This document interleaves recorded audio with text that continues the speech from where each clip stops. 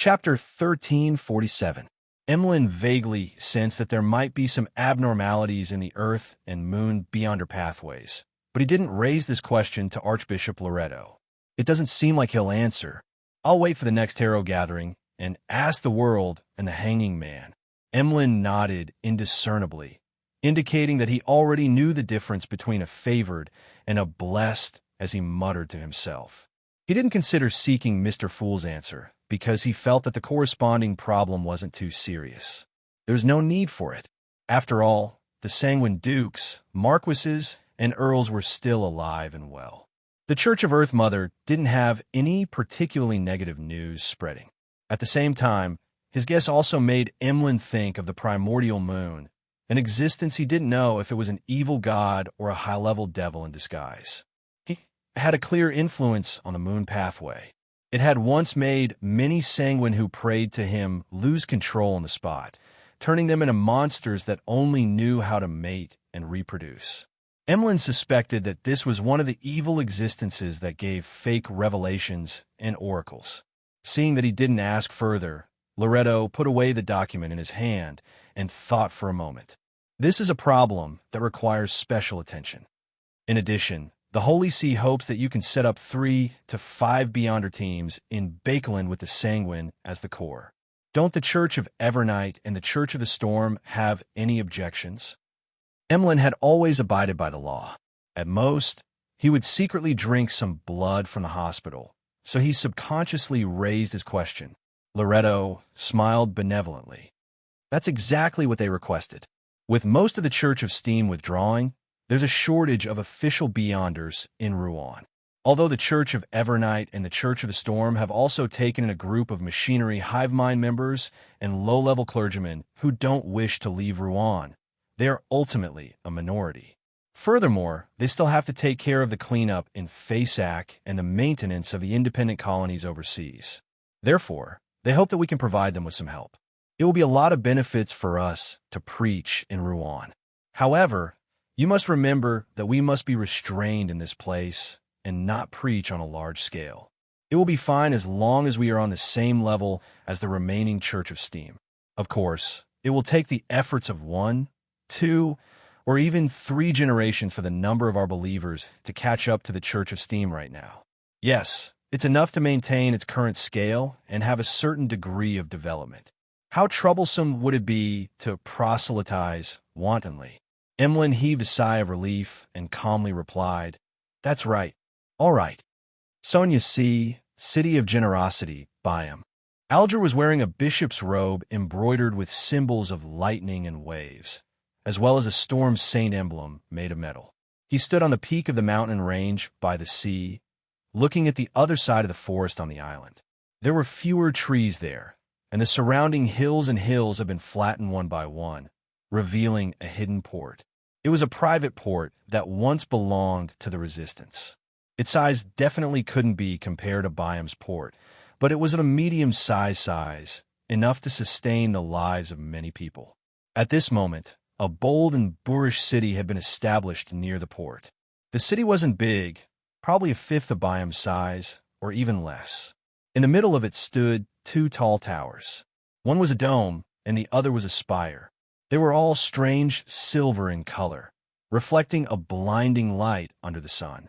Around the twin towers, there were many paths paved with cement. They either led to buildings that were mainly made of stone or connected to wide plazas and training grounds. Verdant trees were planted on both sides of the paths, giving off a feeling of prosperity. Alger knew that the people living in this city weren't only the residents of the City of Silver, but also people from Moon City. Those people were mostly deformed, and they were temporarily unwilling to interact with the residents of Byam and the other cities on the island. They only purchased the necessary daily necessities through the people of the City of Silver. It was said that they planned to build a city that belonged to them deep in the forest, leaving only one path that led to the new City of Silver. These are all Mr. Fool's believers. I have to slowly guide them to integrate into the Rorstad archipelago as a whole. I can temporarily not alarm those deformed people. I'll let the residents of the City of Silver bring the normal-looking Moon City residents to Byam. Alger seriously thought about what to do next. After settling down the residents of the city of Silver and Moon City, he had actually completed the mission that Mr. Fool had given him. However, he believed that he was still far from exchanging for the identity, authority, and status related to Sea God. Therefore, he did his best to deal with the various problems left behind by the Great Migration. Frankly speaking, what Alger was most worried about was that Mr. Fool wouldn't give him anything to do. If that happened, he didn't know when he would be able to accumulate enough merit points. And with the establishment of the new city of Silver and the flourishing vitality that it displayed, he keenly felt a sense of danger. There was more than one sequence for demigod in the city of Silver and Moon City, and they were all loyal believers of Mr. Fool. Perhaps Mr. Fool would bestow the identity, status, authority, and power of Sea God to one of them at any time. The City of Silver has 2 Grade 0 sealed artifacts, 1 Sequence 3 Saint, 3 Sequence 4 Saints, nearly 10 Grade 1 sealed artifacts, as well as a small number of demigod beyonder characteristics that can temporarily be used as a Grade 1 sealed artifact. Moon City has 3 demigods, 5 Grade 1 sealed artifacts, and a large number of potion formulas. Alger did a quick count and realized that the 2 factions that belonged to Mr. Fool were a little terrifying. Together, they were almost equivalent to a quarter of the Church of the Storm. According to what Alger knew as a cardinal, the number of Grade 0 sealed artifacts in the various Orthodox churches ranged from 5 to 8. There were no more than 4 angels active on the ground. In this aspect, they were indeed much stronger than Moon City and the City of Silver. However, when it came to Grade 1 sealed artifacts and the number of saints, the Orthodox churches didn't have that much of an advantage, especially the latter. With the outbreak of a full-scale war and the higher-ups increasing the nurturing of saints, the number of saints in the Church of the Storm was only slightly more than 20. The Church of the Sea God doesn't have a demigod yet, but it won't be long before a new Sea God will appear. And under Mr. Fool, there's still the angel world, the death console, and the angel that belongs to the fate pathway. There's also the Saints of Us tarot gatherings. The more Alger thought about it, the more alarmed he became. He realized that he was a little slow in this aspect. Perhaps it was because he was involved in it, but although he had always marveled at such matters, it was only today that he clearly realized it. Unknowingly, Mr. Fool's faction had already developed to a level comparable to the Orthodox churches. Even if there was a certain gap, it was only due to the accumulation of a long history. And it hadn't even been 3 years since Alger joined the tarot. If I hadn't experienced these changes myself, I definitely wouldn't have believed it. Alger sighed inwardly as he became more and more eager to do something for Mr. Fool so that he could accumulate enough contribution points to become Sea God as soon as possible. When that happened, he would truly be able to cast his gaze on the Book of Calamity and attempt to complete Elf Queen Kohainam's instructions. Retracting his gaze, Alger looked at Biome at the foot of the mountain. He saw that the city, which hadn't suffered too much damage in the previous war, had regained its luster. It could once again be called the most prosperous city on the Sonia Sea.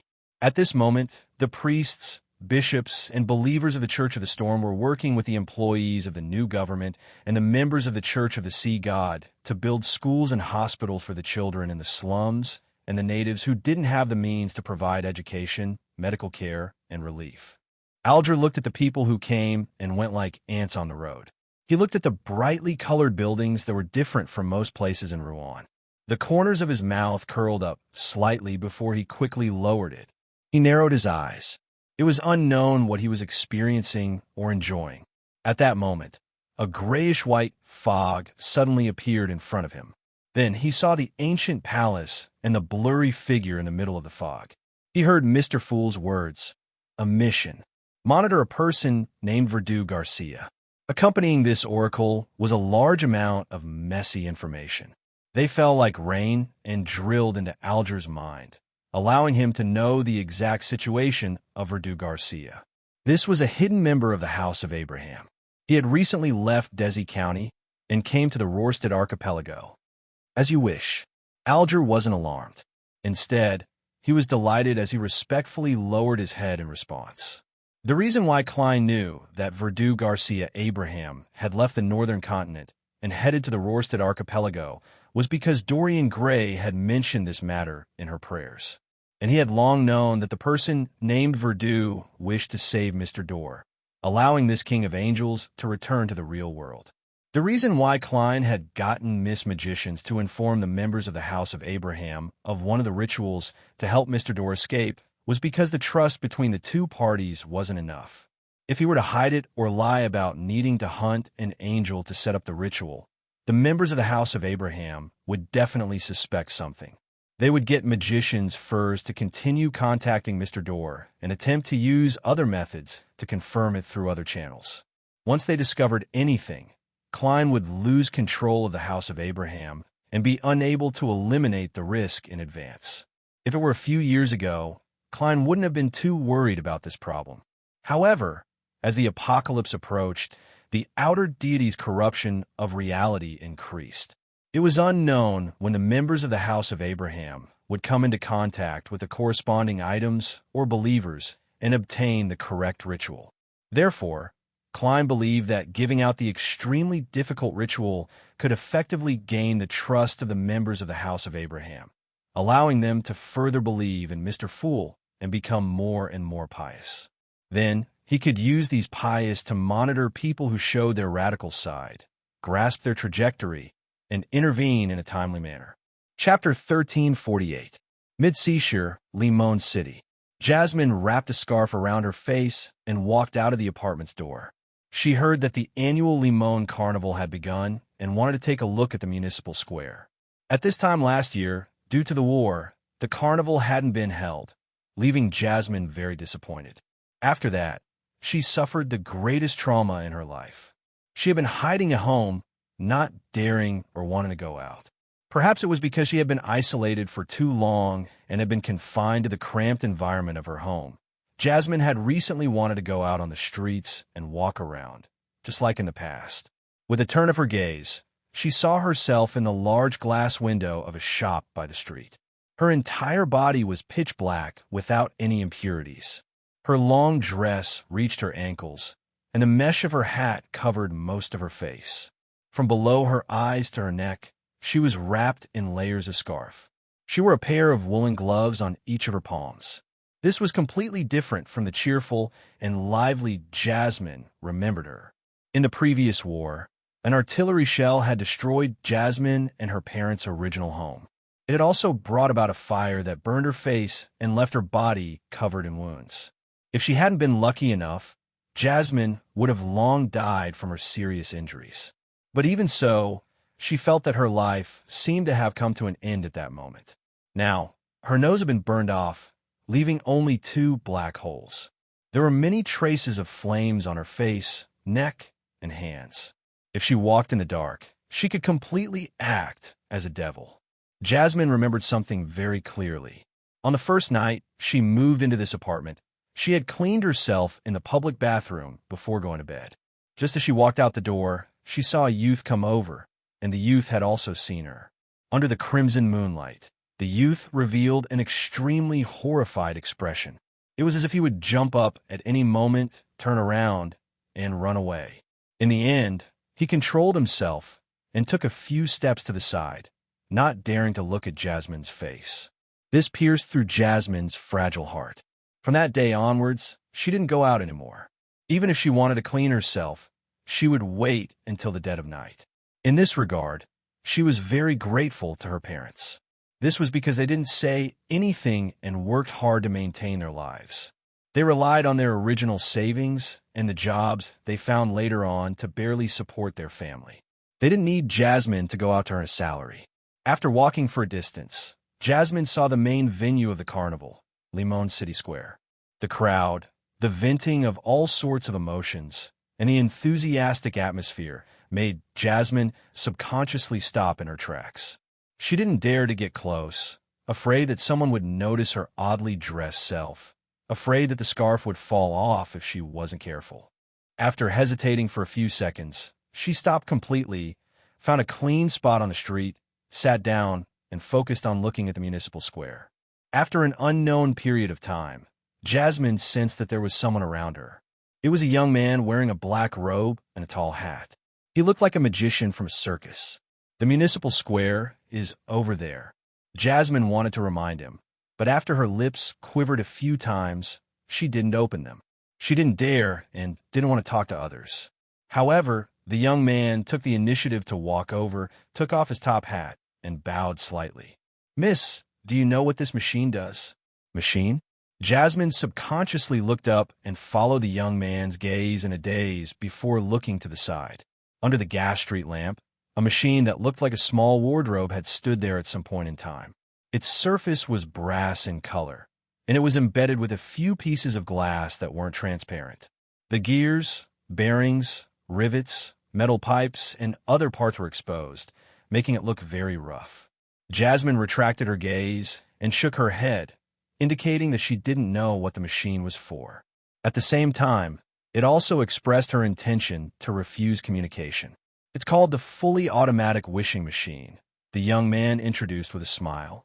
The young man smiled and introduced, "This is my invention. It can automatically fulfill the wishes of the controller. By the way, I forgot to introduce myself. My name is Merlin Hermes, a wandering magician." Fully automatic wishing machine. Jasmine realized that she could understand every word, but she couldn't put them together. "You can give it a try. As the first person to experience it, it's free," Klein, who had transformed into Merlin Hermes, said with a smile. Jasmine shook her head and refused to communicate. Klein wasn't discouraged at all as he glanced at the man. He glanced at her and said, "For example, you can make a wish to return to your original appearance." This sentence was like a sharp arrow that shot into Jasmine's heart. It shocked her so much that she stood up and hurriedly retreated in an attempt to leave. She suspected that he had already seen her current appearance. "How do you know if your wish will come true if you don't give it a try? It's not like you need to pay anything," Klein said unhurriedly as he looked at her back. Jasmine's footsteps gradually slowed down and finally stopped. If she could return to her original appearance, she was willing to pursue it even if she had to pay a large sum of money. However, she knew that the wish in her heart couldn't be fulfilled with money. No cost. Free attempt. What if it comes true? Jasmine's mind churned as she slowly turned around as though she had been tempted by a devil. "Really?" she asked in a hoarse voice. Klein pointed at the machine. "I can retreat 10 meters away. All you need to do is turn the wrench on that machine. There's no need for you to take off your hat and scarf." The last sentence moved Jasmine. She quickly nodded. "All right." After Merlin Hermes retreated a certain distance, Jasmine approached the machine and carefully grasped the wrench on the door. She was actually very worried that she would encounter a prank after turning it, such as getting water poured on her head. This was something that happened every year during the carnival. She and her friends had teased others in the past, but compared to a wish that could be fulfilled, she felt that it was bearable. Even if it was proven that there was no such thing as a wish being fulfilled, it could still be considered an experience for her during the carnival. "Remember to make your wish before turning it," Klein reminded her from not far away. Jasmine composed herself and silently said her wish. "I want to return to how I was before I was burned by the fire." With that said, she nervously and expectantly turned the wrench.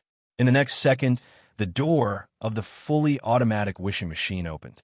An ordinary wood-colored cane stretched out and touched Jasmine's forehead. When Jasmine wasn't paying attention, a golden ruby ring appeared on her hand. When the wooden cane retracted back into the fully automatic wishing machine, the ruby-inlaid golden ring also disappeared. Amidst the sound of gears turning, Jasmine saw the door of the machine slowly close. That's it, she thought in a daze. She didn't experience the feeling of her wish being fulfilled, nor did she encounter a prank.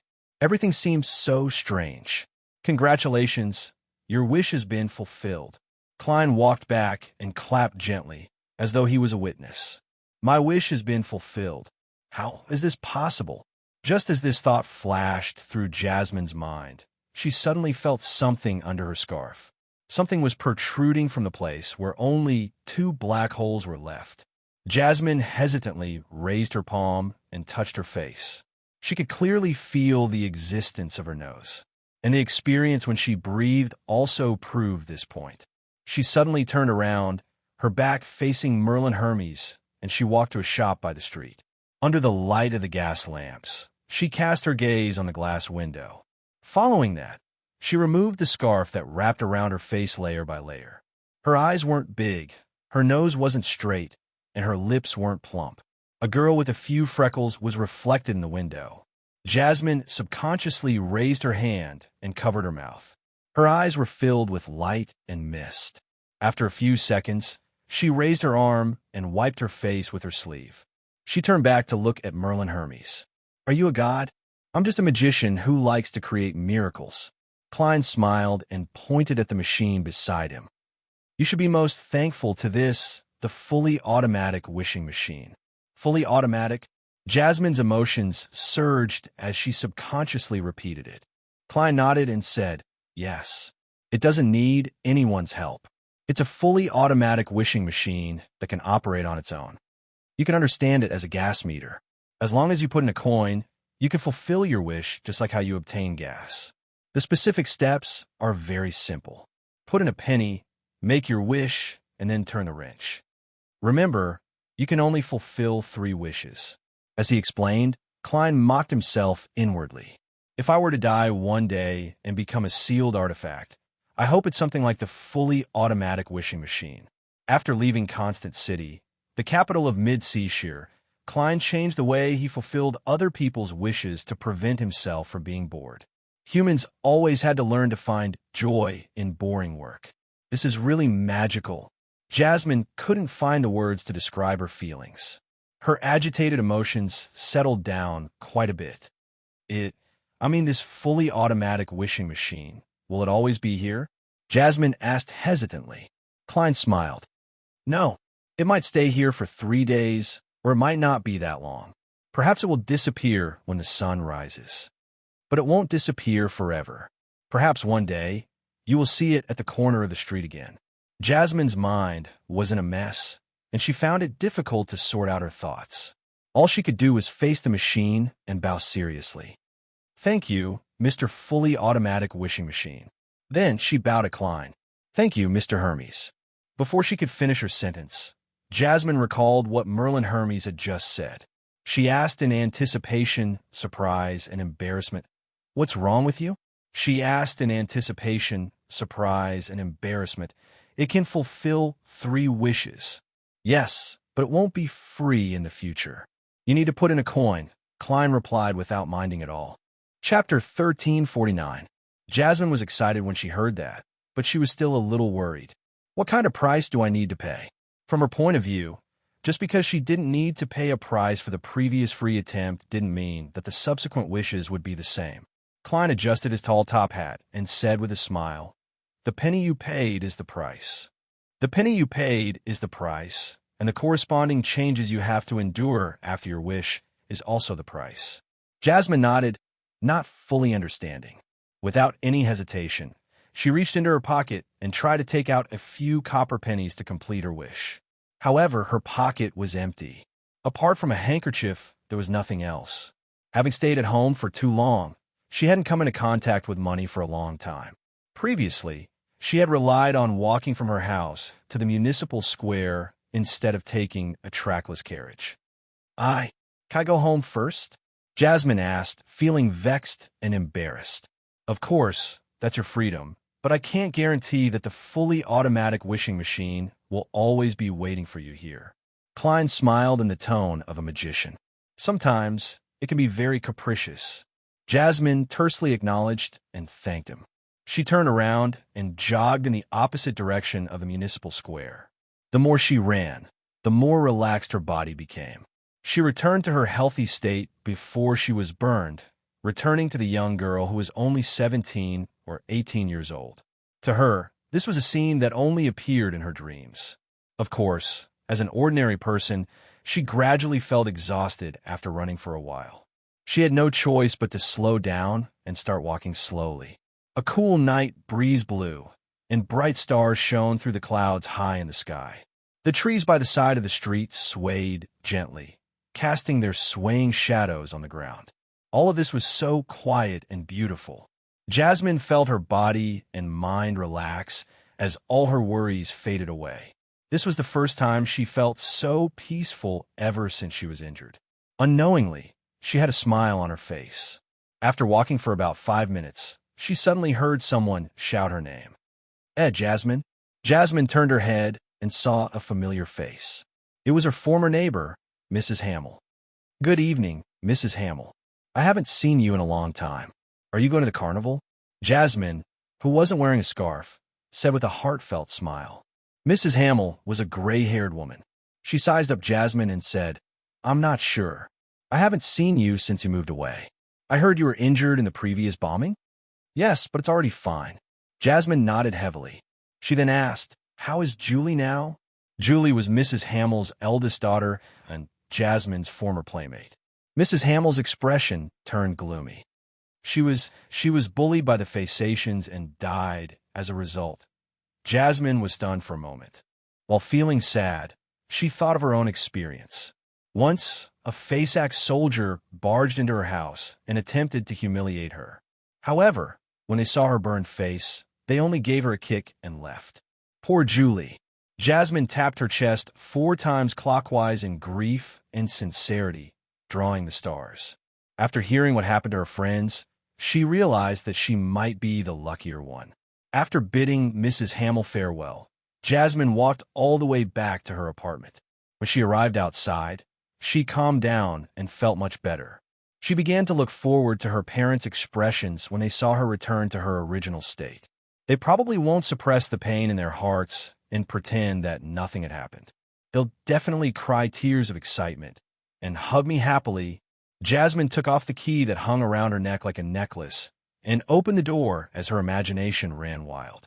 The room was dark, be it the candles or the gas wall lamps. None of them were lit. On the bed in the outer room, snoring sounds could be heard, forming a contrast with the liveliness of the municipal square. They're all asleep. Yes, they usually work very hard. Jasmine gently closed the door and walked to her parents' bed. With the crimson moonlight shining through the window, she quietly cast her gaze over. Dad has a lot of white hair on his head, and his wrinkles have become very deep. Mom frowns even as she sleeps. Her face is a little peeling, dry and rough. Only then did Jasmine realize that she hadn't seriously examined her parents' faces for a long time. She didn't know that they had aged so much. Before the war, her father was an accountant. His income wasn't bad, and he could afford to rent a terraced house. He could let his wife not go out to work and focus on taking care of the family. But now, he could only enter a cloth factory and do heavy labor. Jasmine's mother had no choice but to leave the family and become a textile worker. Dad's health is also getting worse. He's always coughing. However, he has already passed the recent government employee unified examination. When the results of the interview are announced, he will have a decent job. Mom keeps complaining that her eyes and arms are getting worse. Jasmine looked deeply at her parents and didn't wake them up. She had already thought of her second wish.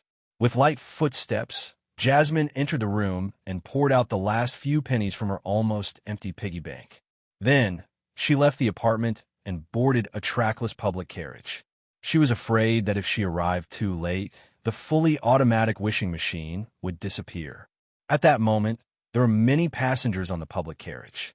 Most of them were going to participate in the carnival. Jasmine looked around and saw that there were no seats.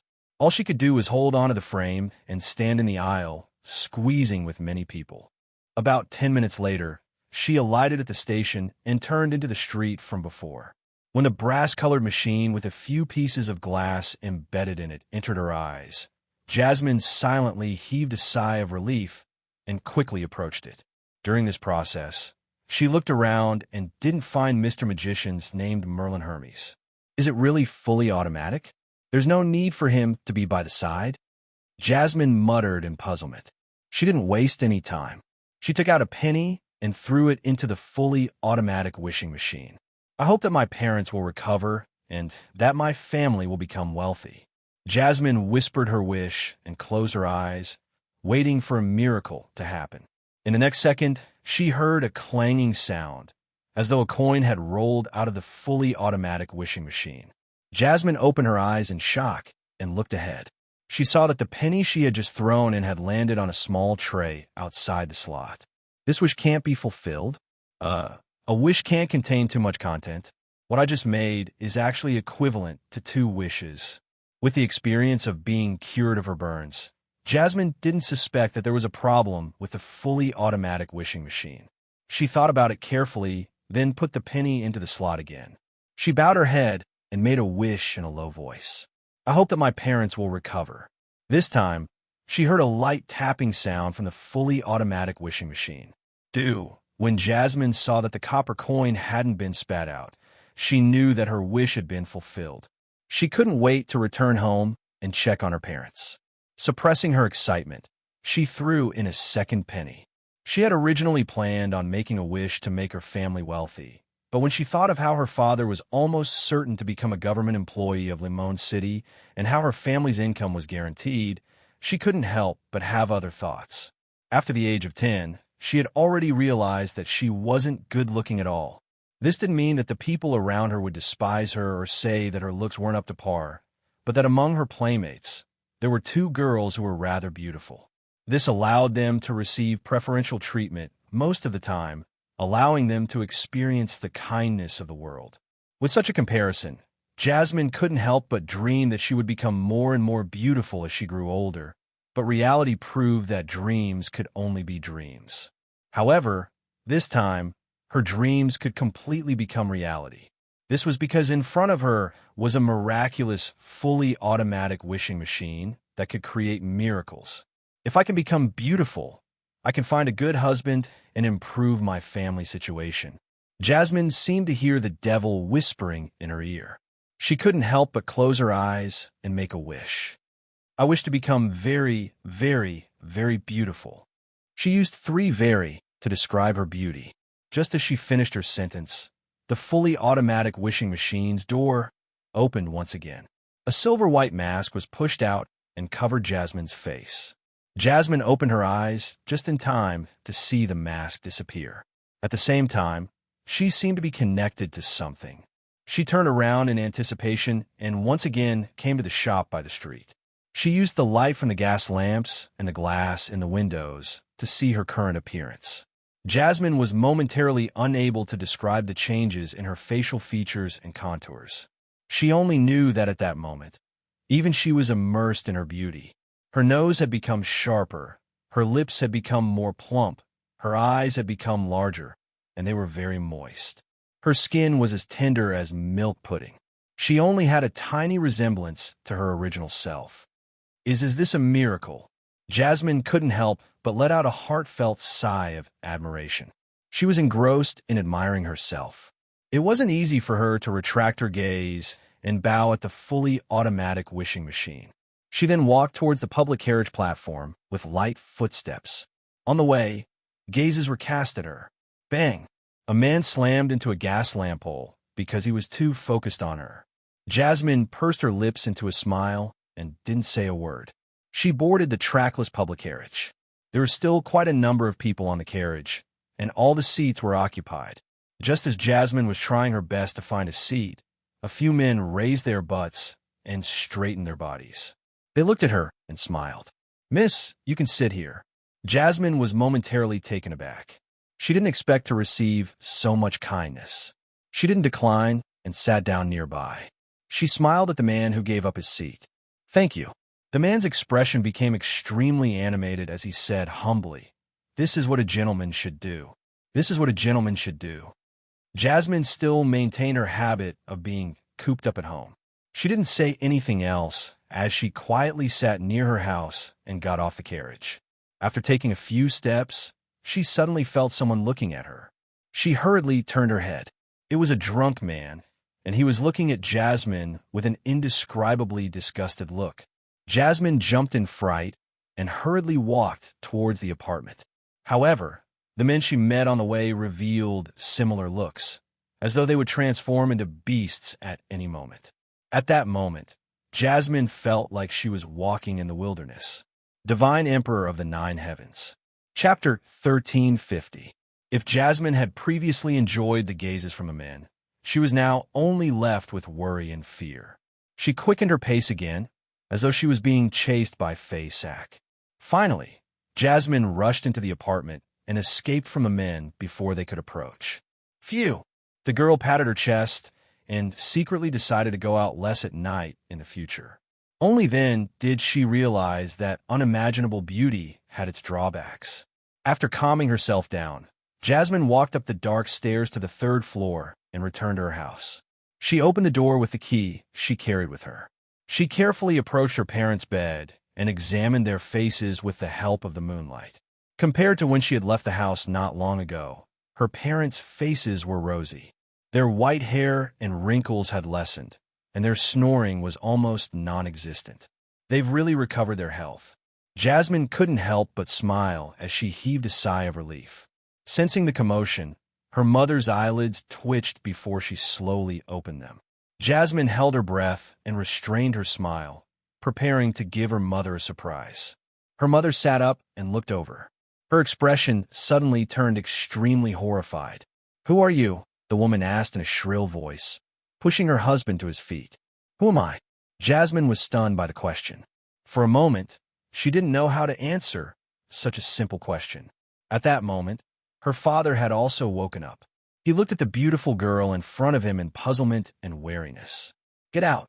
Otherwise, I'll call the police." Jasmine's mother left her bed and picked up the candlestick beside her, using it as a weapon. "We don't welcome thieves." Jasmine's father issued an eviction order rather politely. He knew that when facing a thief, he should try not to be too forceful. Otherwise, it would be easy for the other party to choose an extreme response. If he didn't have a wife and children, he wouldn't be too afraid of fighting a thief. But now he had an entire family on his shoulders. Jasmine finally snapped out of her daze and hurriedly said, "Dad, Mom, I'm—" Before she could finish her sentence, her mother shoved her in the face. Her father pressed down on her shoulder and dragged her out of the room. As for what she said, no one cared in such a situation. Creak! The door to her room closed before her eyes, leaving Jasmine at a loss and helpless. She wanted to knock on the door and use the key she carried with her to prove her identity. But at this moment, she heard her mother say to the patrolling police officers from the opposite window, "Don't worry. There's a thief here." A thief. Thief! Daddy and Mommy don't recognize me. Will they think that I murdered myself? Will the police believe the fully automatic wishing machine? Jasmine's heart tightened as she subconsciously decided to leave the apartment and avoid the police. She would wait until daybreak to explain to her parents and use their shared memories to win their trust. Thud, thud, thud. She lowered her head and rushed out of the apartment under the watchful eyes of the neighbors who had heard the noise. She ran all the way to a nearby alley and avoided the police who came from the main street. Jasmine panted and stopped. Tears involuntarily slid down her face and fell to the ground. Suddenly, a hand reached over, covered her mouth, and dragged her to a secluded corner of the alley. "How much?" "I'll pay any price." A drunken, muffled voice rang in Jasmine's ears. It was as though he had treated her as a street girl and was unable to resist her temptation. Jasmine struggled with all her might, shocked, afraid, and in despair. Just as she felt that she was about to collapse, the drunkard's hand released her. "Miss, are you all right?" A hoarse male voice sounded. Jasmine quickly left the area where the drunkard was before turning around and seeing a policeman in a black and white checkered uniform. "He wants to—" Jasmine began crying as she spoke. The policeman looked at her pitifully and said, "We will send him to the magistrate's court. We will send him to the magistrate's court, but miss, you need to come back to the police station with me to record a statement." Jasmine was in an extremely panicked and helpless state, so she subconsciously nodded. Before long, she sat in a nearby police station statement room. Opposite her was the policeman and his colleague. In other words, he never asked if you were a street girl, and you never gave any hints of soliciting customers, the policeman said as he deliberated over his words. He was worried that being too direct would hurt the beautiful girl in front of him.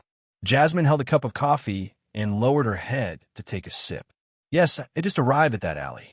"All right, let's stop here." "Miss Jasmine, can you tell us where your house is?" "We'll send someone to send you back," another policeman asked in a fawning manner. Thinking of her parents' reaction and the disgusting gazes, Jasmine couldn't help but shiver. She was on the verge of tears. I have a conflict with my parents, so I can't return home for the time being. Perhaps you can send me to the nearest hotel. At this point, she recalled that she only had a few pennies left. There was no way for her to stay in a good hotel, and cheap hotels were almost equivalent to danger to her. The policeman at the front was taken aback. All right. On the way to send Jasmine to the nearest hotel, the policeman hesitated a few times before finally speaking. If, and I'm saying if, you plan on becoming a street girl, you can come to me directly.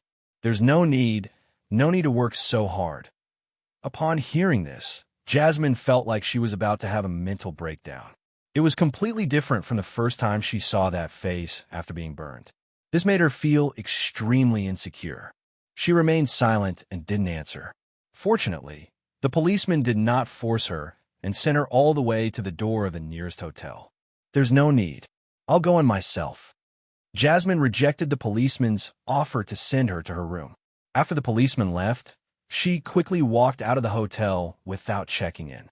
She wanted to go to the municipal square, to the fully automatic wishing machine, and cancel her previous wish. This kind of beauty was too frightening. After taking a few steps, Jasmine took off the scarf draped over her shoulders and wrapped it around her face layer by layer, just like the first time she went out that night. Back then, her face still had burn marks from the flames. Her missing nose and severely damaged lips made her look like a devil. After taking the trackless public carriage to the municipal square, she entered the street again and saw the brass, fully automatic wishing machine. Jasmine's heart immediately calmed down. She quickened her pace and came in front of the machine.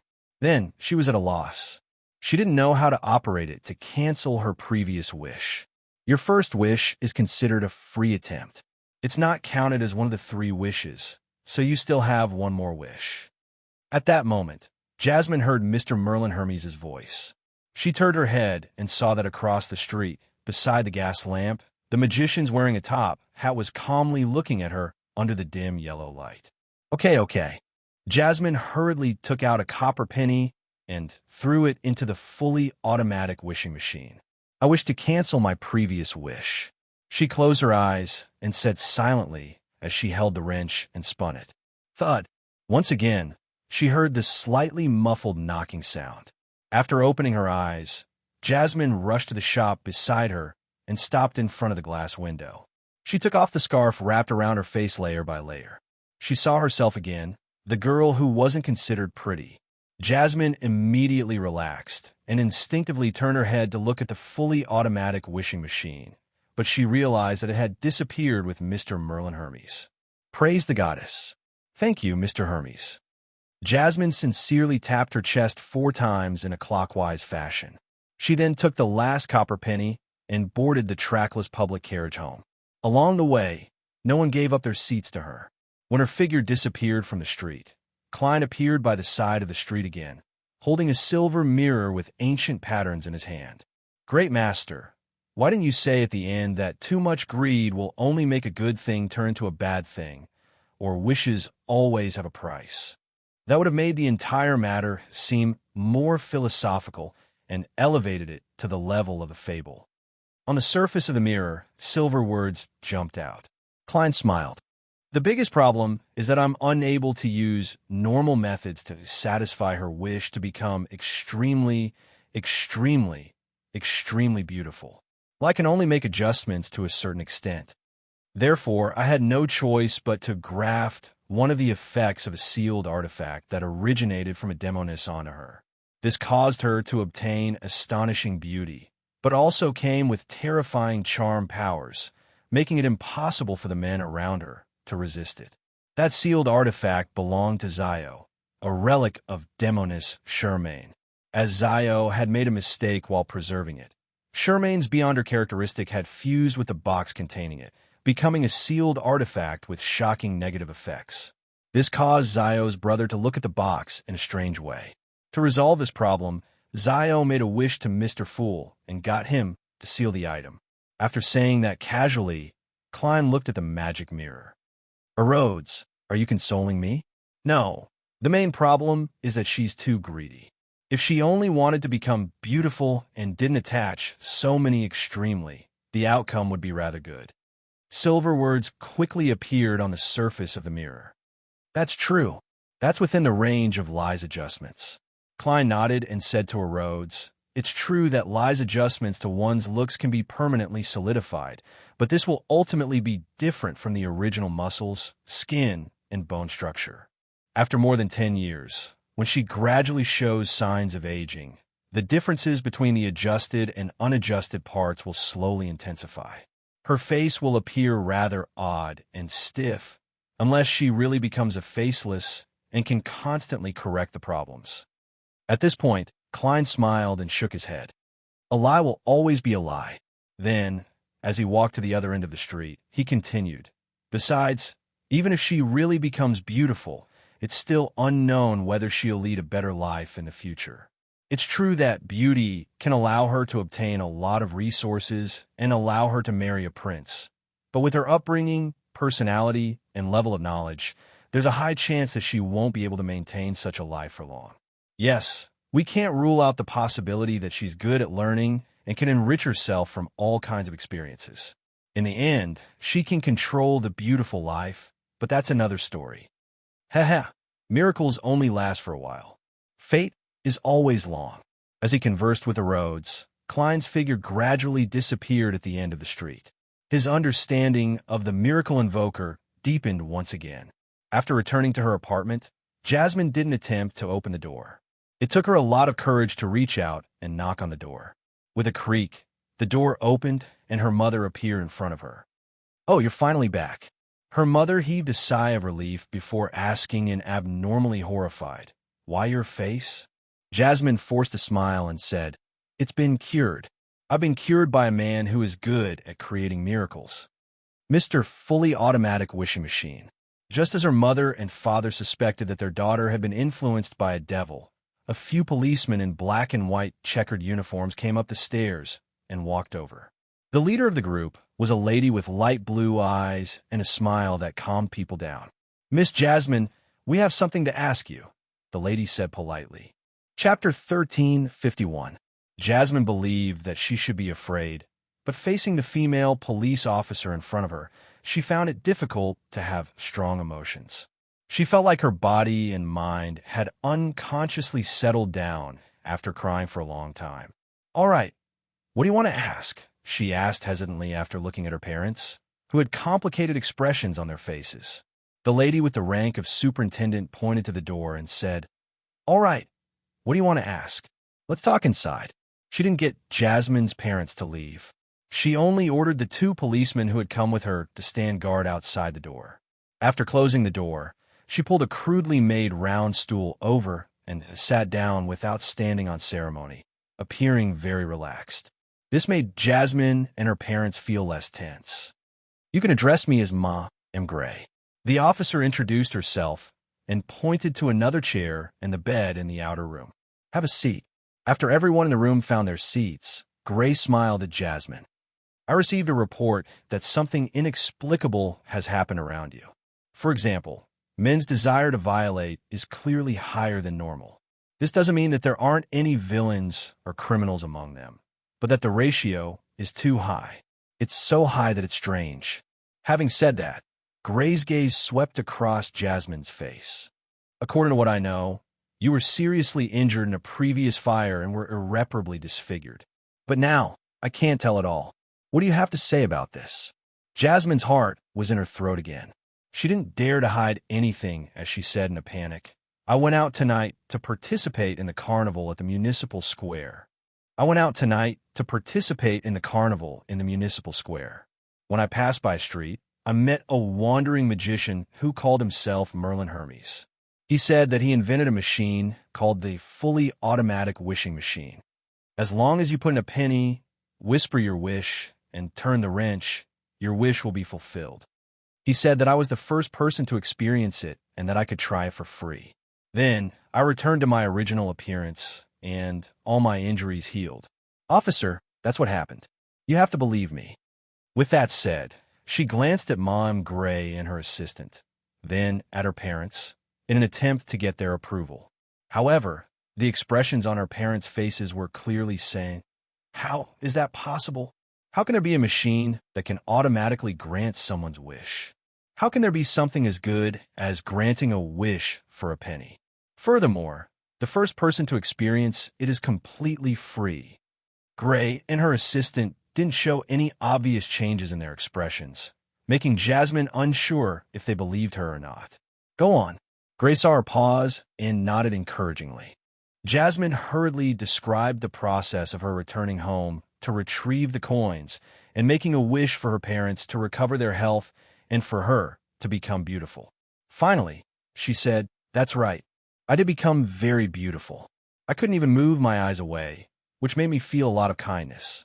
But later, the men around me gradually made me afraid. In addition, Mom and Dad couldn't recognize me and chased me out of the house. I was scared, very scared, so I went back there and made a third wish. Well, that Mr. Merlin Hermes said that the first wish was free and didn't count as one of the 3 wishes. Anyway, I changed back to my original appearance, and then I met you." Upon hearing this, Jasmine's parents instantly thought of the beautiful thief. Following that, they realized that their bodies were indeed much healthier than before. Their vision had been restored, and their arms were strong enough. Everything seemed different. They began to believe Jasmine's description, but they felt more and more terrified. This was because it was like encountering a devil. It was identical to the contents of many folklore. Gray nodded gently. "I've seen many things that exceed your imagination, but this is the first time I've heard of something like a fully automatic wishing machine. Compared to the wishing lamp and wishing pool in folklore, this is way too modern." After a pause, Gray's expression turned serious. "As a rather experienced enforcer, I'll give you 3 suggestions. First, don't believe in such things in the future. In most cases, the easy realization of wishes is accompanied by a huge disaster. It's not wrong to say that it's the temptation of the devil." Jasmine nodded heavily, indicating that she wouldn't dare to do it again. Her final experience still left her feeling afraid. Second, head to the cathedral as soon as possible and confess to the bishop about this matter. Ask him to purify you. Gray looked around and said, "Your entire family has to go." Seeing that Jasmine and her parents had indicated that they wanted to do so, Gray looked at Jasmine again. "My department is still lacking some clerical staff. You can consider joining us. This way, I can monitor your situation at any time and deal with any abnormalities in time. As for the salary, believe me, it's about the same as a government employee. The salary is about the same as a government employee. You can receive protection." "There's such a good thing?" Jasmine asked in disbelief. "What department is it?" Gray smiled and said, "What department is it?" Gray smiled and said, "I'll give you an address. I'll give you an address. Come to my office tomorrow to find me and understand the situation." All right. Jasmine was in a state of panic and unease. Even if there was a straw in front of her, she would grab it. A week later, Jasmine officially joined the Limon City Nighthawks as a clerical staff member. "Captain, the telegraph machine is broken," she said carefully as she knocked on the door to Gray's room. Gray put down the documents in her hand and rubbed her temples. "Report to the police station and let them handle it. Seriously, in the past, we could just get the help of the machinery hive mind to fix it quickly and well." Now, after Jasmine left, Gray picked up the documents and read them carefully. This was the information that the Nighthawks had gathered regarding the fully automatic wishing machine in the past week. After Jasmine, similar incidents happened more than once. After flipping through the documents, Gray spread out the paper, picked up a fountain pen, and began to write an official document for Archbishop Constant and the Holy Cathedral. In the past week, there have been many beyonder incidents in the city. It involved a strange machine called the fully automatic wishing machine. According to the current intelligence, it was created by a wandering magician who calls himself Merlin Hermes. However, other possibilities can't be ruled out. At the very least, I believe that Merlin Hermes might just be an illusion created by this machine to induce people to use the machine to make wishes. This machine is brass in color and is embedded with opaque glass. Its surface is exposed with gears, bearings, rivets, metal pipes, and other parts. It seems to be a product of modern industry. Case 1. A girl who was disfigured by a fire encountered the fully automatic wishing machine at the Municipal Square, Field Street. Her first wish was to return to her original appearance, and it was granted normally. Her second wish was for her parents to recover their health, and it was also granted normally. Her third wish was to become very, very, very beautiful. Then, she no longer looked like herself, and she had a charm that made the men around her unable to resist her under normal circumstances. She claimed to be the first person to use the fully automatic wishing machine, so she had a free spot. With this, she canceled her third wish. Case 2. A retired soldier who participated in the defense of Limon and was left with severe psychological trauma encountered the fully automatic wishing machine by the river. His first wish was to return his mental state to before the war, and it was granted normally. His second wish was to make himself a little more handsome, reaching the standard of the men on the cover of many magazines, and it was also granted normally. His third wish was to obtain 100,000 pounds and become a tycoon. Then, he caught the eye of the owner of the Limon United Steel Company, who wished to marry him. This lady's wealth was nearly 200,000 pounds. This retired soldier wasn't willing to accept a middle-aged lady who weighed more than 200 pounds and was shorter than a normal person. Furthermore, she had a violent personality. He prepared to leave Limon and head south. If one day he no longer wished to work hard, he could easily obtain the nominal ownership of 100,000 pounds. In a sense, his wish had been granted, but he wasn't willing to accept it. Case 3. Case 4. Case 5. A public school teacher encountered the fully automatic wishing machine in a corner alley near the Lord of Storms Cathedral. Her first wish was to make herself look better, so that she wouldn't be despised by her students and isolated by her colleagues because of her looks. This was granted normally. Her second wish was to obtain a better position, which was also granted. As her teaching standards were high enough, she was no longer restricted by her looks. She quickly became the most popular teacher among the students and began serving as the vice principal of teaching. Her third wish was to have a husband who had perfect looks, family background, personality, and ability. Her third wish was to have a husband with perfect looks, family background, personality, and ability. In the end, she got a doll. This doll can speak, move, and has a certain level of intelligence. It has the characteristics of being alive, and it looks quite handsome. It was made by a top master, and it can have whatever personality you want it to have. It's very strong in all aspects, and other than not being human, it really has no shortcomings. Her third wish was to have a husband with perfect looks, family background, personality, and ability. Case 6. Combining these cases, we can make some preliminary guesses. The fully automatic wishing machine can appear anywhere in Limon. It's very random, and I haven't discovered any pattern for the time being. Most of the wishes made to it can be granted normally, but a small number of them will be distorted. The latter is basically concentrated on the third wish. Of course, it might also be because the person making the wish becomes more indulgent when it comes to the third wish, and they begin to make overly greedy requests. Most of the wishes it grants are to change one's appearance, but the range is very wide, and it's almost omnipotent. The frequency of its appearance is also irregular. This is a typical mystical item that needs to be sealed. Furthermore, it clearly exceeds the level of a Grade 2 sealed artifact. I hope that the Archbishop and high-ranking deacons will personally deal with it, or give me an effective sealing method. On the steam locomotive that left Limon, Klein examined the digestion of his miracle invoker potion. Chapter 1352. If I accumulate it bit by bit, it won't be long before I can respond to Moon City's prayers and cure their deformities, creating quite a miracle.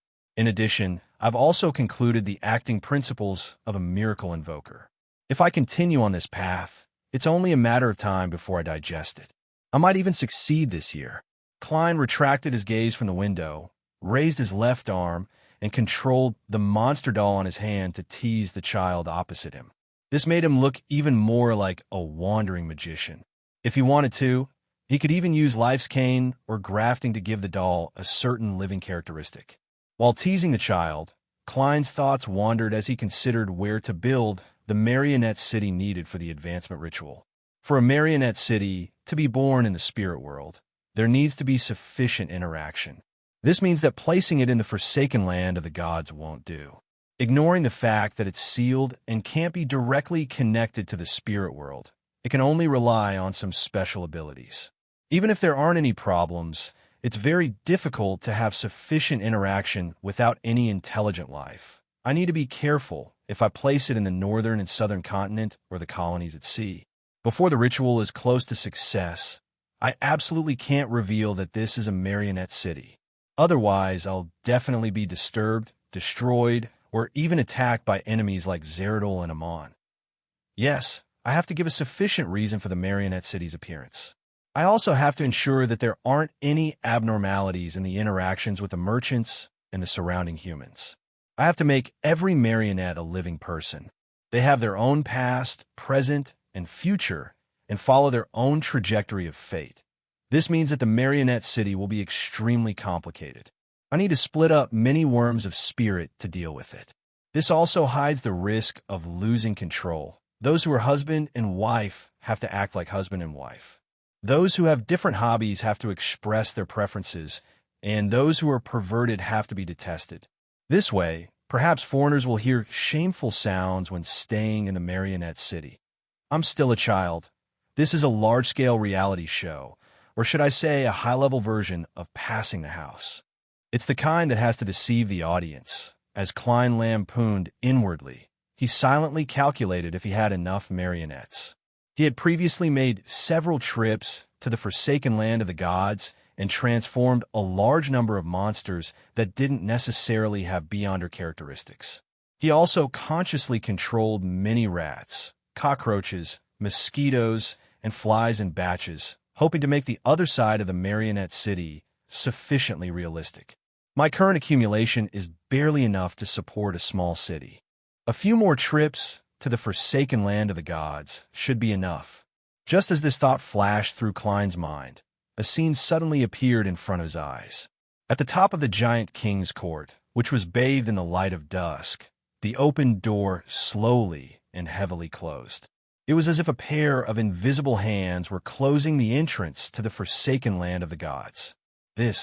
Klein's eyes darkened as he vaguely guessed that this scene meant that the true creator was about to seal the forsaken land of the gods again. This was the prophetic ability brought about by his angelic spiritual intuition and premonition for danger. In a few minutes or seconds, that would happen. The true creator has captured Amon, or had he already given up? He sealed the forsaken land of the gods again because he did not want others to go in again. Wasn't that too stingy? Klein mumbled inwardly, feeling a little disappointed. Of course, his marionettes were barely enough. Even if there were any missing parts, he could make up for them at sea. Bakeland, Empress Burrow. Audrey had just changed her clothes and sent away the maids. Just as she was about to go out, she saw the golden retriever, Susie, walk in. What's the matter? Shouldn't you be taking a stroll at this time? As a veteran spectator, Audrey immediately noticed that something was amiss. During this period of time, she had been busy using the few foundations that she could exert influence to help the workers, farmers, and disabled veterans who had difficulties in their lives. It allowed them to wait for new jobs or for the new crop to produce crops. Her interaction with Susie was much less than usual. At the same time, Audrey was also secretly guiding some people who wished to do so to reorganize the various workers' associations in Bakeland, in an attempt to gather the strength of the workers at the bottom of the hierarchy. All her previous experiences made her understand that placing her hopes on the kindness of the upper echelons was unreliable and wouldn't last long.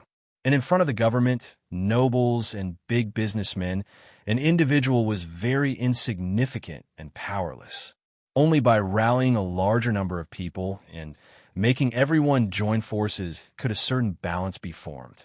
The Ruan Kingdom had long had workers' associations in different industries, but the upper echelons of these associations were very easy to bribe. Instead, they became effective weapons against ordinary workers. Susie glanced at Audrey. Her expression was rather normal, but her mouth seemed to be out of control. It vibrated the air and let out a deep male voice. Miss Audrey, I'm the president of Psychological Alchemy, Eric Drake. I wish to meet you to discuss your appointment as a psychological alchemy counselor. I'm in a nearby park. After saying that, Susie heaved a long sigh of relief and returned to her original voice. Audrey, there's a strange fellow looking for you. I can't remember what he looks like. He directly placed what he wanted to say in my mind island. Audrey's pupils dilated slightly before returning to normal. She nodded with a seemingly calm expression. Where's he in the park?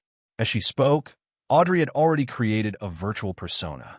Through the sea of collective subconscious, she entered Susie's mind island to check if there were any consciousness or cognitive distortions lurking there from the outside world.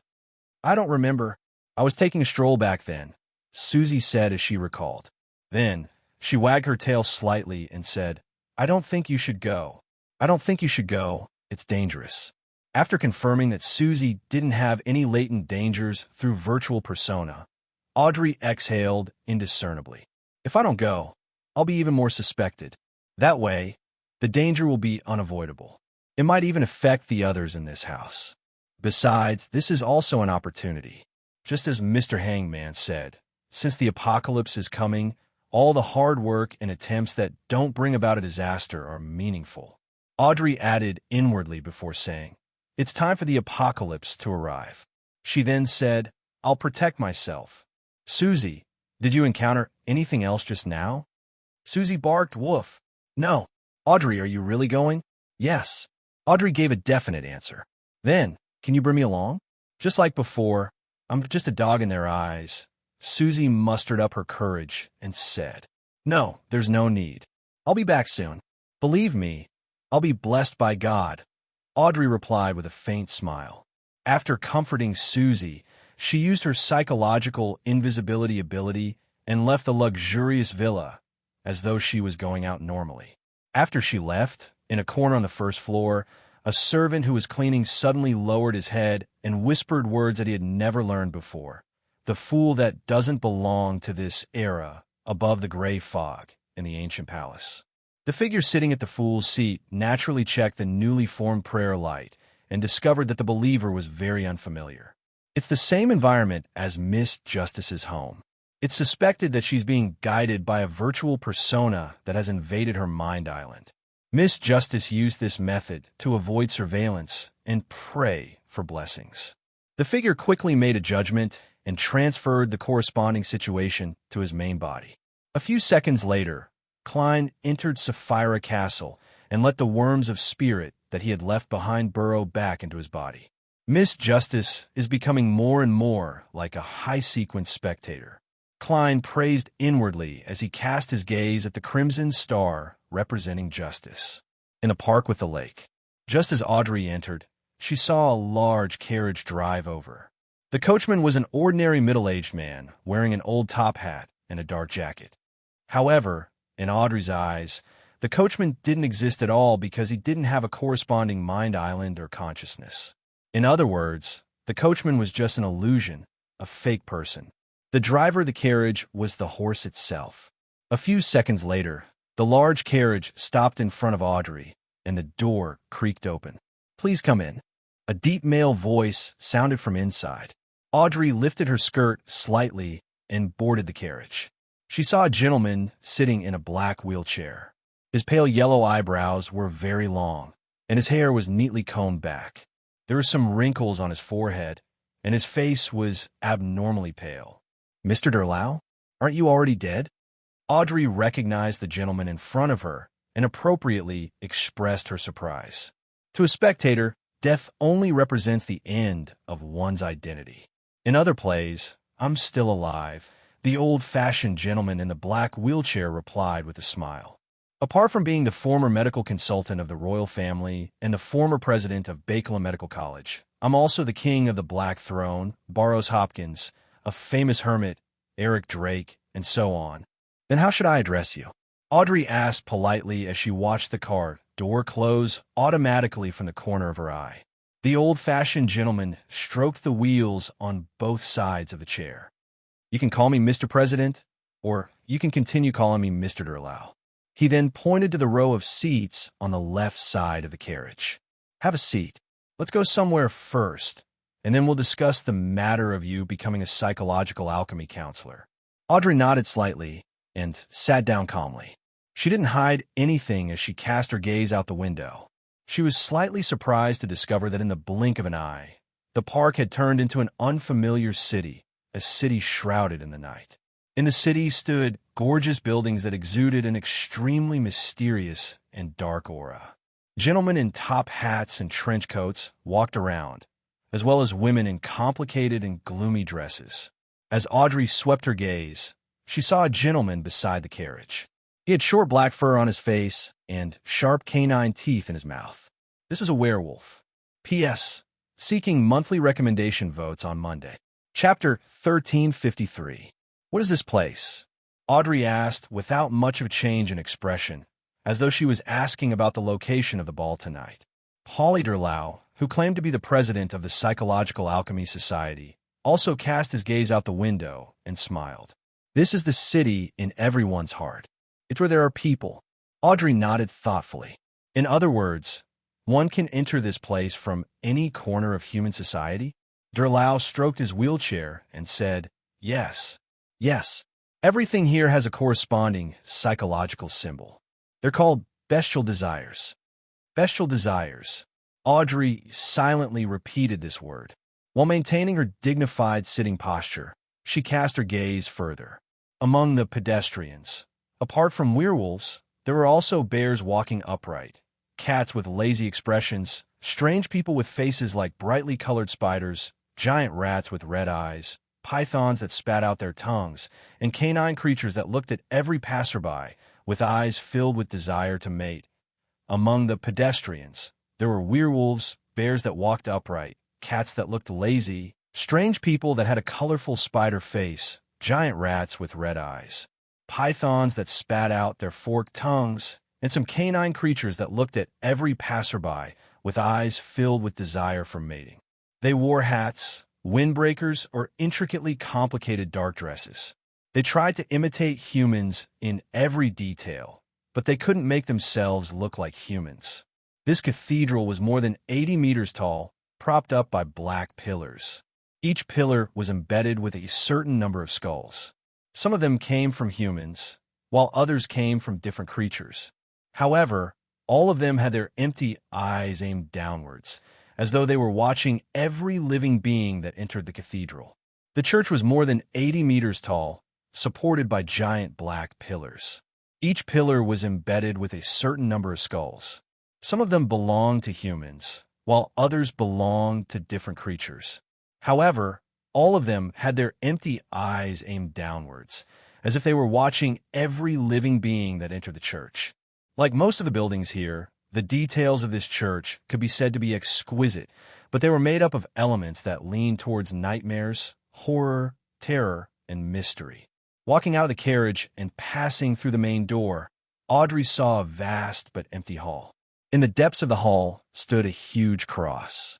Wrapped around the cross was a grayish-white dragon statue. Unlike ordinary cathedrals, there were no rows of seats for believers to pray, nor was there a place to place candlesticks. There was only a small, long table in front of the dragon statue. There were 5 seats on both sides of the long table, and the top and bottom seats were empty. Polly Durlau maneuvered his wheelchair to the end of the long table and pointed to his left. "Please have a seat." Audrey followed behind him unhurriedly. She looked around, pulled out a chair, and sat down. She was neither too close nor too far away from the president of the Psychological Alchemy. It was just enough to show that she was on guard, and she didn't look guilty. Polly Durlau raised his hands and placed them on the surface of the long table. "Miss Audrey, I have something to ask you. Please speak." Audrey turned her head slightly and responded to his gaze with her green eyes. Durlau nodded slightly. "I want to know how you advanced to sequence for manipulator. Where did you obtain your potion formula and beyonder characteristic?" Audrey replied calmly, "From a trade. A client wishes to obtain the help of a spectator pathway demigod. He paid the manipulator potion formula and beyonder characteristic in advance." Durlau immediately laughed. "There's actually such a thing?" The generous conditions were like a father finding an excuse to give his daughter a gift. Can you tell me what kind of help you provided? Besieging another demigod. In this matter, mental control is rather crucial, Audrey explained simply. Her attitude was very calm, as if she was talking about the homework assigned by her tutor. Durlow's long and fluffy eyebrows twitched. Success? The outcome is obvious. Audrey gave a relatively tactful answer. Durlow sized her up a few times, as though he realized that the noble girl on his left was a manipulator who could kill other demigods. Audrey read his thoughts and added, I'm just one of the participants. Durlow nodded. Do you know where the client's manipulator potion formula and beyonder characteristic came from? He didn't directly answer the question. Audrey replied with a sentence she had long prepared. Him? Can you tell me who he is? Durlow asked after some hesitation. Audrey had been guarding against the other party's virtual persona from infiltrating her mind island, but from the beginning until now, she hadn't discovered anything amiss. This made her suspect that the other party didn't need to infiltrate. Just by observing the movements of the surrounding sea of collective subconscious, he could see through her truest thoughts. She didn't hide anything and calmly replied, This involves my agreement with him. This involves the promise I made with him. I believe that keeping promises is a moral standard that the entire world recognizes. And in the world of mysticism, this involves a lot of things. At this point, Audrey took the initiative to say, This involves my agreement with him. I'm willing to accept it if you can't truly trust me because of the concealment of this question. I can only be an ordinary member and use my contributions to exchange for psychological research information. Durlow smiled when he heard that. Everyone has their own secrets. This is very normal. What I need to evaluate is whether your secret will affect the safety of the entire psychological alchemy. He took a deep look at Audrey and said, Then can you tell me how you know such a client? I remember that I once reported to you that before I joined psychological alchemy, I had already come into contact with some people in the mysticism circle and got to know a few beyonders. Audrey spoke words that couldn't be any truer. As for the logical order of the answers just now, that was another matter. Furthermore, Vin Rambise's disappearance stemmed from the investigation of Furs and Zio. This was a fact that both parties had never communicated with each other, but they had absolutely acknowledged. Durlow retracted his hands from the table and placed them on his chest. One more question. When was the last time you saw Vin Rambis? Audrey frowned slightly. I remember you once asked. After Vin Rambise's death, she didn't immediately sever ties with psychological alchemy. She continued to maintain a certain level of contact with the upper echelons through Hilbert, Stephen, Escalante, and company. When the war approached Bakeland, she realized that she couldn't contact the members of her psychological seminar team for various reasons.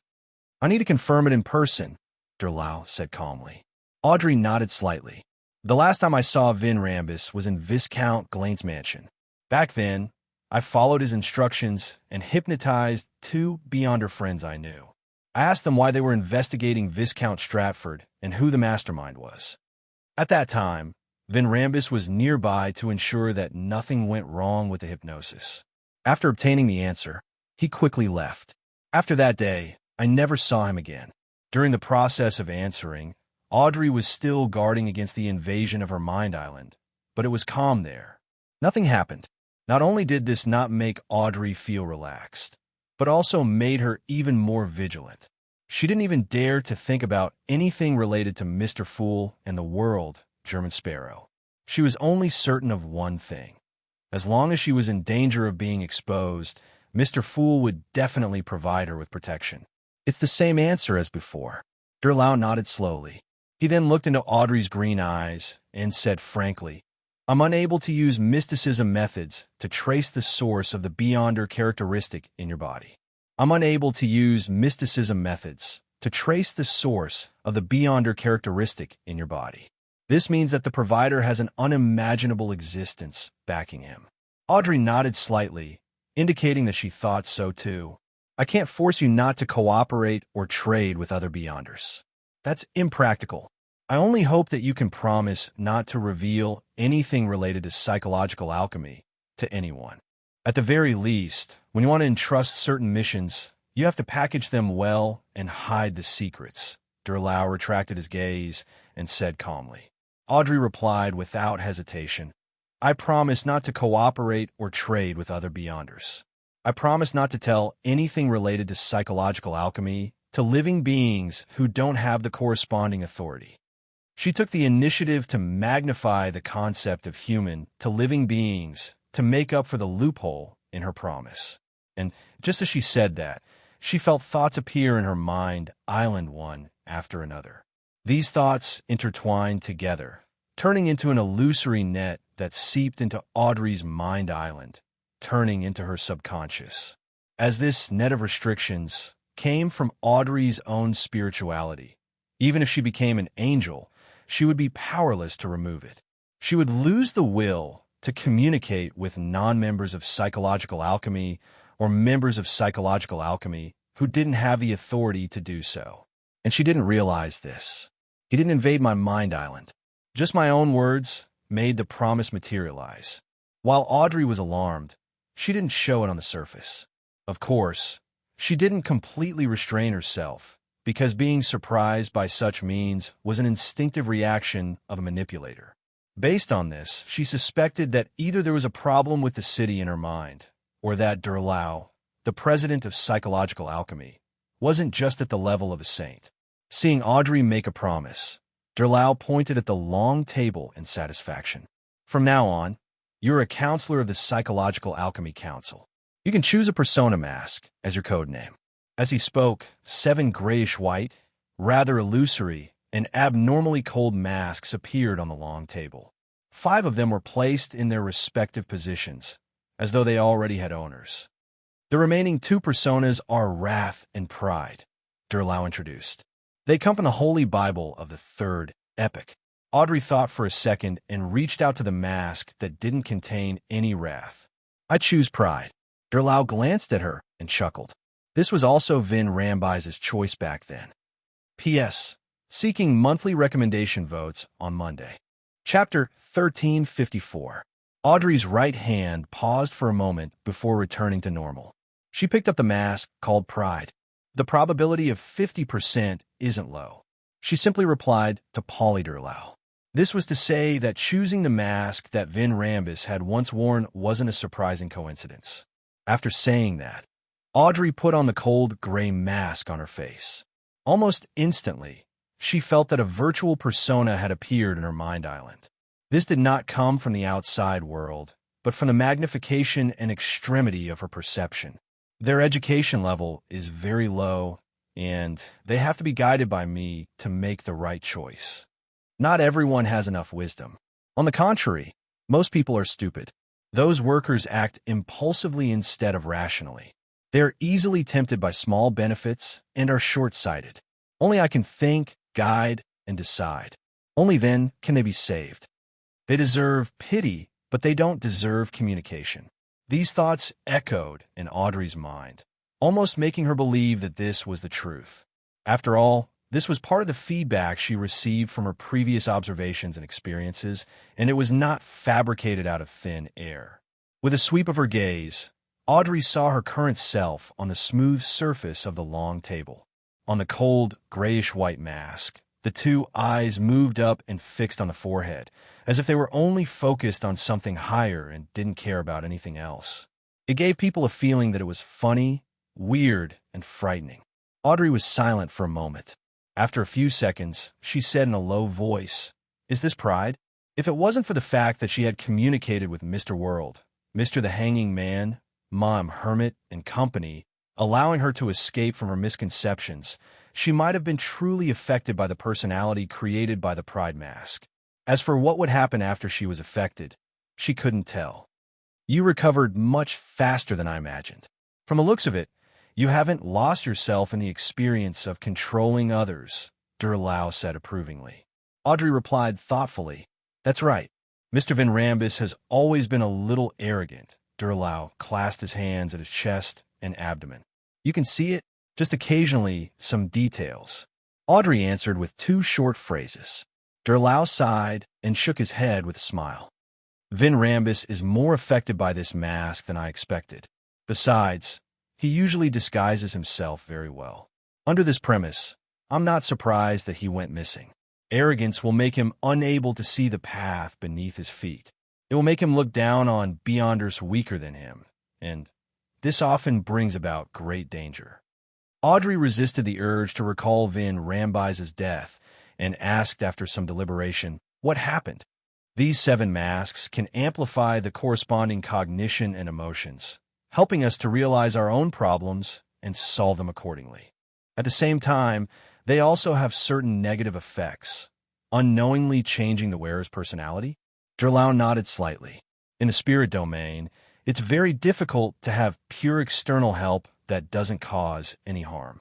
One must have enough internal strength to avoid the corresponding negative effects. The fact that you can recognize this means that you are on the right path. Audrey was just about to take the opportunity to discuss some problems in the spirit domain when she suddenly saw one of the masks on the table vanish. She subconsciously turned her head and looked at the entrance of the cathedral. She saw a figure pass through the door and walk in. This figure was wearing a 3-piece formal suit. He held a half-top hat in his hand and wore the mask that had just vanished. The mouth of this mask was very wide, reaching all the way to the ears. It remained open, as though it wanted to devour everything its 2 eyes saw. This is one of our psychological alchemy counselors, Mr. Gluttony. Derlau introduced him to Audrey. Following that, the other counselors of the Psychological Alchemy Council arrived one after another. They were Mr. Lust, Mom Greed, Miss Sloth, and Mr. Envy. As a veteran spectator, the first thing Audrey noticed was the difference in their masks. Greed was similar to Gluttony. His mouth stretched to his ears, but didn't open. Furthermore, his eyes were closed. Lust was similar to Pride, but his eyes were different from ordinary people's. They sunk to the middle of his nose, as though he was looking up from the bottom. The eyes of Envy's mask were slanted to a certain extent, and it had a gloomy temperament. The eyes of Sloth's mask were tightly closed, and the mouth was naturally drooping, giving off the feeling that the wearer was sleeping. Seeing that the original counselors were all present, Derlau smiled and said, "Let's wait for another friend. Let's wait for another friend. He will be the 7th member of the council. Hey, I forgot to count myself." Just as he said that, a figure entered the cathedral's main entrance. The figure was wearing a shirt, a vest, a black trench coat, and a half-top hat. At a glance, he looked like a rather fashionable gentleman. However, after some observation, Audrey realized that under the human clothes was a giant rabbit. Its eyes were bright red, and its fur was snow white. The rabbit walked in step by step and stopped at the side of the long table, right beside Audrey. "Unfortunately, you only have one choice." Derlau smiled and pointed at the wrath mask on the table. The rabbit let out a male human's voice. "I've always been very gentle. I can experience the feeling of wrath." As it spoke, it picked up the mask and wore it on its face. The mask's eyes were wide open, and its mouth was wide open, as though it would roar at any moment. After Mr. Wrath sat beside Audrey, Derlau clapped his hands. "I'll officially introduce the 2 counselors who have just joined the council. This is Miss Pride, and this is Mr. Wrath. They are both demigods and have deep attainments in the realm of the mind. Among them, Miss Pride is in charge of the Rouen Kingdom's Bakeland region." At this point, Derlau looked at Audrey and said, "You might not know this. You might not know this yet, but we are rooted in the large groups of psychologists, psychiatrists, and the corresponding hobbyists. Our strength is mainly concentrated in big cities, not small towns and villages. Therefore, every committee member is responsible for a certain city and the surrounding area." Then Derlau continued, "Mr. Wrath is in charge of the capital of Lemberg, Azhara. Mr. Lust is in charge of the capital of Intis, Trier. Ms. Greed is in charge of the capital of Fasak, St. Millum. Miss Sloth is in charge of the capital of Fainapotter, Fainapotter City. Mr. Envy is in charge of the Republic of Intis's Tilla City. Mr. Gluttony is in charge of the constant city in the Kingdom of Rouen." After the introduction, Derlau added 2 more sentences. "The purpose of our psychological alchemy is to explore, discover, and research. We don't care about the scope of influence, the number of members, or the amount of resources we occupy. Therefore, we don't have counselors in the Fog Sea, Berserk Sea, and Sonia Sea, as well as the southern continent. Of course, there will often be members who go to the sea and the southern continent to explore ruins and pursue ancient history. Haha, I forgot that I'm the king of the Black Throne above the 5 seas. St. Millum, Constant Tillis. Nearly half of the psychological alchemy counselors are in the mid-seashore region. Audrey acutely sensed a problem. She came from a noble family and had received a good education from a young age. She was no stranger to the geographical locations of the various cities in the northern continent. She knew that Fairsax, St. Millum, Rouen Constant, and Intis's Tillis were large cities along the mid-seashore coast. Although they couldn't compare to the 3 major cities of Bakeland, Trier, and Fainapotter City, they weren't small. Furthermore, there were many medium-sized cities around them. This made the mid-seashore coast the most economically developed and populous region in the northern continent. Under such circumstances, it wasn't too surprising that the psychological alchemy's focus was on mid-seashore. The main thing Audrey didn't expect was that the psychological alchemy didn't seem to have much interest in expanding. After the counselors got to know each other, Derlau turned to Audrey and said, "Miss Pride, due to the war, the psychological alchemy in Bakeland suffered considerable losses. Miss Pride, due to the war, Bakelon psychology alchemists suffered considerable losses. Many members have lost contact. I'll give you the exact list later. You'll be in charge of determining the whereabouts of those members and reorganizing them. During this process, I suggest that you don't use your real image and name. Create one or even multiple identities to complete these matters. Vin Rambus isn't good enough at this point. I think he's a little arrogant." Audrey nodded slightly and agreed. Derlau then retracted his gaze. The second matter we'll discuss today is the whereabouts of the Mind Dragon in East Chester County of the Kingdom of Rouen.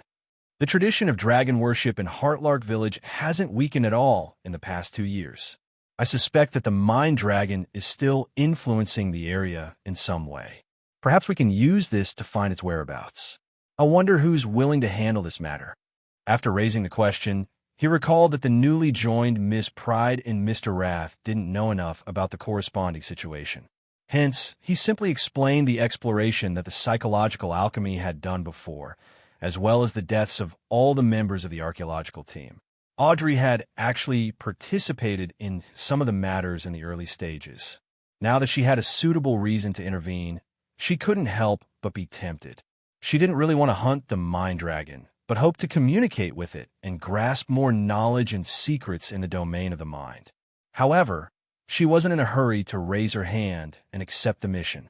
As a member of the council for the first time, she would rather miss it than be in a hurry to perform. This is Rouen's matter. It's not suitable for us to interfere. Mr. Luss surveyed the area and said, "Unless Miss Pride and Mr. Gluttony really don't have the time." Audrey waited for a few seconds. Seeing that Gluttony didn't say anything, she looked at Derlau. "I'll try to investigate, but I need more detailed information." Chapter 1355. Seeing that Audrey was willing to investigate, Derlau nodded slightly. "I'll give you the detailed information later, but I have to remind you that this matter is quite dangerous. You must not be careless." At this point, Derlau paused for a moment. "If you encounter an accident that you can't solve on your own, you could try saying a name. That will save you." "What's his name?" Audrey asked. Derlau's expression immediately turned serious.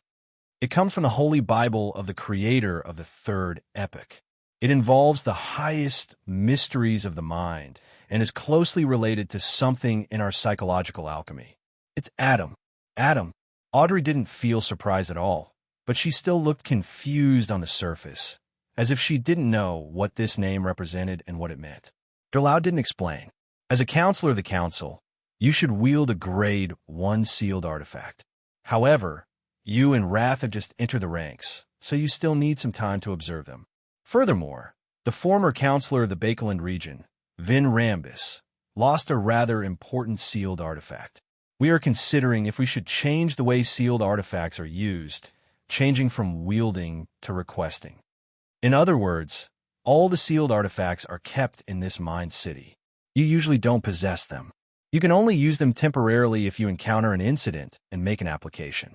Lady Greed, who was in charge of Faysac's capital, St. Millum, immediately shook her head.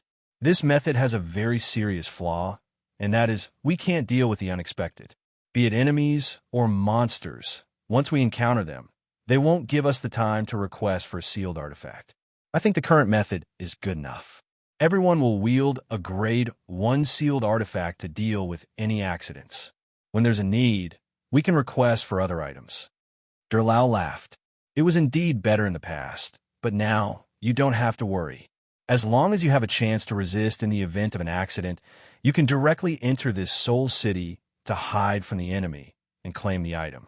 If you don't have the chance, say the name Adam like I said just now. You've said Adam twice, so it's very likely that he is already watching this place. No, he might have been watching this place from the very beginning. Audrey's heart almost beat faster when she heard that. Then how do we enter this place without your invitation? Mr. Envy asked as he nodded. Durlau pointed at his face.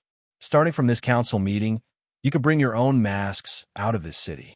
No matter where you are, as long as there are at least 2 humans around you, other than yourselves, you can enter this city by wearing the corresponding mask. And these 7 masks themselves are illusions.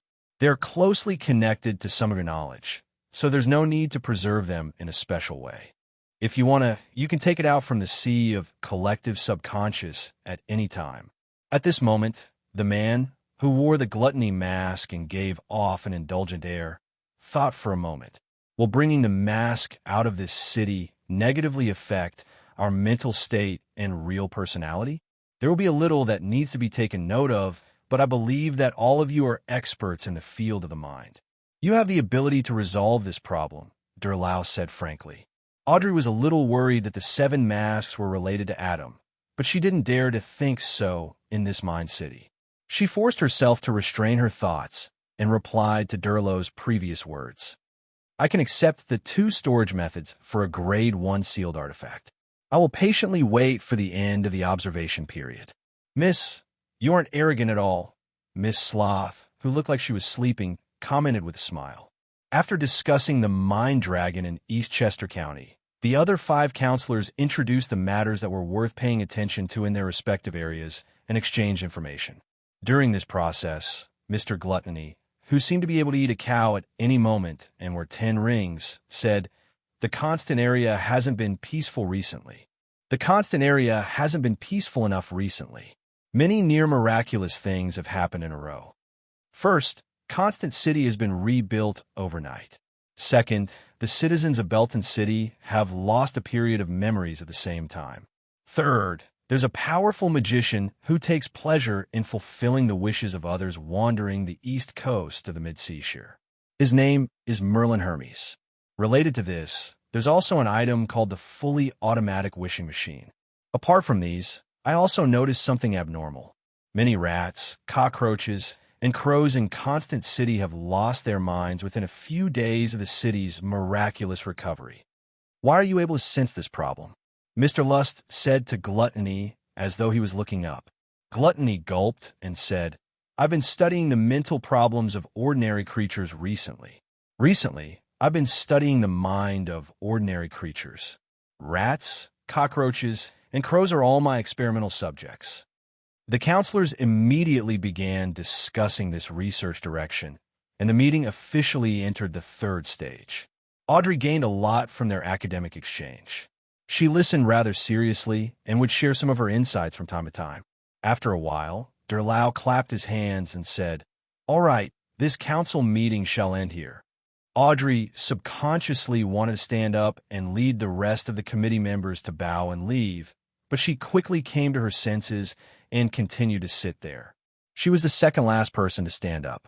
Before leaving, she asked curiously, Mr. President, does this city have a name? Yes, Durlau said with a smile. Garden of Eden. Garden of Eden. Seeing that the rest of the council members were walking towards the door, Audrey asked thoughtfully, There are a lot of churches here, which should symbolize faith itself. I wonder which existence the residents here believe in? Durlau nodded and replied with a solemn expression. Omniscient and omnipotent creator. Garden of Eden. Omniscient and omnipotent creator. This wasn't Adam's doing. I'll write the name backwards. Above the gray fog, inside the ancient palace, Klein looked at the crimson star that represented Miss Justice and silently muttered to himself. Furthermore, the countermeasure of chanting the name Adam when in danger was a blatant indication of the problem. Ever since Miss Justice entered the Garden of Eden, the true vision provided by Sapphira Castle had been suppressed. Klein could only use her point of view to observe his surroundings, just like how he had used Queen Mystic Bernadette as a fixed lens on the primitive island. To a certain extent, this also explained the status of the Mind City, the Garden of Eden. Klein then tapped the edge of the long modeled table and conjured a pen and paper, preparing to write down his thoughts. It wasn't that he couldn't analyze it with pure thought alone, but that when facing an existence like Adam, he had to repeatedly scrutinize and scrutinize every detail. Therefore, the words that landed on the paper helped him repeatedly review and fill in the gaps. The basic premise is Adam has already used the all-out war to advance to Sequence 0 and become a true god. He can be called a visionary. Miss Justice happened to become a Sequence 4 manipulator after Van Ramby's death. She can convince others, but she can't convince Adam. What does Adam want to do? Arranging for a Sequence 4 saint doesn't match his identity as a visionary, unless he has other motives. Is his true target that mind dragon, or me, who's behind Miss Justice? I have to be vigilant in this regard. I can't be careless. In the Garden of Eden, the cathedral where the Psychological Alchemy Council is located is a little similar to Adam's Corpse Cathedral, but it's only a little similar. The stone pillars outside have a number of skulls embedded in them, but there's no corresponding arrangement inside. Furthermore, the color is dark and very dark. What does this mean? What does the grayish-white dragon coiling around the huge cross symbolize? The first step in the effort to revive the creator has been successfully taken? Adam is already a visionary. If his father or the original creator were to return, he would definitely be the first to suffer. He is willing to sacrifice himself for this? Is this the meaning of paranoia? That rabbit is suspected to be Hermes. However, as an angel of the spectator pathway, it doesn't make sense that he isn't able to remove Miss Messenger's transformation curse after so long, especially when there's a visionary above him that can provide him with help. Hermes did it on purpose? Right? The president of the Psychological Alchemy Association, Durlau, said that to a spectator, death only represents the end of one's identity. He can still participate in other dramas with other identities elsewhere. All in all, can it be said that when the spectator pathway reaches Sequence 3 or Sequence 2, he can separate out some of the identities he once had, turning them into a living person? And even if these identities die, it won't cause his true body to perish. This does look like a prerequisite for visionary. Yes, Hermes separated the rabbit he turned into after he was cursed as an identity and directly participated in the psychological alchemy.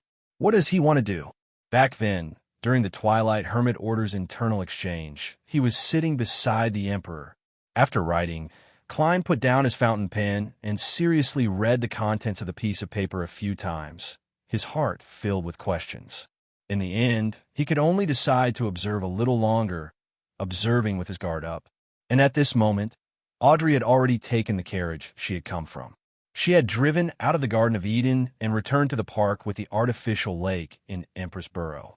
She wasn't in a hurry to pray to Mr. Fool, hoping that there was a better way to seal the pride mask. She returned to her luxurious villa as though nothing had happened. Chapter 1356.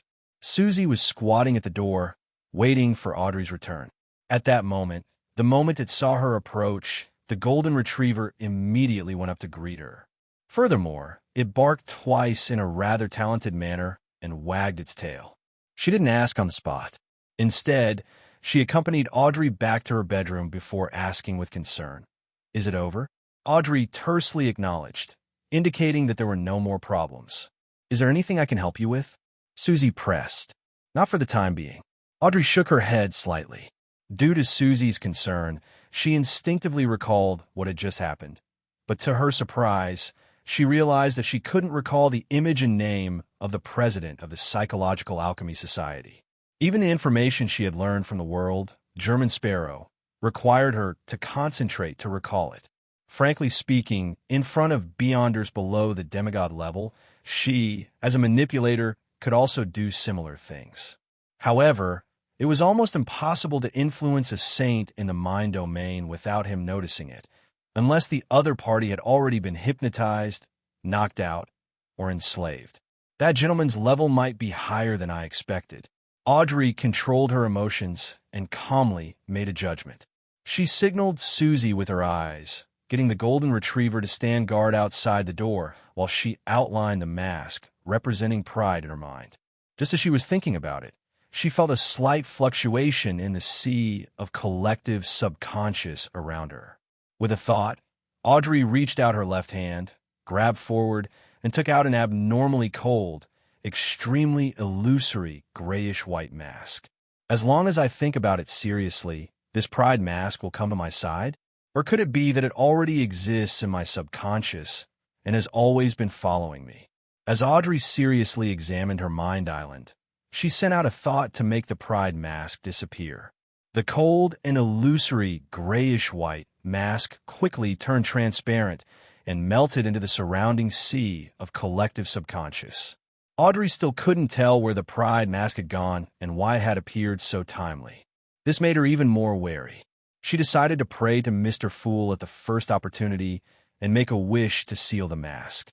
Just as she wanted to do a few more experiments and pry out more knowledge from Pride's mask, she saw the sea of collective subconscious gently stir without needing to use her manipulator beyond her powers. A glimmer swam over from afar, growing larger and more distinct until it finally turned into an illusory letter.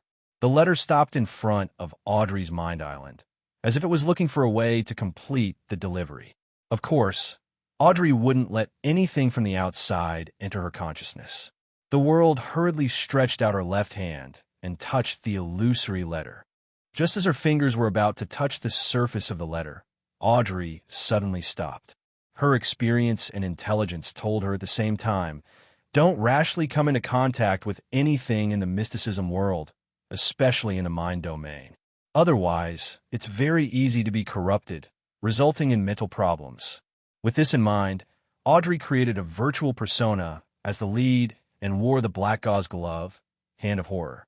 After making the necessary preparations, she reached out to grab the illusory letter and watched it peel off its outer layer in her palm before unfolding page by page.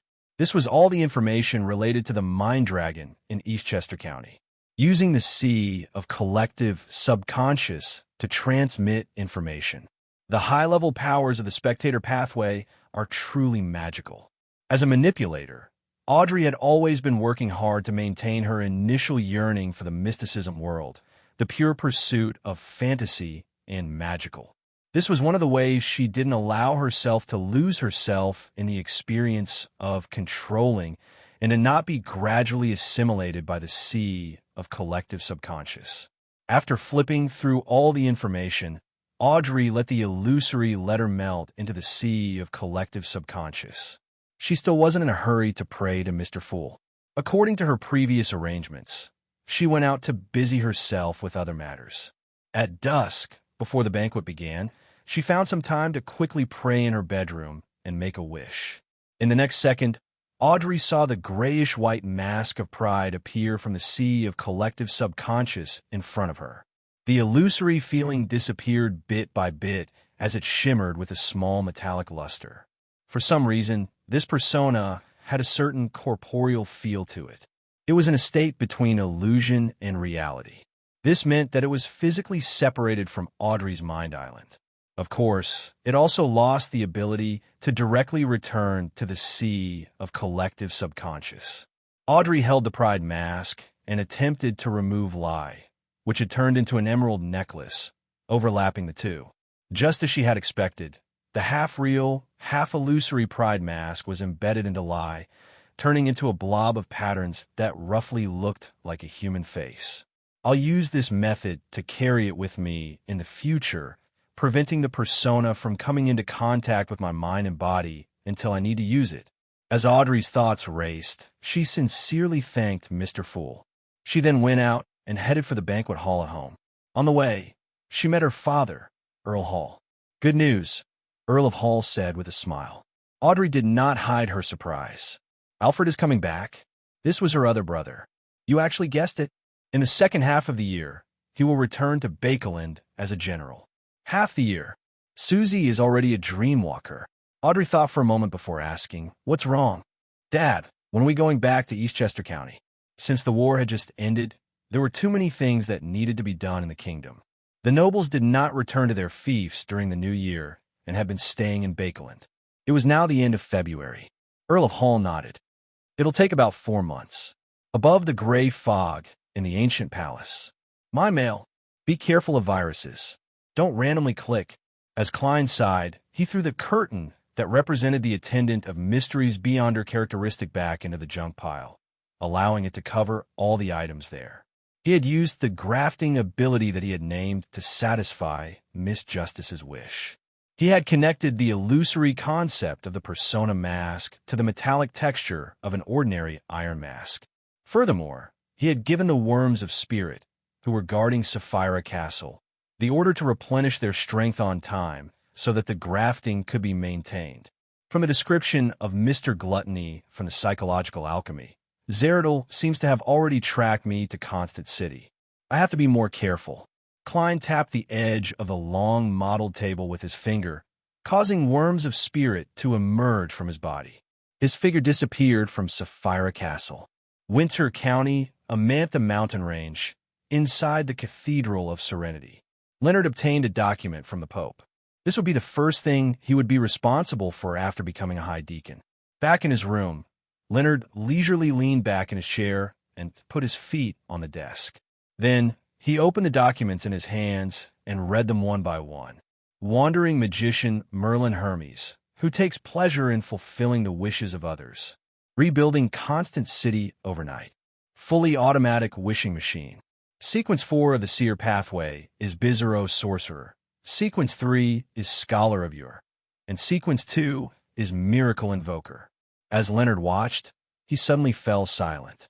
After a few seconds, he lowered his voice and asked, "Old man, how many angels of the Seer Pathway are still active on Earth?" Palaz Zoroast clicked his tongue.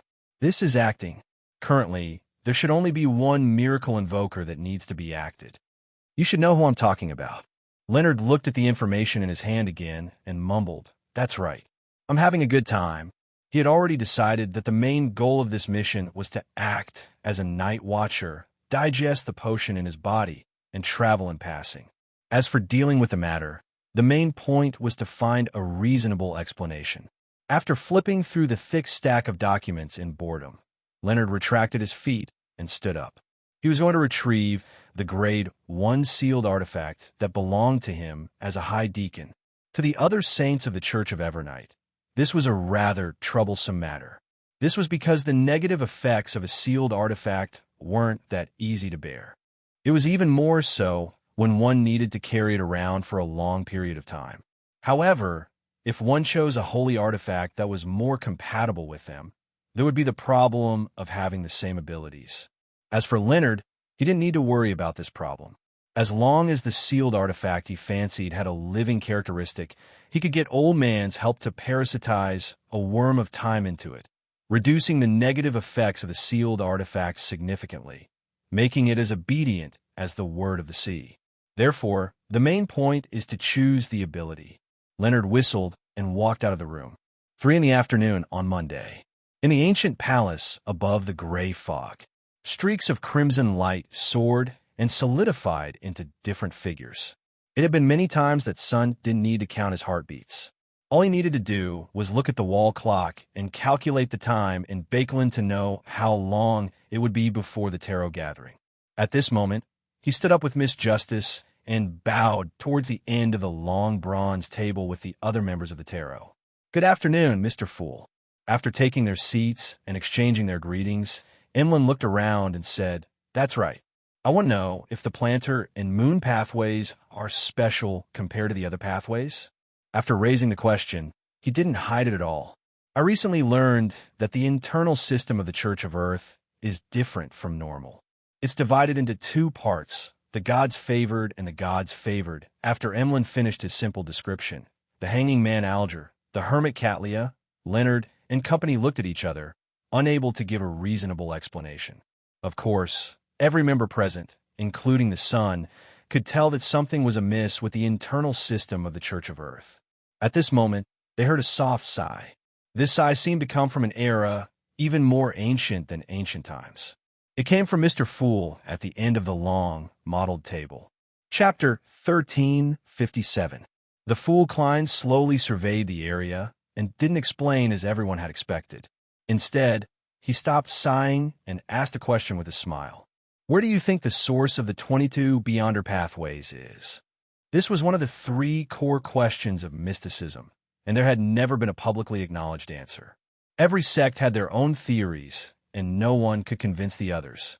Catlia deliberated for a moment before replying, yes. The essence of world is knowledge. The essence of knowledge is number. Humans are number. The Beyonder characteristics of the 22 pathways are also number. Everything is number. It has been that way since birth. What she gave was the theory of the Moses ascetic order, but it was not equivalent to her own opinion. The 7 churches believe that Beyonder characteristics originate from the original creator. He incarnated all things, including deities, humans, the sea, land, and Beyonder characteristics. Leonard gave a simple description. Of course, this is only for deacons and above. Official Beyonders below sequence 6 don't need to know so much. Then he glanced at Emlyn. The life school of thought believes that the world is divided into 3 levels: the world of matter, the world of the soul, and the world of absolute rationality. Beyonder characteristics are the projections of certain things in the world of absolute rationality, in the world of matter, and the world of the soul. Therefore, characteristics aren't destroyed and can only be reassembled.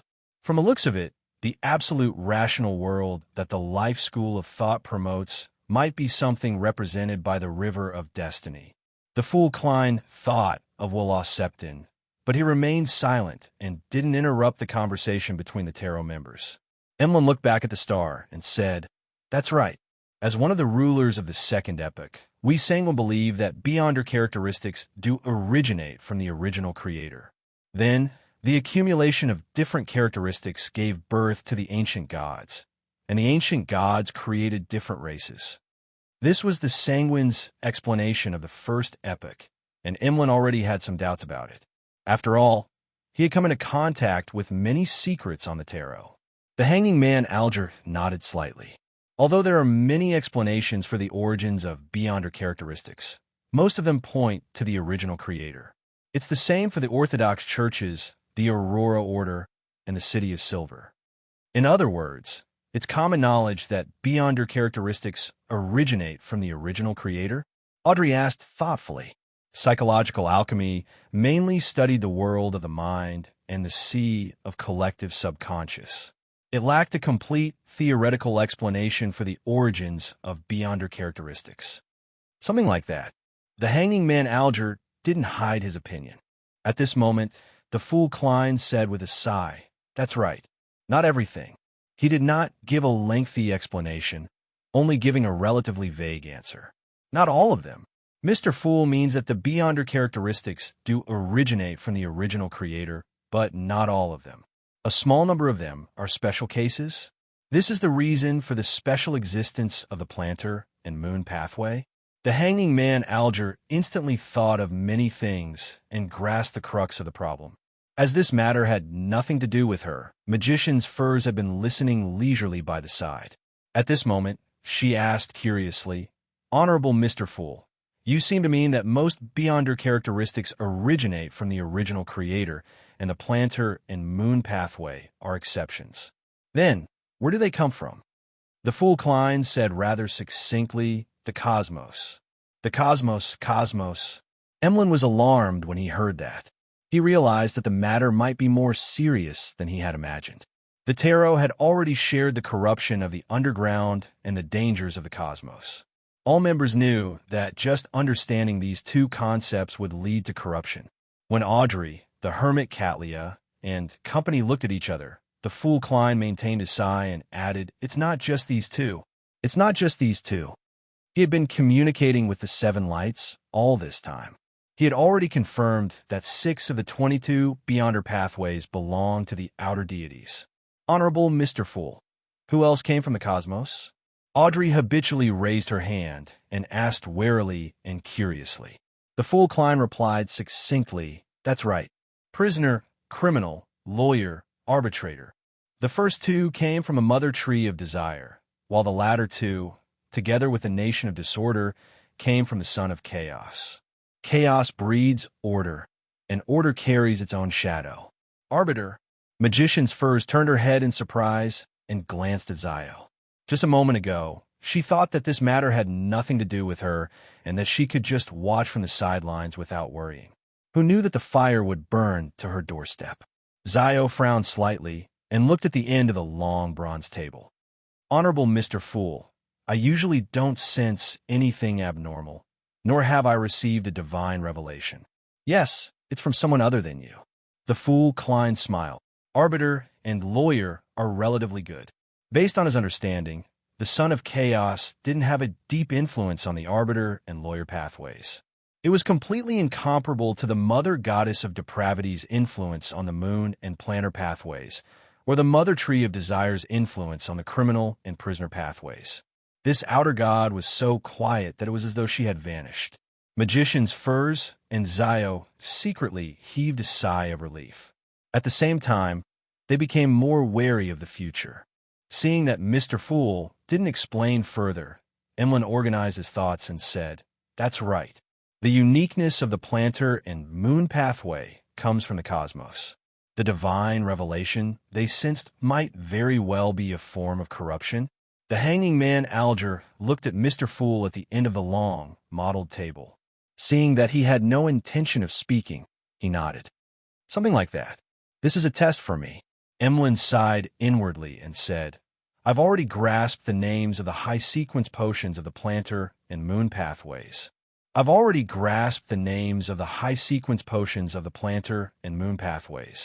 I'm a little puzzled about 2 of them. After becoming a sanguine earl and a high-ranking deacon of the Church of Earth God, he had obtained the corresponding authority. He could access a lot of information that he couldn't have access to in the past. Seeing the other tarot members look over, World German Sparrow raised his hand to pinch his chin. Emlyn said in thought, "The moon pathway's sequence 3 is summoner, sequence 2 is creator, and sequence 1 is beauty goddess. The planter pathway's sequence 3 is coffin bearer, sequence 2 is desolate matriarch, and sequence 1 is nature walker. What I'm more puzzled about is that the 2 potion names, beauty goddess and desolate matriarch, have a certain gender orientation. What do you think?" For a moment, none of the other tarot members spoke. They looked at each other and thought of a possibility. After a few seconds, Audrey controlled her gaze and deliberated over her tone.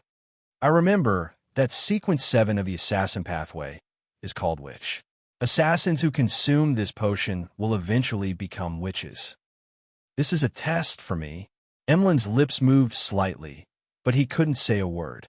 When he saw the potion's name, he already had a certain premonition, but he wasn't willing to accept it. He hoped that he could obtain another explanation on the tarot. "Don't worry, there's a high chance that you won't become an angel.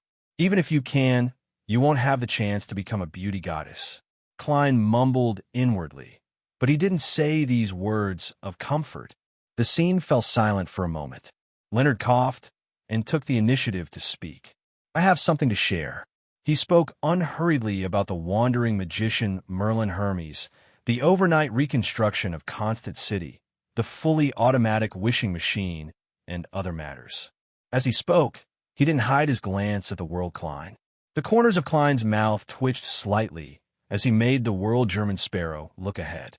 "I'll be leaving the east coast of Mid-Seashire in the near future." This was all done by Mr. World? Is he already capable of creating such miracles? As expected of an angel. It's him. Audrey recalled the information shared by Mr. Gluttony, the psychological alchemy counselor, and was momentarily surprised and amazed. She didn't use her spectator powers to hide her reaction, because everyone showed the same emotions, except for Mr. Star, who clearly knew about it.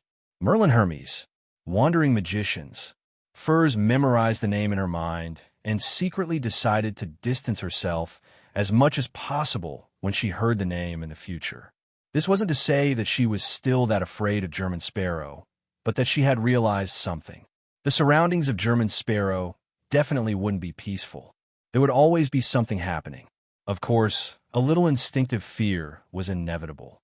It was just like how the fear planted in one's childhood would remain after one grew up. Fulfilling wishes for pleasure.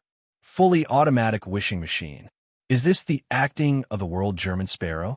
The hanging man Alger and the hermit Catlia had similar thoughts at the same time before they thought of something. Ever since a while ago, Mr. Fool had gotten everyone to make a wish while praying, and he would grant his wish. Is he helping the world digest the potion, or is he from the same pathway as the world? After his awakening, he also showed similar characteristics. Little Sun previously said that Mr. Fool had performed a miracle, allowing the people of an entire city to be moved from the forsaken land of the gods to outside by him. With the world German Sparrow still acting, this shouldn't be something he can do. The hanging man Alger nodded indiscernibly, having a guess as to Mr. Fool's pathway. About to leave the east coast of mid-seashore? Then my investigations will be even easier. I could just randomly come up with a conclusion. At most, I'll just write that German Sparrow has become a miracle invoker and is acting. Anyway, I already know what I need to know. Leonard mumbled silently and didn't ask further. At this moment, the world German Sparrow surveyed the area and said, "That's right. What do you know about King of the Black Throne, Burroughs Hopkins?" Chapter 1358. Upon hearing world German Sparrow's question, the other tarot members had three reactions. Who is this? I seem to have heard of him before. He's one of the four kings? Who is this? Why haven't I heard of it before? Oh, I forgot to ask about psychological alchemy again. I was going to ask for some advice in a more tactful way. The first reaction came from the hanging man Alger, the hermit Catlia, and magician's Furs, who had lived at sea for a period of time. The second reaction came from the star Leonard, the moon Emlyn, judgment Zio, and the sun. The third reaction came from Justice Audrey. Seeing that no one answered, the world German Sparrow didn't press further. His main goal was to use this opportunity to remind Miss Justice to get her to discuss matters that could bypass her promise. Of course, if Miss Justice sought Mr. Fool's help, Klein would also use grafting to temporarily connect the restriction formed by the promise in her subconscious with the paper figurine, giving her a period of time to speak freely. This was also a high-level application of paper figurine substitutes. With Klein's current level, he could only do it easily in Sapphire Castle. If he were in the real world, he would have to rely on the worms of spirit above the gray fog to control the curtain and respond. At this moment, Audrey thought for a moment. Do you still remember that I once followed the trail of the Mind Dragon and went to a place where they worshipped dragons? The hanging man Alger, the hermit Catlia, and company nodded. Only Leonard and Zio indicated that they had never heard of it. This was because it wasn't an important matter. When Magician's Furs first gave Zio general knowledge, she didn't mention it. Later, she was frightened by the angel of imagination Adam. In the real world, she rarely discussed the various secrets shared on the tarot. Audrey deliberated for a moment before continuing. It's been almost 2 years. A secret organization that doesn't trust me too much suddenly mentioned this matter and entrusted me with a further investigation. It said that it's a test for me. What's their goal? She didn't believe that it was a coincidence. Emlyn recovered a little and chuckled. This should be a test. To him, he was still far from becoming a sequence one beauty goddess, and he had no intention of switching to the planner pathway.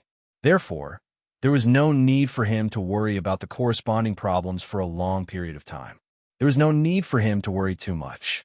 For Emlyn to be able to say the word test, he has really grown a lot. Of course, this is also because the Sanguine has done too many similar things to him. Every time, I have to trouble Mr. the Hanging Man to say that it's a test. The Fool Klein was very satisfied with Emlyn's answer. Of course, he didn't believe that the answer was correct. He just felt that it was quite impressive that Emlyn could think to this level. Audrey said in disagreement, I suspect that they already know that there's a problem with me. I suspect that they already know that there's something wrong with me. They might even know where the problem lies and which forces are involved. There's no need to probe further. After leaving the Garden of Eden, she thought about many things. She recalled that Mr. World had once said that the Twilight Hermit Order wanted a war that would sweep the entire world. Based on the current situation, this goal had already been achieved in the past year. In other words, the Twilight Hermit Order, or Angel of Imagination Adam, had definitely used this opportunity to gain quite a bit of benefits and had the corresponding growth. And before this, Mr. Fool had hinted that Adam was closer to becoming a deity. Combined with this information, Audrey's preliminary judgment was that Angel of Imagination Adam had a high chance of ascending to the divine throne, becoming a Sequence Zero visionary. Even if he hadn't, it's almost there. If such a deity who wielded the mind were to cast his gaze over, Audrey didn't believe that her secrets could be hidden.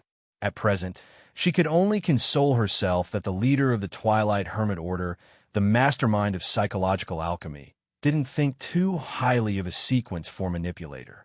On the other hand, she had to make all sorts of preparations to deal with any possible accidents. Perhaps that organization wants to probe how many members we have in Tarot and what their identities are. Emlyn replied with a smile as he followed his train of thought. Audrey thought for a moment and nodded gently. I can't rule out that possibility. As she said this, she inconspicuously glanced at the end of the long, modeled table and discovered that Mr. Fool was only listening leisurely without any intention of giving the correct answer. This made her feel a lot more at ease. At the same time, she silently decided to be more careful and cautious. She couldn't walk step by step to Sequence 4 without being able to resolve some problems alone. In any Orthodox church or secret organization, a Sequence 4 was a powerful person who could lead a faction. At this moment, the hanging man, Alger, who had heard their conversation, raised a brand new possibility. If that secret organization really doesn't trust you, then their inspection might just be an excuse. Their main goal is to cooperate with us, Tarot, and Mr. Fool, through you. He didn't know why Miss Justice didn't directly mention psychological alchemy, so he could only carefully cooperate with her and use a pronoun.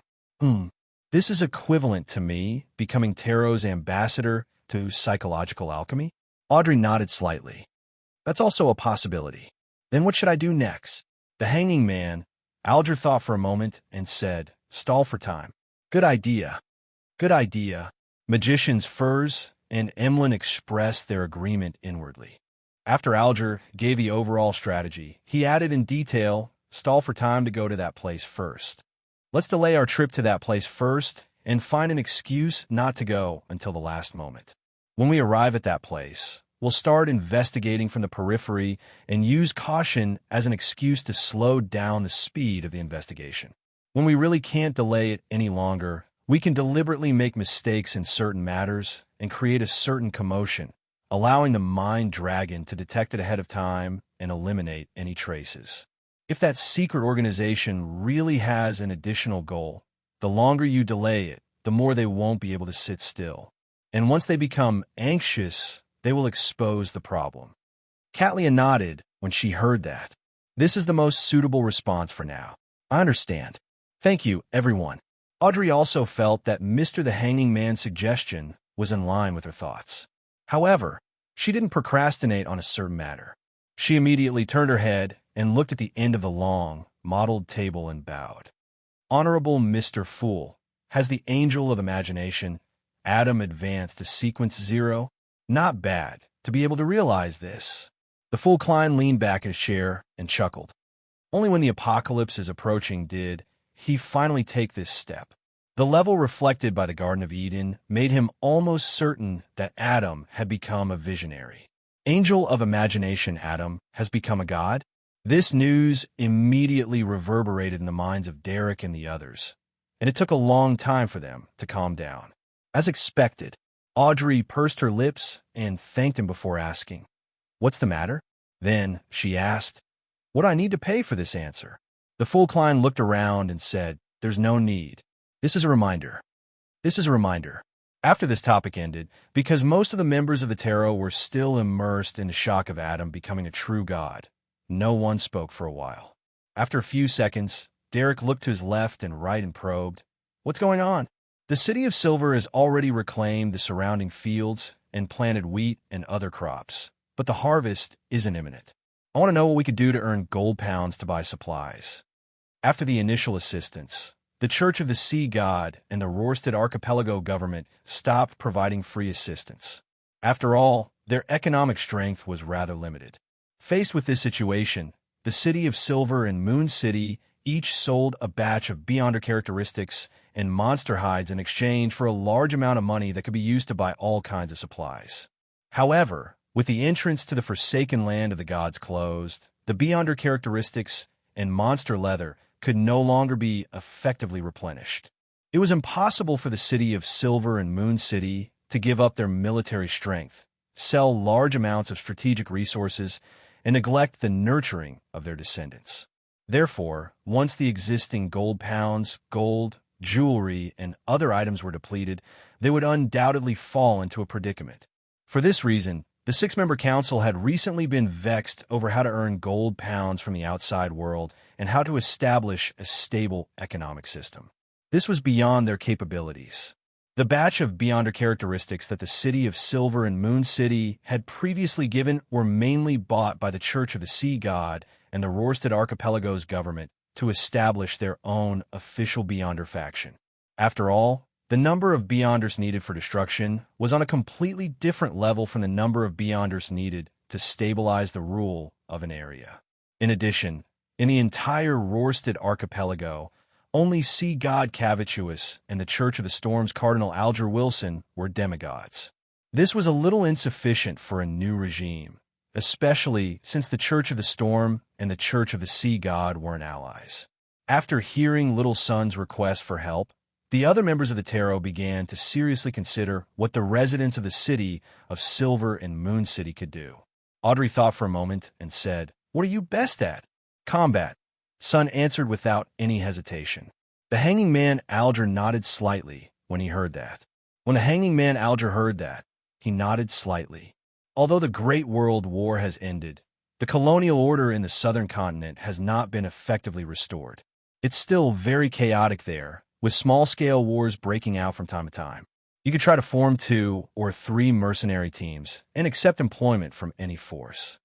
Military contractors. Klein came up with a more modern term in his mind. That's a good idea. Derek's eyes lit up. The hanging man, Alger, then asked, "Fighting is a survival instinct. Other than this, is there anything else you want to do?" Derek replied, a little embarrassed, "That's right. Many people wish to become chefs, winemakers, or work in candy factories." Chapter 1359. After hearing the wishes of the residents of the City of Silver, a thought instantly surfaced in Klein's mind. Why is it all related to food? The hanging man Alger thought for a moment and said to son Derek, "You can let people with such thoughts join a trade union and buy them. You can totally let people with such thoughts join a trade union and buy them. Through them, you can find suitable teachers. You can also directly invite people with such specialties to teach in the new City of Silver and give them generous rewards. Of course, the premise is that you have to let the residents master the common language of the Rorstad Archipelago as soon as possible. On this basis, Rouen, Ancient Fasak, and Dudanese can also be put on the agenda." After the hanging man finished speaking, the hermit Catlia also gave her suggestion. Apart from organizing mercenary teams, you can also try applying for public positions in the various cities of the Rorstad Archipelago and be in charge of handling Beyonder matters. Although the Rorstad Archipelago government and the Church of the Sea God had obtained a batch of Beyonder characteristics and the corresponding potion formulas from the City of Silver and Moon City, they were unable to nurture enough Beyonders in a short period of time. Sequence 9 was relatively fine. By choosing people with good mental, and physical health to consume the potion, the chances of encountering a loss of control and madness were actually very low. Further up, acting might not be successful, and acting also required time. Under such circumstances, as long as the residents of the City of Silver could become a member of the official factions, they wouldn't have to worry about losing their jobs in the future. Of course, the Rorstad Archipelago government would definitely control the number of applicants. The City of Silver couldn't completely solve everyone's employment problems through this method. Klein agreed with M. Hermit's suggestion. Furthermore, he believed that it was necessary to give Donnas a revelation, so that the Rorstad Archipelago government and the Church of the Sea God could increase the number of official Beyonders within a certain range. This wasn't to help the residents of the City of Silver and the non-deformed people in Moon City find jobs, but to deal with the approaching apocalypse, the deepening of the outer deity's corruption, and the increasing frequency of Beyonder incidents.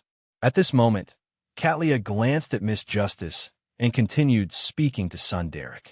You could try to invest in the mines, spice plantations, and plantations in the Rorstad Archipelago. You could buy fertile land and productive forest farms. They're all very cheap now.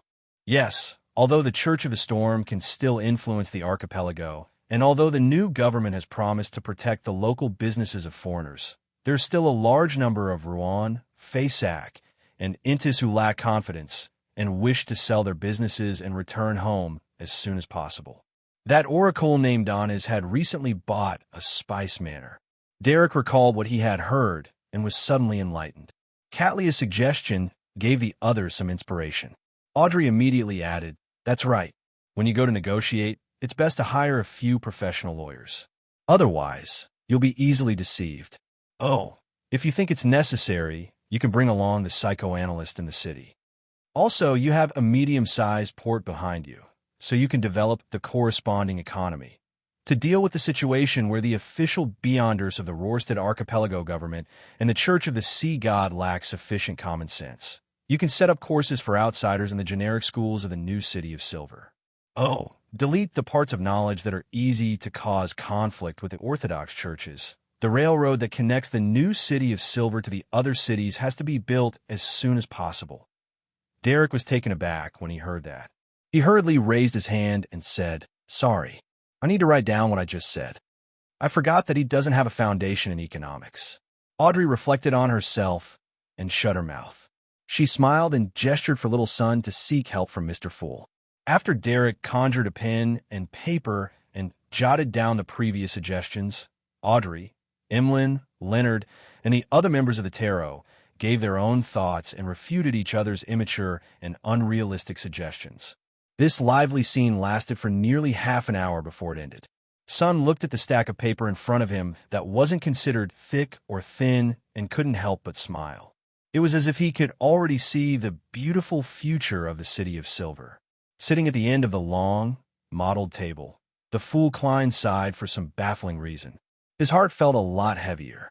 If one didn't think about the apocalypse in more than 10 years, the discussion about the bright future of the City of Silver was indeed gratifying. However, the arrival of the apocalypse wouldn't change because of the will of humans, not even saints or angels. Retracting his gaze from the paper in front of him, Derek deliberated for a moment before saying, "We've already built a temple and cathedral that belongs to Mr. Fool. What do we need to pay attention to if we want to preach to the various cities in the archipelago?" Alger frowned slightly and said, "That's right. Have you written the Holy Bible? Have you designed the flow of the Mass and the details of the prayers?" "Yes." Sun nodded heavily. It was all based on the miracles that Mr. Fool had shown in Derek's own understanding, as well as the religious scriptures left behind by the Creator. Furthermore, the City of Silver had also prayed to the Fool and explained the matter. His attitude was to acquiesce. Has the internal system of the church been set up? Alger continued asking.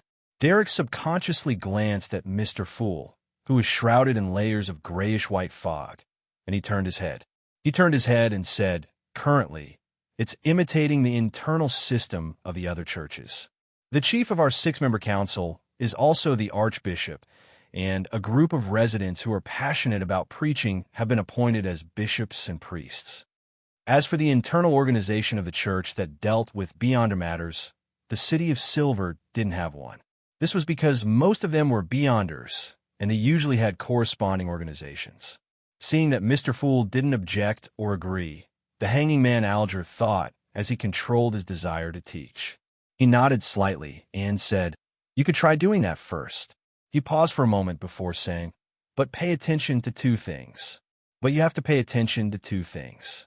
First, don't publicize the shortcomings of the other churches to prevent conflict. Second, respect the current oracle. Under the situation where Mr. Fool hasn't appointed a church leader, the oracle is the representative of the deity.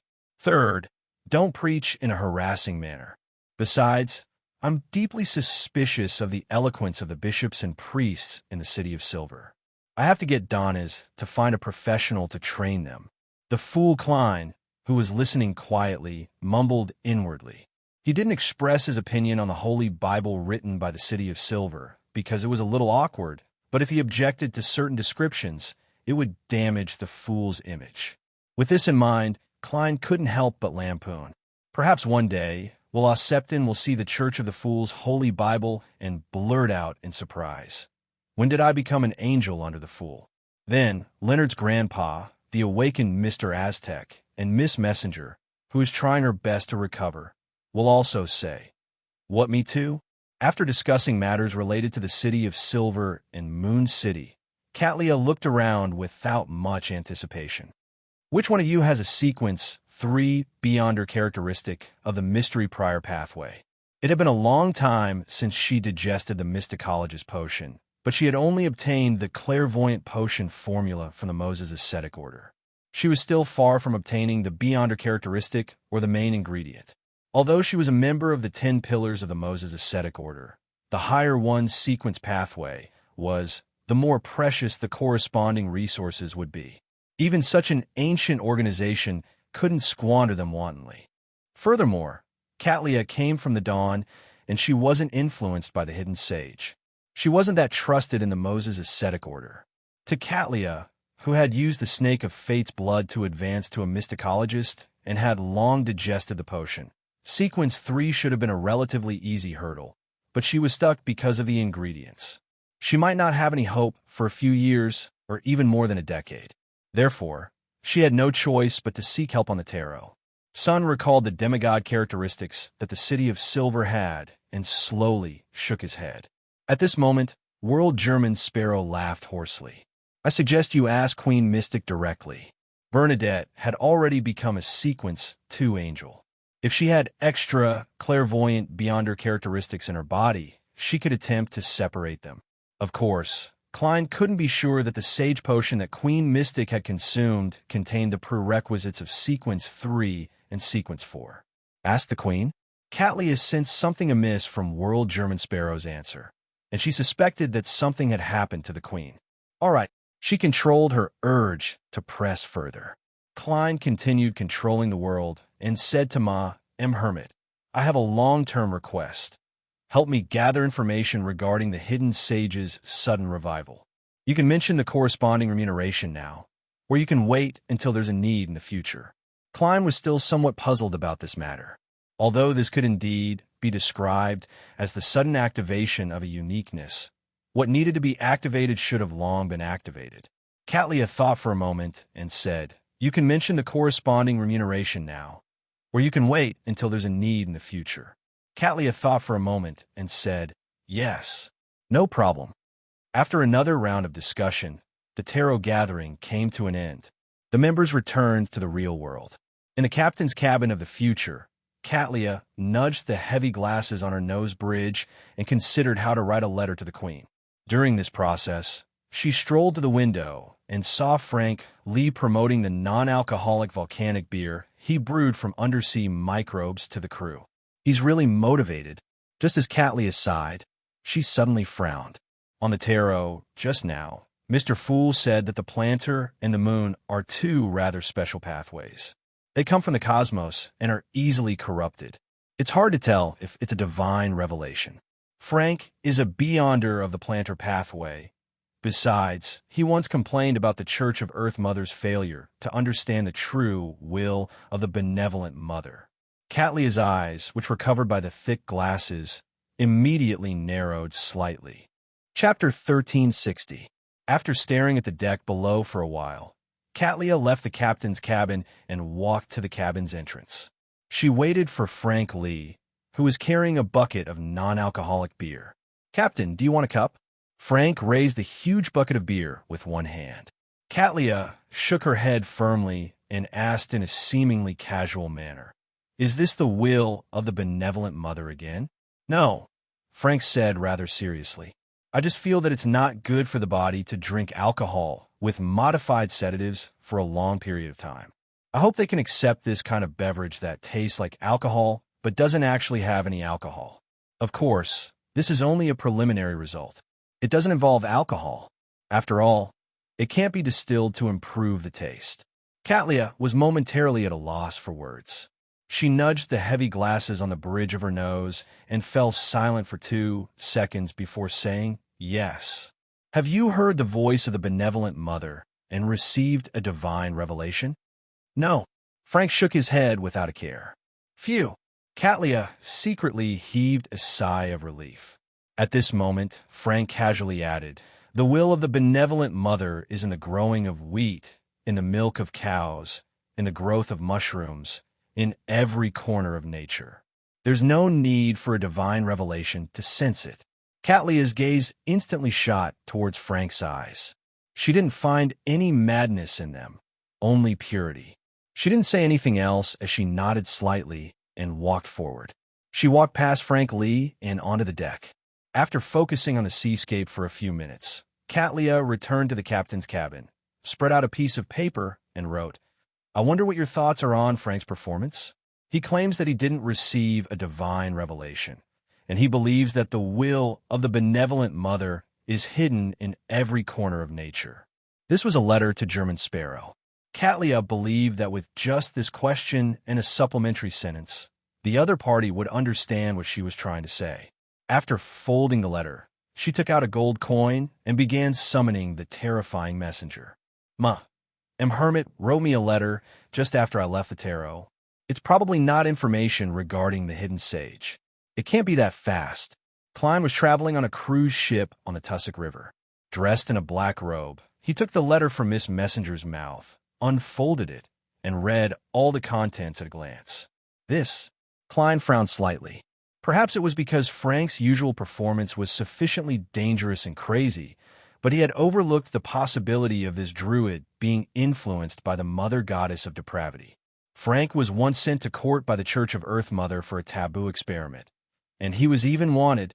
If Earth Mother hasn't been corrupted, and the Church of Earth Mother is still operating normally, it means that they believe that there's something wrong with Frank.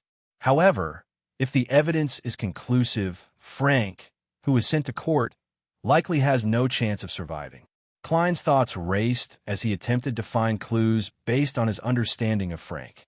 There's no problem with the relevant actions. The posture of praying is different from the usual praise gestures. Just like when Beyonders of the Church of Evernight pray, they wouldn't draw stars clockwise on their chests. At most, it's a closing gesture. Apart from this small problem, there's something wrong with Frank. He's like a child raised by the mother goddess of depravity. As thoughts flashed through his mind, Klein had 2 conflicting guesses. Either Frank's corruption was very hidden, preventing the Church of Earth's court from confirming it, or he wasn't affected by the mother goddess of depravity at all. It was purely a matter of his brain, making him look like a blessed of an evil god. Regardless of which guess it was, Klein didn't think that the subsequent development would be too good.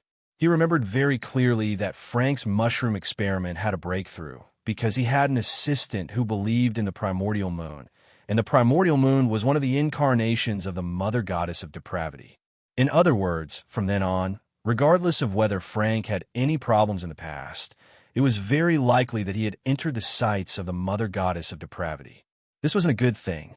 Of course, I can't rule out the possibility that Frank was too crazy, causing the mother goddess of depravity to take the initiative to shift her gaze away.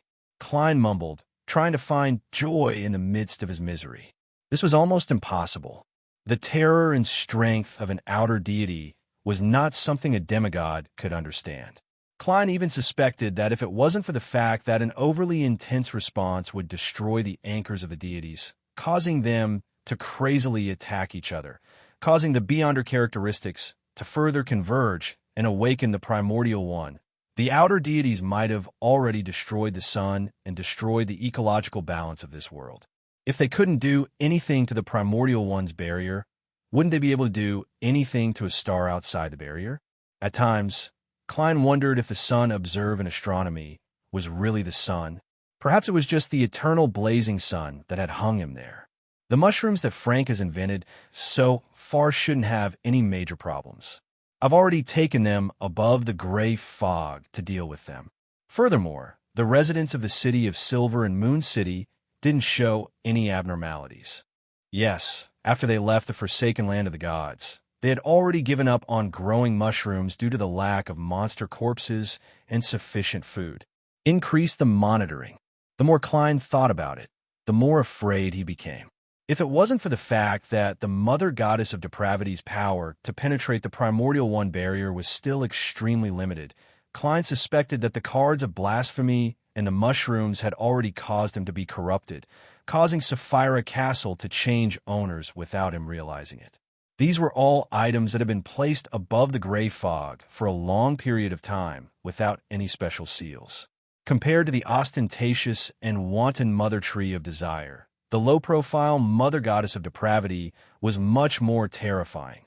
Mr. Dorr and the Emperor had been silently corrupted by him. As expected of an existence that can stand at the top of the outer deities despite losing 2 Beyonder pathways and a Sapphira, Klein sighed inwardly as he took out a pen and paper, preparing to write a reply to Catlia. At this moment, he realized that Miss Messenger had been waiting by his side without returning to the spirit world. The 8 eyes on the 4 heads were staring at him without blinking. "What do you think of Frankie?" Klein asked after some hesitation. "I mean, other than the nickname." Rionette Tinker's 4 blonde, red-eyed heads spoke one after another. "It's just like the adopted son of an outer god. In other words, it's true that Frank wasn't affected by the mother goddess of depravity previously.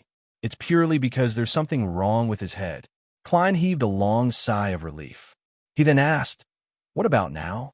As Frankie Lee would summon Rionette Tinker every time he wrote a letter to the German Sparrow, Klein believed that Miss Messenger, who had a very high status, had a clear and accurate grasp of Mushroom King's condition. "I also don't know."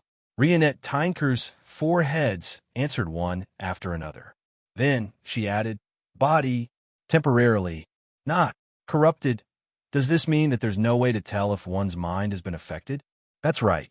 Apart from Frank's low level, he usually acts more like an evil god than me." Klein lampooned as he took out a gold coin and flicked it. With this medium, he quickly entered a dream divination state. At the same time, he was prepared to activate Sapphira Castle to block off the outer deity's attention. Scenes flashed as Klein saw several futures. Yes, the biggest danger at the moment is the primordial moon believer. I have to separate him from Frank. Otherwise, things will become very troublesome and dangerous. As long as Frank doesn't come into contact with anything related to the mother goddess of depravity in the future and doesn't advance to a demigod, there's basically no problem. If one of these 2 conditions is satisfied, the chances of an accident happening will increase greatly. If they're satisfied at the same time, I can't see any developments at all. Klein snapped to his senses and interpreted the results of the divination. Perhaps it was because Frank's level was too low and he wasn't affected too deeply. Klein's divination was rather smooth and he didn't encounter any danger. Phew! He exhaled soundlessly and caught the gold coin with a snap. Then, he realized that Miss Messenger's 8 red eyes were focused on the gold coin in his palm. Klein twitched his eyebrows, expressing his puzzlement. "It possesses Sapphira Castle's aura." Rionette Tinker's 4 blonde, red-eyed heads bobbed up and down. "This is one of the 5 gold coins I often use for divination. It's already tainted with the aura of Sapphira Castle. This way, it can be considered a mystical item to a certain extent. However, its effects will diminish with the passage of time." Klein carefully looked at the gold coin in his palm and made a rough judgment based on his spiritual intuition. This gold coin could increase the accuracy of divination and strengthen the user's ability to resist interference. To Klein, this was a pleasant surprise. He decided to use the gold coin's actual body in the future and not its historical projection. After taking back the gold coin, Klein wrote a reply to Ma, Hermit, and handed it to her through Rionette Tinker. After giving German Sparrow's messenger another gold coin, Admiral of Stars Catlia unfolded the piece of paper and quickly scanned the letter. After reading it, she felt a baffling sense of heaviness on her shoulders. Without any delay, Catlia took out another piece of paper and wrote, "Your Majesty, I dreamed that you had found that primitive island and had successfully returned. That descendant of the Emperor's condition is worsening. If he continues staying on the future, I suspect that he will go mad. If you don't mind, I wish to send him to your side." What needs to be noted is that although he claims that he no longer believes in the primordial moon, no one can confirm this. My greatest problem now is that it's difficult to obtain the main ingredient of clairvoyant. If you have already returned, I wish to find a time to return the magic wishing lamp to you. Chapter 1361. In the city of Generosity, Byam, in a rented apartment lit with gas wall lamps, Verdu Abraham, who was wearing gold-rimmed glasses, held a thick stack of documents. Under the dim light, he read seriously, drawing a symbol from time to time to record the content that he felt would be useful. He had left Rouen and come to the Rörsted archipelago mainly to escape the attention of Dorian and the other family members. He wanted to study mysticism in peace and find an effective way to save his ancestor, Bethel Abraham, or rather, reliable knowledge that could reduce the difficulty of the ritual. However, after more than half a year, he still didn't have any clues. It seemed that other than hunting bizarro sorcerers, parasites, and secret sorcerers, he had no other choice. This left Verdu rather depressed, but he clearly knew how dangerous a Grade 0 sealed artifact was. Even if he was willing to sacrifice himself, he couldn't truly control it. It was difficult to guarantee what the final outcome would be. And more importantly, he couldn't find a bizarro sorcerer or parasite at all. They were saints who were known for their secretive whereabouts and strange styles. Phew! Verdu put down the stack of documents in his hand and muttered to himself almost silently. Could it be that I can only be like Dorian and the rest and place my hopes on the fool? At the thought of the fool, Verdu couldn't help but frown. This was because there were more and more half-giants promoting the faith of the fool in Byam. It was to the point that even he, who rarely went out, had heard of it. This made him suspect if he had arrived near the headquarters of the Church of the Fool. If it wasn't for the fact that the mysticism knowledge secretly circulating in the Rörsted archipelago exceeded Verdu's expectations, and that many of them were extremely useful even to the House of Abraham, he would have left Byam a month ago and headed for the southern continent. I can't stay here any longer. I should book a ticket to East Balam as soon as possible. Just as Verdu made the decision, he felt a little shaken. Dorian and the Fool probably won't expect me to be hiding in the area where their headquarters can reach. Roselle the Great once said that the most dangerous place is also the safest place amidst his hesitation. Verdu put down the documents, extinguished the wall lamp, and walked to his bedroom with the help of the moonlight outside the window. At the corner of the balcony in his room, a figure suddenly jumped out of the darkness and jumped over the railing. The figure was like a feather, light and weightless. When it landed on the ground from a height of more than 10 meters, it didn't cause any commotion.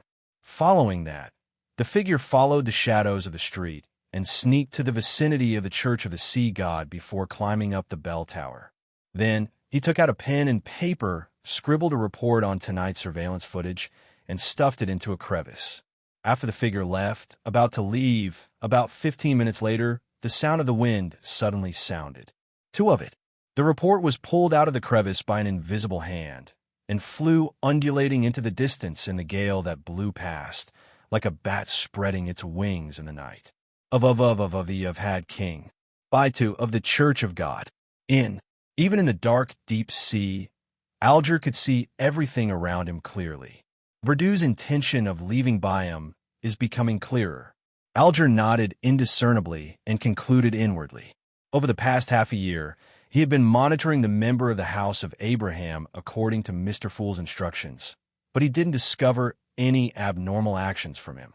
When Verdu left the Rörsted archipelago, his mission would be considered complete. However, Alger didn't want it to end just like that. He believed that he hadn't made enough contributions. All he did was simply monitor an ordinary sequence 7. The hermit had already obtained the sequence 3 Beyonder characteristic from Queen Mystic and had gathered the corresponding supplementary ingredients. He was busy preparing for the ritual. This gave Alger a lot of psychological pressure. Of course, apart from monitoring Verdure, he had also done many things according to Mr. Fool's intentions. However, even he felt that there was still a huge gap between him and the identity, status, and strength of a sea god. For a moment, Alger wanted to use all sorts of methods to indirectly force Verdure Abraham to expose his problems, but in the end, he gave up on this idea. This was because he couldn't be sure if Mr. Fool had good or bad intentions toward the target. Previously, when the City of Silver and Moon City were selling Beyonder characteristics and potion formulas, Alger had purchased some from the tarot to nurture a team of Beyonders that was independent of the Church of the Storm. They were loyal to him and hid in the darkness. This was the source of the people monitoring Verdure. Currently, most of the team with less than 10 members were Sequence 9, and only a small number had advanced to Sequence 8. As for where Alger got the money to buy the Beyonder characteristics and potion formulas, the answer was very simple. As a cardinal who led a diocese, Alger could easily save a sum of money for himself. And during that period of time, the mines, plantations, spice estates, and factories in the Rorstad archipelago had been sold at a price lower than their original value. As long as he had the ability to buy them, he would be able to make a huge profit after a while. More importantly, the Church of the Storm's headquarters was also quite interested in the Beyonder characteristics and potion formulas sold by the City of Silver and Moon City. They had provided a large sum of money for the purchase. As for the person who handled it, it was undoubtedly the Rorstad Diocese's cardinal, Alger Wilson. It was understandable that there would be losses in such a process.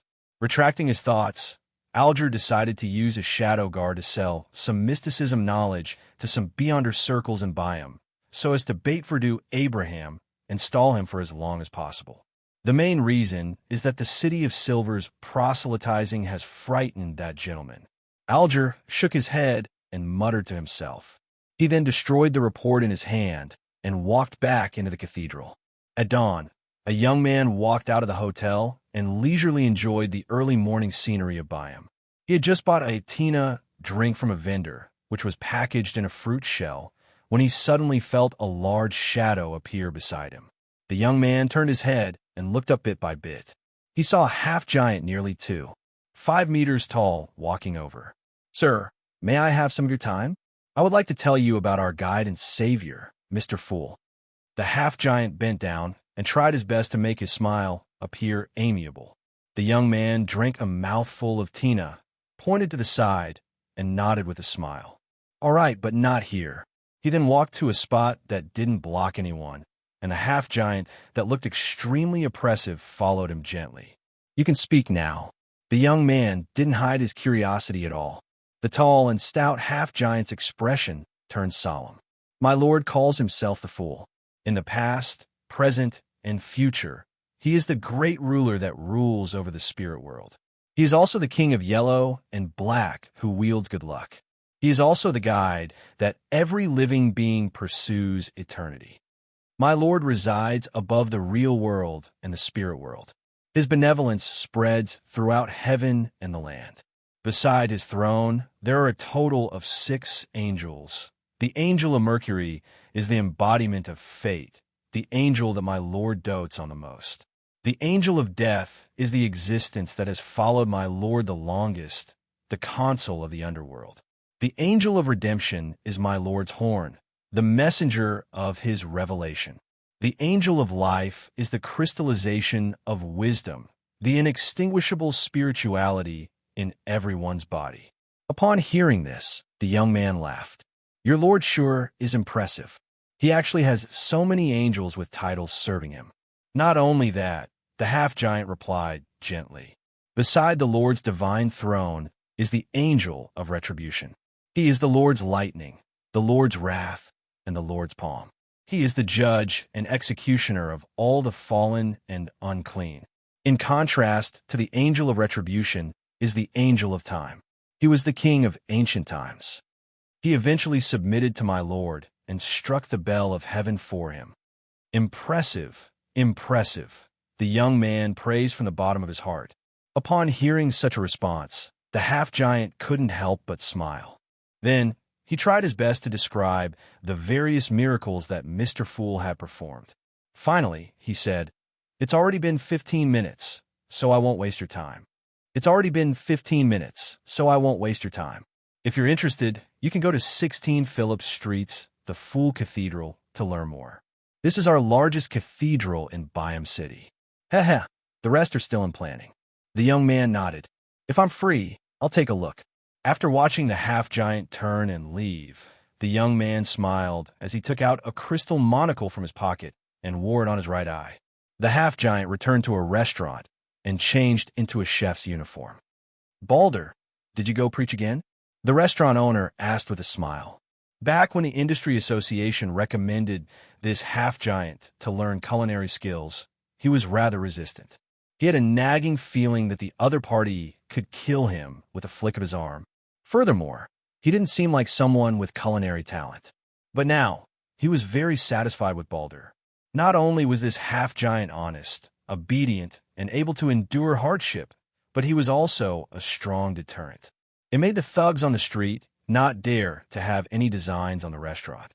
The only problem was that Balder would go out once every morning to preach the faith of the fool. Of course, as it wasn't during working hours, the restaurant owner couldn't say anything, nor did he mind. Balder smiled honestly and walked into the kitchen. He nodded when he heard that. "I can teach you how to roast fish today." Bon looked rather normal, but his two eyes looked awkward. He wasn't too deformed, and he was the kind of Moon City citizen who had the courage to communicate with outsiders. He nodded when he heard that. "I'll have to pray later. Mr. Fool has sent down a revelation, asking everyone in Moon City to make a wish to him at 9 in the morning, hoping that there will be no more deformities." Chapter 1362. Regarding the matter of praying to Mr. Fool, Bader raised both his hands and feet in agreement. He didn't have any intention of urging Bon. Every morning when he woke up and before he went to sleep at night, he would pray for more than a minute. He thanked Mr. Fool for bringing him pure sunlight, delicious food, and a life that was no longer filled with depression and despair. "All right, I'll prepare today's ingredients first." Bader smiled and nodded at Bon. A few minutes later, he carried many bags of ingredients into the kitchen, as though he was carrying a few pieces of curtains. At this moment, Bon had already found a chair and sat down. He piously prayed to Mr. Fool, "The great ruler who rules the spirit world, the fool who doesn't belong to this era, I yearn for your blessings. I yearn for you to fulfill my wish to escape my deformity." Such words echoed almost simultaneously in the cathedral on Phillip Street, in several places in Byam, in the new city of Silver, and in New Moon City, which was located in the forest. Exon, Russ, and the others, who felt extremely inferior, vaguely guessed that Mr. Fool was planning on fulfilling a similar wish. As they prayed, their bodies trembled uncontrollably. They yearned to be like normal people. They also yearned for the bustling Byam. They yearned for the secret roasted fish, candy factories, and delicacies from all over the world. They yearned for a life of drinking, chatting, singing, and dancing. Above the gray fog, in the ancient palace, the fool Klein, who was sitting at the end of the long bronze table, saw dots of pure light of different colors light up one after another, forming a slowly spinning galaxy in front of him. The prayers overlapped as they echoed in Sapphira Castle, causing ripples to form. Klein closed his eyes and sensed it for a few seconds before raising his right hand with a sigh. He bent his middle finger and tapped the edge of the long mottled table. Amidst the tapping sound, an invisible force rapidly spread out like ripples on the surface of water. It surged into every prayer point of light and scattered onto the people of Moon City. Xian suddenly sensed something and raised her hand to touch the center of her face. In the next second, she touched her nose. Almost instinctively, Exine rubbed that spot from top to bottom several times before she could believe that she had grown a nose and was no longer deformed. She instantly closed her eyes, bent down, and pressed her forehead to the ground. She couldn't help but praise Mr. Fool. Around her, similar praises grew louder, and more orderly. Russ's squeezed eyes separated. Baum became symmetrical from top to bottom. Every deformed person and person with an ugly appearance due to heredity in Moon City broke through their original limits at this moment and transformed into a normal person. At this moment, regardless of whether they were in New Moon City, the new city of Silver, or Biome, they heard the cathedral's bell ringing at the same time. Clang! The ethereal and melodious sound of the bell echoed in the hearts of the people of Moon City, ringing in the ears of everyone who heard it. It was as if it could cleanse their hearts and bring them the most genuine feeling towards life. The tears that Exine, Russ, and company had been holding back finally flowed out. They felt that their bodies and minds had become tranquil, without any dust. They subconsciously raised their heads and cast their gazes in the direction of the bell. They discovered that it came from outside of New Moon City, and they did not know how far it was from where they were. A miracle! A thought suddenly appeared in the minds of the people of Moon City. In a new city of Silver that was connected to them, Wait Chermont and the others cast their gazes into the distance, in the direction of Biome. The bell was ringing from that place. Praise be to Mr. Fool, they muttered at the same time as they pressed their right palms on their left chests. In Biome, Bon and Bader adjusted their positions with tears streaming down their faces. They faced Phillips Street, towards the cathedral that belonged to Mr. Fool, and listened devoutly and gratefully to the holy bell that came from heaven. Above the gray fog, the Fool Klein was a little alarmed and confused. The sudden ringing of the bell wasn't part of his plan at all. He then cast his gaze towards the Cathedral of the Fool at 16 Phillips Street. Almost at the same time, he used the prayer light to see the tall bell tower attached to the cathedral. He saw a young man wearing a pointed hat and a classic black robe standing at the top of the bell tower. The young man was holding a black bell hammer and striking the bell again and again. As if sensing the gaze from an infinite height, the young man stopped, raised his head slightly, and adjusted the crystal monocle on his right eye. At the same time, the corners of his mouth, which was already smiling, widened. Klein nearly cursed.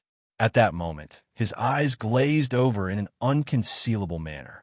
He didn't understand why the Angel of Time, Amon, would suddenly appear. Furthermore, he had seriously struck the bell of his cathedral. Regarding the possible arrival of Amon and Zeradol, Klein was actually mentally prepared. This was because there were just too many people in the city of Silver and Moon City. It was impossible for them to secretly integrate into the outside world. In other words, the city of Silver and Moon City would definitely be known by the various churches and secret organizations. Under such circumstances, be it public or private proselytizing, it wouldn't affect the development of the matter. Therefore, Klein tacitly agreed to the City of Silver's attempt to widely spread the faith of the Fool, so as to prepare more anchors for his advancement to Sequence 1. Based on this premise, he was prepared for Zeradol, Amon, and the other hidden enemies to come to Biome. He even hoped that they would do so. Here, in Sapphira Castle, Klein, who had the status and level of a king of angels, could fully utilize his home field advantage. As for the City of Silver, it also had a Grade 0 sealed artifact. It could completely resist Amon and take down Zeradol. Compared to his main body, suddenly encountering a prepared enemy elsewhere or being discovered after creating a marionette city, this was undoubtedly a better choice. However, Amon's current actions left Klein rather puzzled. He didn't understand what the god of deceit wanted to achieve. 16 Phillips Street, inside the Cathedral of the Fool. The Archbishop on duty here, the chief of the City of Silver's 6-member council, Derek Berg, also looked up at the stained glass high above in surprise. Rays of sunlight shone in from there, allowing Derek to decipher scenes from within. The black bell hammer fell, and the shaking of the bell gradually stopped. I didn't arrange for anyone to strike the bell. Derek frowned.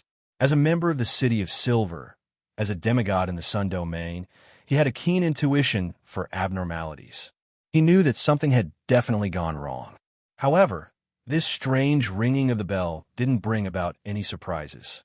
Apart from itself, everything appeared normal. As Derek used his Beyonder powers as an unshadowed to observe his surroundings, he quickly considered if the ringing of the bell had any mysticism meaning. After eliminating the possibilities, he suddenly recalled the Holy Bible of the Fool compiled by the City of Silver.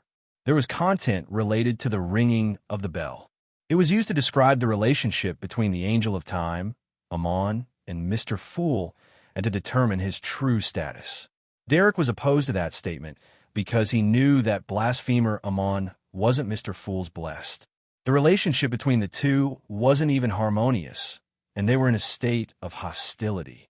However, the lies he had previously told the other members of the City of Silver's 6-member council believed that the Angel of Time, Amon, had been appointed by Mr. Fool to cast the first light on the people of the forsaken land of the gods. It was because he had parasitized Derek that there were all sorts of changes that led to the descent of hope. Derek wanted to explain, but he was too embarrassed to do so. That would result in too many lies, causing him to lose his image in front of the other elders of the 6-member council and the citizens of the City of Silver. Just as Miss Justice had once said, it was a social death. Finally, he chose to delay the matter. He believed that he had to show the Holy Bible to Mr. Fool first. If there was anything wrong with the description, he would definitely send down a revelation and give some suggestions. To his surprise, Mr. Fool didn't say anything and tacitly approved of the contents of the Holy Bible. Could it be that Amon is here to ring the bell? For a moment, Derek was in a daze, feeling that it was too unbelievable. He hurriedly lowered his head and began praying to report this matter to Mr. Fool.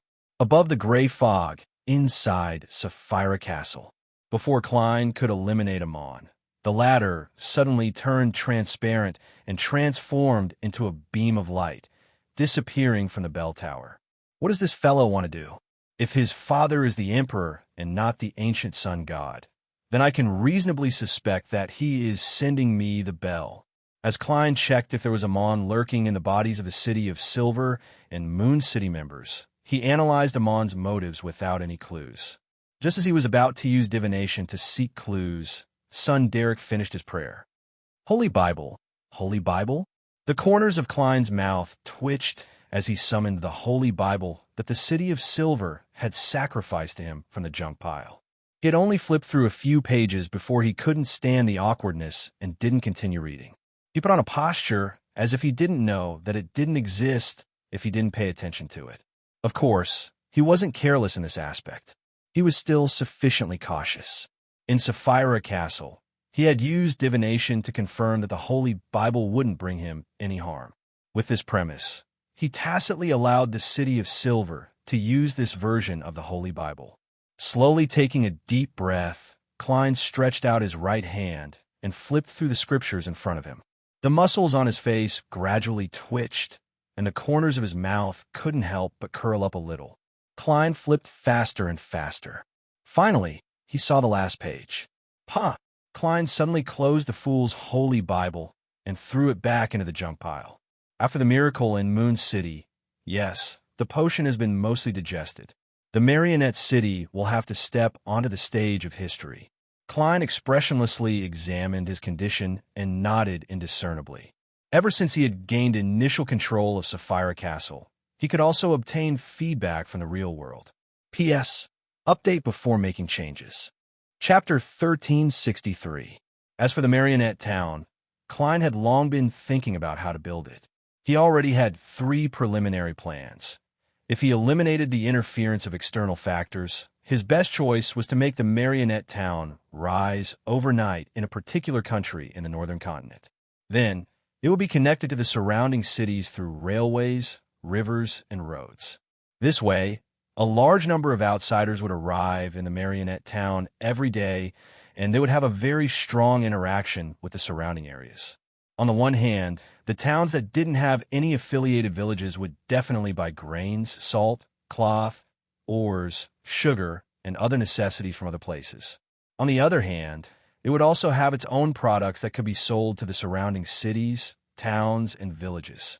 Under such circumstances, merchants, laborers, tourists, and other groups would frequently come and go. At the same time, they would have a lot of interaction with the residents of the marionette town. Under the influence of all kinds of strong interactions, it wouldn't take long for the marionette town to give birth to a corresponding region in the spirit world.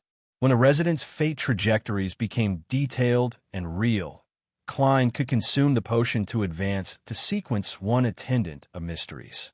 The entire process would probably take no more than 3 months. But the problem was that this plan couldn't be kept a secret. In the present era, it was impossible to hide the sudden appearance of a town somewhere. Soon, government employees, police, and reporters would come to investigate. And the various strong interactions that followed would also make more and more people know about the city and understand it. This was a problem that couldn't be resolved through illusions, unless the marionette town didn't interact with the surrounding cities, towns, and villages, or had very little interaction. However, that was contrary to the requirements of the ritual. When the news of the marionette town spread, Klein would undoubtedly be targeted by Zeradol, Amon's true body, and other enemies. When that happened, destruction would definitely be easier than protection. He could only bring his marionette town to another location. This would cause the interactions in the early stages to be ineffective, just like what the dark demonic wolf had experienced. Therefore, Klein only came up with such a plan. He basically wouldn't choose it unless a visionary was willing to provide help, making all the living beings in the northern and southern continents believe that there was indeed a town there and that it hadn't suddenly appeared. Considering the various external factors and the beyonder powers he had, Klein's safest choice was to build the marionette town on an uninhabited island that deviated from the safe sea route and was sufficiently hidden. He would then use Sapphira Castle to make anti-divination and anti-prophecy arrangements. At the same time, Klein would rely on the curtain to graft a certain node of the roads, rivers, and railways outside the marionette town, making it one of the stops on a certain person's journey. This couldn't be completely kept a secret, but once this strange phenomenon spread, it might attract the attention of Zeradol and Amon. Then, he could easily remove the original grafting and change the entrance without any pattern. Under such a strategy, only the entrance would be moved, not the marionette town itself. The effects of the marionette town. The effects of marionette town would of marionette town. Of course, there's also a big problem with this plan. The area of interaction was limited, and it could not have a deep impact on daily life. In addition, the frequency and intensity of interaction would not be too high. If he chose this option, it would mean that Klein would have to spend more than half a year, or even more than a year on the ritual. If he wanted to be safe and forced every marionette's fate to have a beginning and an end, the ritual would take at least 50 years. However, there was a shortcut. After the other requirements of the ritual were met, he could directly give the town a meteorite, an earthquake, or a volcanic eruption, allowing all the marionette's fates to reach an end at the same time. This kind of situation also existed in reality, and it was quite reasonable. Between the radical and conservative plans, Klein had a plan that was in the middle. That was to replicate a particular city and make the marionettes correspond to the residents of that city. Then, the evil ones would directly wipe out the city and replace it with their marionette town. The benevolent ones would hide the city and ensure the supply of resources. The reason why the target city wasn't transformed was that it had a corresponding region in the spirit world. It wasn't newly born, so it didn't meet the requirements of the ritual. With the curtain formed by the attendant of mysteries beyond her characteristic, Klein had a better choice, grafting a certain stage of the city onto his marionette town. This way, it was equivalent to his marionette town becoming the dark side of the city. Outsiders who entered during the corresponding period of time would encounter marionettes and not real people. After that period of time was over, they would leave the marionette town and return to reality to interact with real people.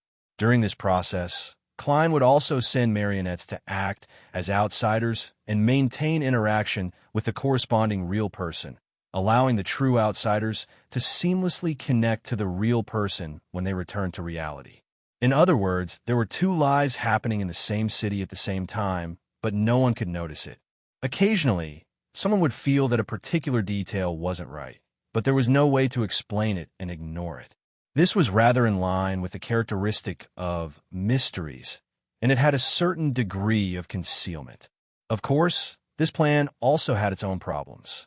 It was that the fate of a marionette highly simulated the fate of a real person. Without its own independence, it would cause certain aspects of the ritual to fail to meet expectations. Tap, tap, tap. Klein tapped the edge of the long, mottled table with his fingers, hesitating between the second and third plan. After a few minutes, he followed his heart's will and chose the second plan. He would rather spend more time than affect the fate of the innocent. Back then, Zeridal and Antigonus most likely chose the third plan. Klein sighed and prepared to return to reality. At this moment, he looked at the junk pile again and considered if he should send a revelation to get the City of Silver to change some of the descriptions in the Holy Bible. To a deity, the Holy Bible wasn't something too important. Its greatest use was to facilitate proselytizing and increase the number of anchors. On this point, Klein had long come to a conclusion from the Holy Bible of the Orthodox churches, such as the Revelation of Evernight and the Book of Storms. Most of the content was about exalting the Orthodox gods, bragging, and showing benevolence and pity. If it was said that in ancient times, the believer's image of the deities would indeed have a certain negative impact on the deities, then with symbols replacing the statues, there was no longer such a hidden danger. At the very least, the Evernight goddess, the Lord of Storms, and the other deities had openly declared that they were a part of the original creator. They weren't worried that this would accelerate the awakening of the original will in their bodies. In other words, if there really was a problem in this aspect, Klein believed that the Evernight goddess would have definitely changed the corresponding description. From being an eye of the original creator to a child born from him, this would also have a very high status. At the same time, the acknowledgement of certain matters by believers wouldn't cause a burden on the deity in the sense of mysticism. Otherwise, Amon would have long secretly helped Klein, or rather, Sapphira Castle, prepare a batch of believers and induce them to form the understanding that the Angel of Time was the incarnation of the Lord of the Mysteries. Then, with the instinctive response that met the requirements, he could establish a sufficient connection with Sapphira Castle and open a back door. To deities, apart from the need to proselytize, there are only two important parts to the Holy Bible. First, the description of the deity's authority and honorific name. If there was a mistake, it would cause the believer's prayers to be directed to the wrong, unknown target.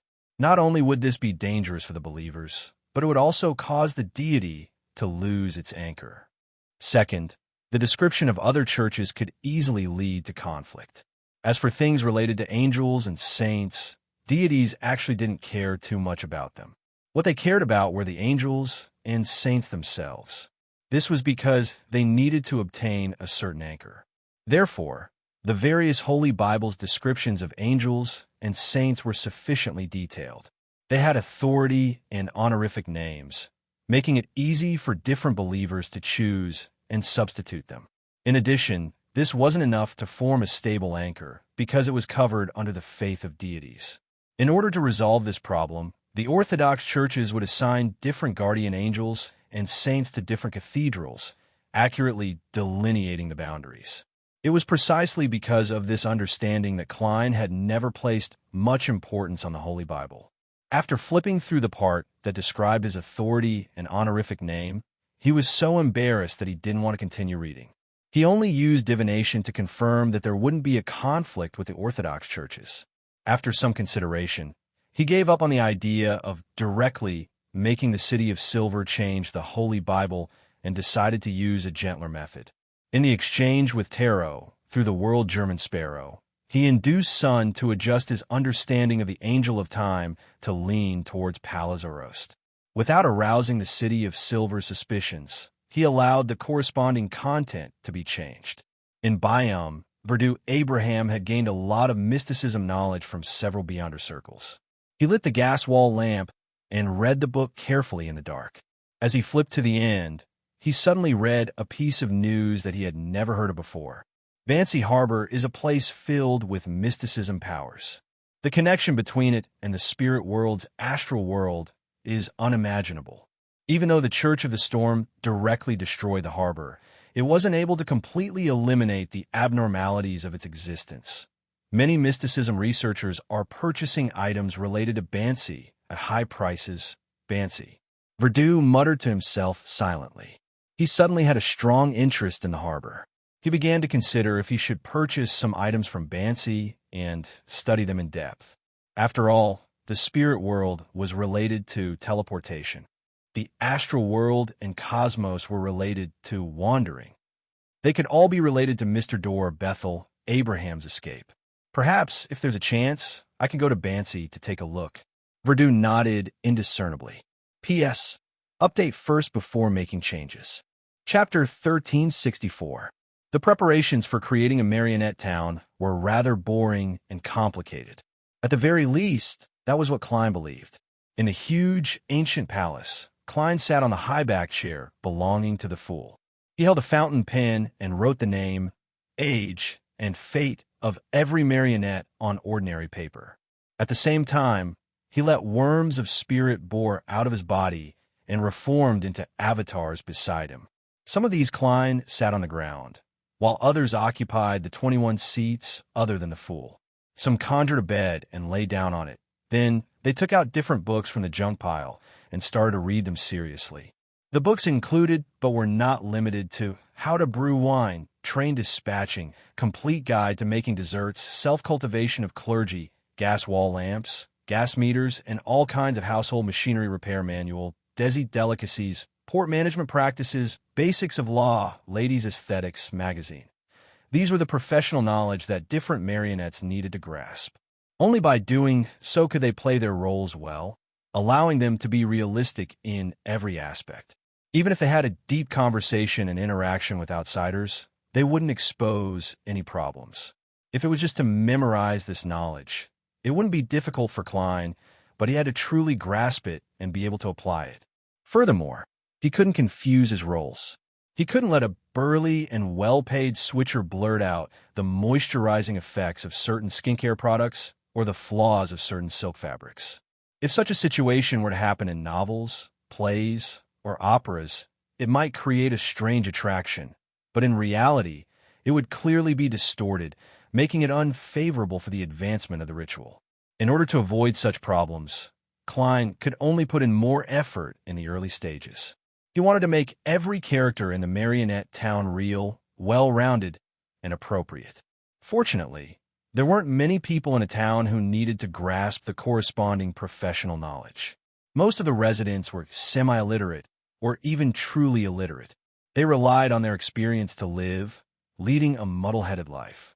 For these characters, the content that Klein needed to learn was relatively less. He was just like the workers who went to the assembly line without any training. After an unknown period of time, Klein put down his fountain pen, rubbed his temples, and heaved a long sigh of relief. He had finally compiled the information on nearly 5,000 residents of the marionette town, and the corresponding knowledge was nearly complete. It's like I'm directing a huge movie. Furthermore, I'm the scriptwriter, the lighting designer, the makeup artist, and all the actors. If this ceremony continues, I'll really be on the verge of losing control. If I'm not careful, I'll have a split personality and fall into the abyss of madness. Thankfully, I have a competent psychiatrist. Yes, I have to pay attention to a problem in the marionette town's operations. Although I'm a polite and cultured gentleman, most of the residents in a town are the lowest rung. Be it their words or actions, they tend to be vulgar. I can't hold back when acting, or I won't be able to break through the psychological barrier. As Klein sighed silently, he made the avatars around him disintegrate into worms of spirit, allowing them to burrow back into his body. Of course, this wasn't all. There was still Klein, who maintained his previous state, preparing to take his turn at Sapphira Castle. In the next second, Klein's body returned to reality. He took out creeping hunger from the historical void and put it on. Then he teleported to an island in the Berserk Sea, but it clearly deviated from the safe sea route. This was the stage he had previously chosen. This place was isolated by storms all year round. There were no traces of human activity, only a large forest and animals that relied on the forest. Klein looked around and chose an open spot. He pressed his right hand to his left chest and prayed piously.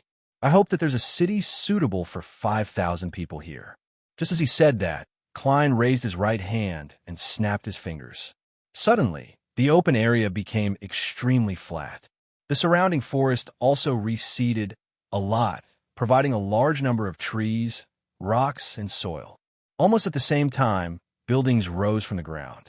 They were a mixture of stone and wood, and the tallest one didn't exceed 4 stories.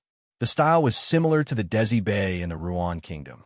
In the blink of an eye, residential houses, a library, a police station, a telegraph office, a municipal council, a small hospital, a candy factory, a water plant, a gas company, a steam train station, parallel railroad tracks, and plantations outside the city took shape. The streets were also paved with cement or stone bricks. Finally, beside the square in the middle of the town, a steepled cathedral emerged from the ground and stood proudly. This was a cathedral that belonged to the Evernight goddess because it had to match the setting of the city. I hope that this island has a deep water harbor. Klein didn't stop as he made his second wish. Ha! He snapped his fingers again and fulfilled his wish. Approximately 3 kilometers away from this town, a small-scale port was rapidly taking shape. There were 2 docks, 5 warehouses, a port hotel, a simple and crude restaurant, a police station, a bar, a lighthouse, and a marine barrack stationed at the port. I hope that the harbor and the town have convenient transportation. Klein made his third wish. He then raised his right hand and snapped his fingers. A cement road and a freight railroad instantly appeared between the town and the harbor. According to Klein's plan, the harbor was prepared for visitors from the sea, while the town was mainly used to deal with outsiders from the northern and southern continents. After admiring the empty city, Klein pressed down on his top hat and directly teleported to the side of the municipal square. He then walked into the cathedral he had named Saint Ariana. The cathedral's door was open, and it was dark inside. After an unknown period of time, 3 figures appeared at the door. They were a gentleman in his 30s wearing a formal suit and a bow tie, a woman with ordinary looks and a gentle expression, and a child dressed like an adult. The woman took a few steps with some difficulty and stretched her neck. Then, she smiled and reached out her hands to hold the arm of the gentleman beside her. The gentleman had a faint smile as he allowed the woman to lean against him while he reached out his right hand to hold the boy's hand. The boy skipped as he walked, appearing very lively. Their movements were a little jerky at first, but they became smoother as they walked. They passed through the square in silence. After they left, more and more people walked out of St. Ariana Cathedral. There were policemen, repairmen, gas company employees, restaurant chefs, gray-haired elders, and farmers in simple clothes. In the next hour, there was a constant stream of people coming out of the Evernight Cathedral. They either turned into different streets, headed for different places, entered different houses, or stayed in the square to enjoy the pigeon-free scenery. During this process, the number of people coming out completely exceeded the cathedral's capacity, but there seemed to be people inside. It was as though it was connected to another city. After nearly 15 minutes, the entrance of St. Ariana Cathedral finally returned to silence. However, there were rats, cockroaches, moths, ants, flies, mosquitoes, and other hidden spots. Finally, a stained glass window at the top of the cathedral opened. White pigeons flew out and landed in the middle of the square. The people who stayed there completely came to life. Some teased the pigeons, some searched for hawkers, some played the 7-string zither, and some chatted with friends with smiles on their faces.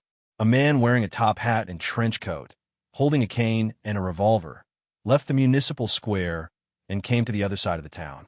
He stopped in front of a wooden sign. He then took out a tool and wrote the name of the town on the wooden sign, Yanin. After some thought, the man erased Yanin and wrote a new name, Utopia. Bakeland, Earl of Hall's luxurious villa. Alfred has already boarded a liner back to the northern continent. Audrey didn't hide her pleasant surprise. It was already September 1352. In the past half a year, Audrey didn't spend too much effort to get her father to give up on the idea of returning to Eastchester County for the first half of the year. This was because Bakeland and Constant were in urgent need of reconstruction. The kingdom's politics also needed a new balance. Earl of Hall had too many things to deal with, so he wasn't in the mood to take a vacation. Therefore, when Earl of Hall was in a dilemma, she just needed to take the initiative to mention that she was willing to stay in Bakeland and return to Eastchester County in the second half of the year. Audrey would be able to make things develop as she had expected, and she would be praised. And the psychological alchemy didn't rush her. From then on, the Psychological Alchemy Council had held a total of 3 meetings, mainly to exchange their research results and all kinds of information in the area under their jurisdiction. Greed had only asked about the clues regarding the Mind Dragon twice. Frankly speaking, if Mr. Fool hadn't warned Audrey to pay attention to the Raging Rabbit and the easily forgotten president, she definitely would have found the council meeting interesting. Mr. Rabbit was very insightful, but now she was as vigilant as ever. Yes, the liner has already left the harbor. Earl of Hall smiled and nodded. Once Alfred arrives in Bakeland and completes the necessary socializing, we'll return to Eastchester County to hunt foxes. Autumn was the best season for fox hunting. Audrey acknowledged and said, right. As a major general of the army, Alfred didn't follow the Navy's fleet to Desi Bay. Instead, he brought his adjutant and squire to board a steam-powered liner that headed for Pritz Harbor. After sailing for nearly 2 days, they encountered a storm in the Berserk Sea. Amidst the violent shaking of the ship, the sailors on the observation deck saw a bit of light through binoculars. It came from a lighthouse. PS1. Yesterday, I wrote down the 3 plans in detail because I personally felt that the 3rd plan was the most interesting, but with Little Cuz's personality, it's impossible for him to do it. Therefore, I could only regretfully give up on it. Therefore, I specially wrote it out for all of you to see. There's also this method that's the most mysterious. PS2. Seeking monthly recommendation votes on Monday. Chapter 1365. As the liner wobbled, it passed through the storm and approached the lighthouse. A small harbor appeared in the eyes of the captain, sailors, and passengers through the gloomy curtain of rain. Before long, a man in his 30s wearing a blue uniform, holding a black umbrella, and holding a glass lantern appeared at the harbor. He used a rather standard action to command the liner to dock. "Hey, buddies, where did you come from?" the man shouted as he watched the gangway descend. After his voice was mostly swallowed by the wind and rain, it successfully reached the interior of the liner and entered Alfred's ears. "Do you know where this place is?" Alfred cautiously glanced at his adjutant and squire. He wasn't wearing his admiral's attire. Instead, he was wearing a black trench coat that was commonly seen in Bakeland. His brilliant blonde hair casually hung down, and his blue eyes resembled a deep lake in the forest. The adjutant, with neatly combed hair, shook his head, indicating that he wasn't sure. Then he explained, "The storm from before made me lose my way." At this moment, the captain held an umbrella and came to the side of the ship. He replied to the man, "We set off from East Balham 2 days ago and unfortunately encountered storm." "Which harbor is this?" The man's eyes darted around as he didn't give a direct answer. Instead, he yelled, "Wait a moment." He then turned around and ran towards the buildings near the harbor with his umbrella and lantern in hand. Such a reaction was somewhat out of the expectations of Alfred and the other passengers, but to the experienced captain and first mate, it wasn't surprising. They had encountered many unconventional incidents at many ports in the Berserk Sea. This made them rather patient as they waited for the subsequent developments. 5 or 6 minutes later, the man ran over with a girl in tow. The lady didn't hold an umbrella. She was wearing a hooded raincoat smeared with Donningsman tree sap. After the two approached the liner, under the watchful eyes of the gun-wielding sailors, they walked up the gangway to the deck. At this distance, most passengers could see their faces clearly. The man had brown hair, brown eyes, and rough skin. At first glance, one could tell that he was from the lowest rung of society. The woman was in her 20s. Her eyes were lake green, and she had long, flaxen hair. A few strands of wet hair fell on her face, giving her a sense of purity and charm. This was a rather beautiful woman with a wild temperament. "Everyone, this is Port Utopia. My name is Theodore. I'm the temporary commander of the port." As he spoke, he laughed, as if he was happy that he had invented such a powerful position. Of course, the captain knew what the so-called temporary port commander meant. He did not take the sudden happiness of this small fry to heart. He frowned slightly and said, "Utopia Port? Why haven't I heard of it?" Theodore glanced at him. "I've heard that phrase many times." "Heh, if it wasn't for that storm that deserved to be kicked in the ass by a donkey, you might never have come here in your entire life." Without waiting for him to say anything else, the woman spoke first. "Port Utopia isn't on a safe sea route. Usually, only ships that understand these waters and know of this place will come to replenish their supplies. Does that mean that the main users of this port are pirates?" How could the captain not hear between the lines? And at such a time, it was a tacit agreement not to expose her to protect both parties. He grunted and said, "Yes. You are?" "My name is Trish." The woman smiled. "I'm the owner of the Port Hotel, and also the receptionist and waiter." She looked around and said, "I'm sorry. The storm is very strong and the ship will be very bumpy. Staying here to rest is not a very wise choice. The hotel will provide you with a stable bed, sufficient hot water, clean food, warm blankets, and an environment that reminds you of your home. It only costs 10 pence a night. I'm talking about one room. Other than that, you can also drink in the bar next door and enjoy the warm hospitality." It was obvious that this woman was here to solicit business. The captain was rather vigilant and didn't respond to her directly. "I can't make decisions for the passengers. It's their freedom to choose. Of course, as the captain, I'll stay here with my crew." Trish maintained her smile and said, "I will wait at the hotel for the guests who are willing to disembark." She seemed to have received a certain amount of education and was not like the girls whom the crew had met in other ports, hot and shrewd, full of profanity. Just as Trish turned around and was about to return, Theodore approached her and said with a sullen face, "You should thank me for telling you the news as soon as possible." As he spoke, his right hand brushed against Trish's buttocks and pinched it fiercely. "Pah!" Trish slapped his hand away and cursed sharply. "You bastard who deserves to have your ass fucked by a donkey." She took a few quick steps and left the liner along the gangway. Theodore waved his hand and cursed with an even wider smile. What a bitch. This scene caused many of the passengers in the cabin to be moved. To them, the greatest flaw on the ship was boredom, and there were bars in the harbor. This meant that they could encounter cheap street girls. They were different from those in the northern continent or the southern continent, with local characteristics. If they were lucky or were willing to spend a lot of money, they might even be able to get that wild beauty to sleep with them. Instantly, many passengers packed their luggage and prepared to head for the harbor hotel. Upon seeing this, Alfred's aide-de-camp asked, "Admiral, are we disembarking?" Alfred slowly shook his head. "We don't know anything about this place. We have to be cautious. Staying on the ship is the best choice." The aide-de-camp didn't have any objections to this. He only asked worriedly, "What about those who have already disembarked?" "That's their choice." Alfred looked out the window without any expression. "If an accident happens, we can only protect more people, unless the matter isn't serious and can be easily resolved."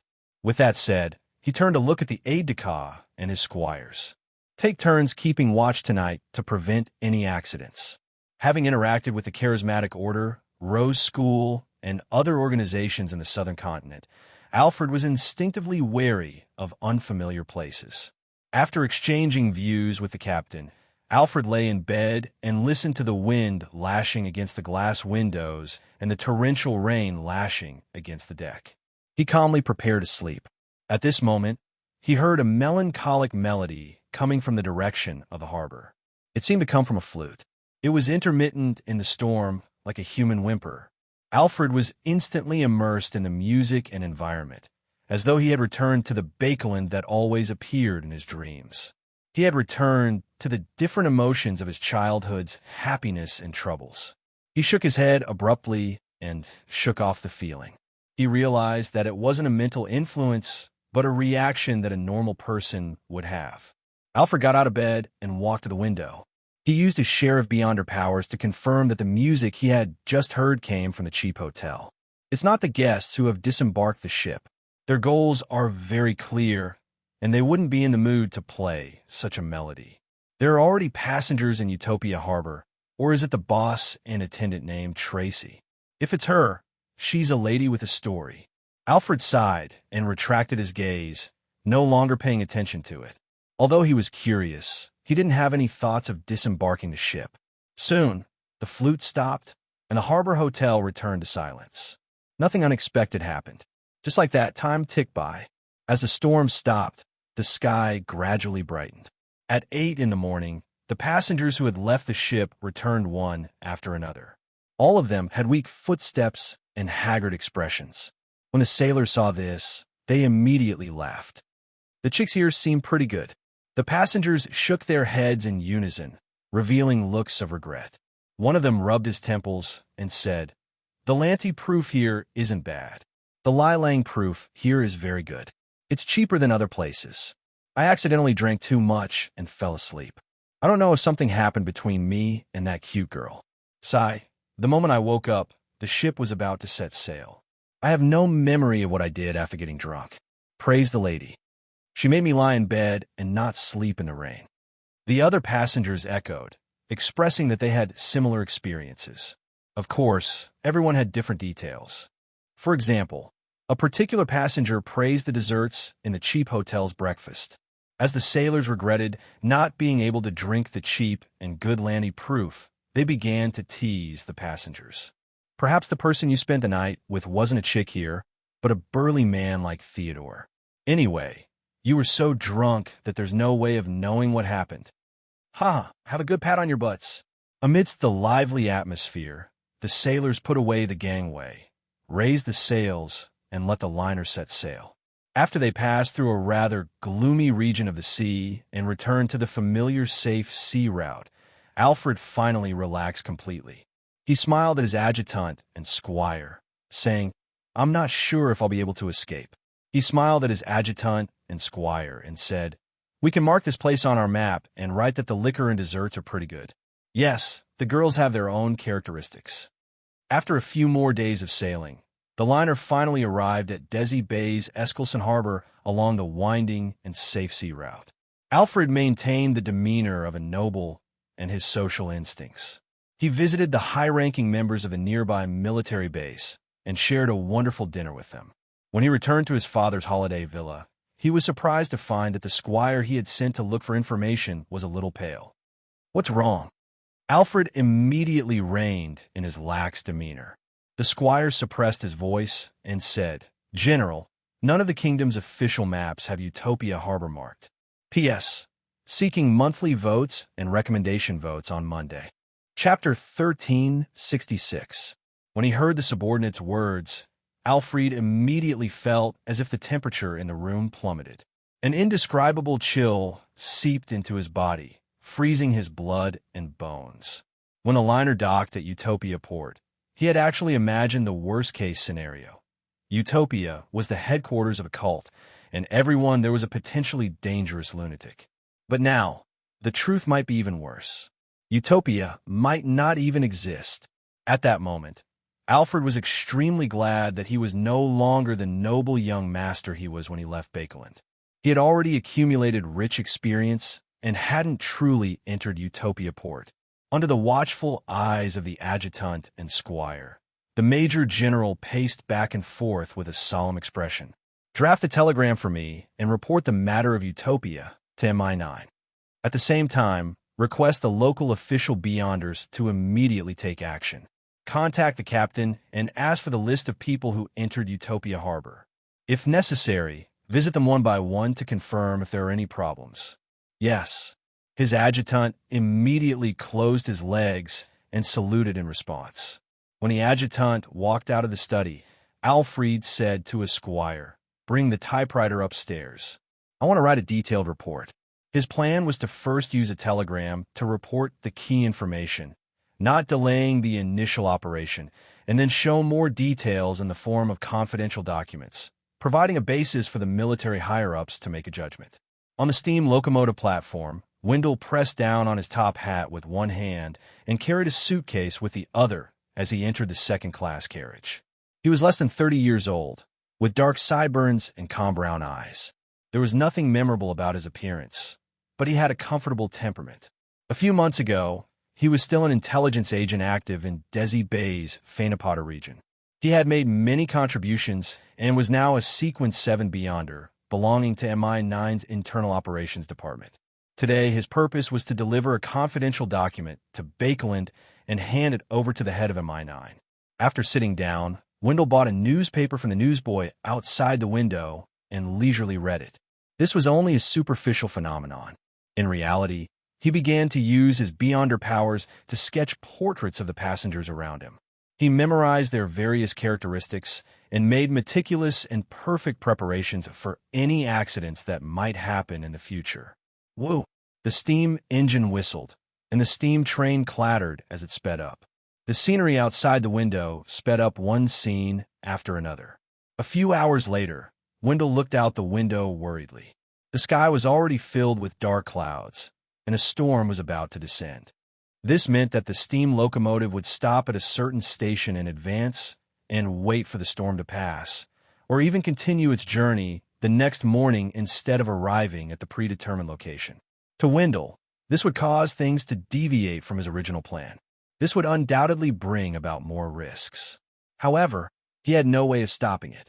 He couldn't change the weather like the sea god promoted by the Rorsted Archipelago's new government. The only thing he could do was pray to the Lord of Storms. As it turned out, praying was useless most of the time. When the sky was getting darker and darker, the platform ahead had already used lights to signal for the train to slow down and stop on the spot. Woo! The steam whistle sounded again, and the train slowed down. Finally, it stopped at a platform that everyone found a little unfamiliar. In the next second, a mechanical door near the front of the train opened. The conductor stood at the entrance and shouted to the staff on the platform. "What's going on up ahead? There's a heavy storm. We can't see anything." The station staff member, whose sideburns were already turning white, replied loudly. Just as he said that, a muffled thunder sounded in the sky, causing everyone to tremble. They had a premonition that a storm was coming. "Damn it," the conductor cursed. "Which station is this?" As it was an abnormal stop, he didn't know which station he was at. After all, the train he was in charge of didn't stop at every station along the way in the past. "Utopia, a small station. Make your own arrangements." The staff member shouted a few times before running to the other end of the platform with the glass lantern. "I have to signal the train behind me." The conductor didn't have any doubts about the staff member's attitude, because this was a normal dispatching process.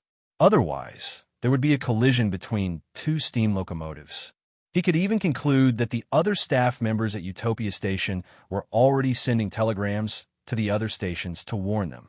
Of course, they must have received a telegram to know that the area ahead had been enveloped by a heavy storm. Utopia. Wendell repeated the name in a low voice, but he didn't find any useful information in his mind. Of course, he didn't pay too much attention to it. This was because there were many unknown steam locomotive stations in the entire Rouen Kingdom. This was a reflection of a country's comprehensive strength. The conductor looked at the dark sky and muttered a few words before using the latest loudspeaker to speak to the passengers. "A storm is approaching.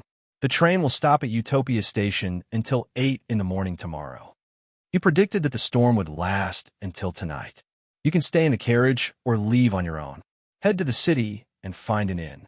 Tomorrow, you just need to provide your ticket stubs to board the train again. Remember to be punctual." The conductor gave them two choices.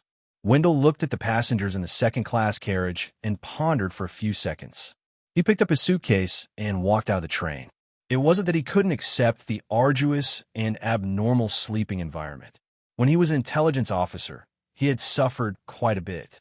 He was only relying on his professionalism to judge that a carriage without sufficient passenger flow wasn't as safe as a hotel room. Of course, he could stay up all night, but this would definitely affect his condition tomorrow. Clearly, there was still a long journey tomorrow.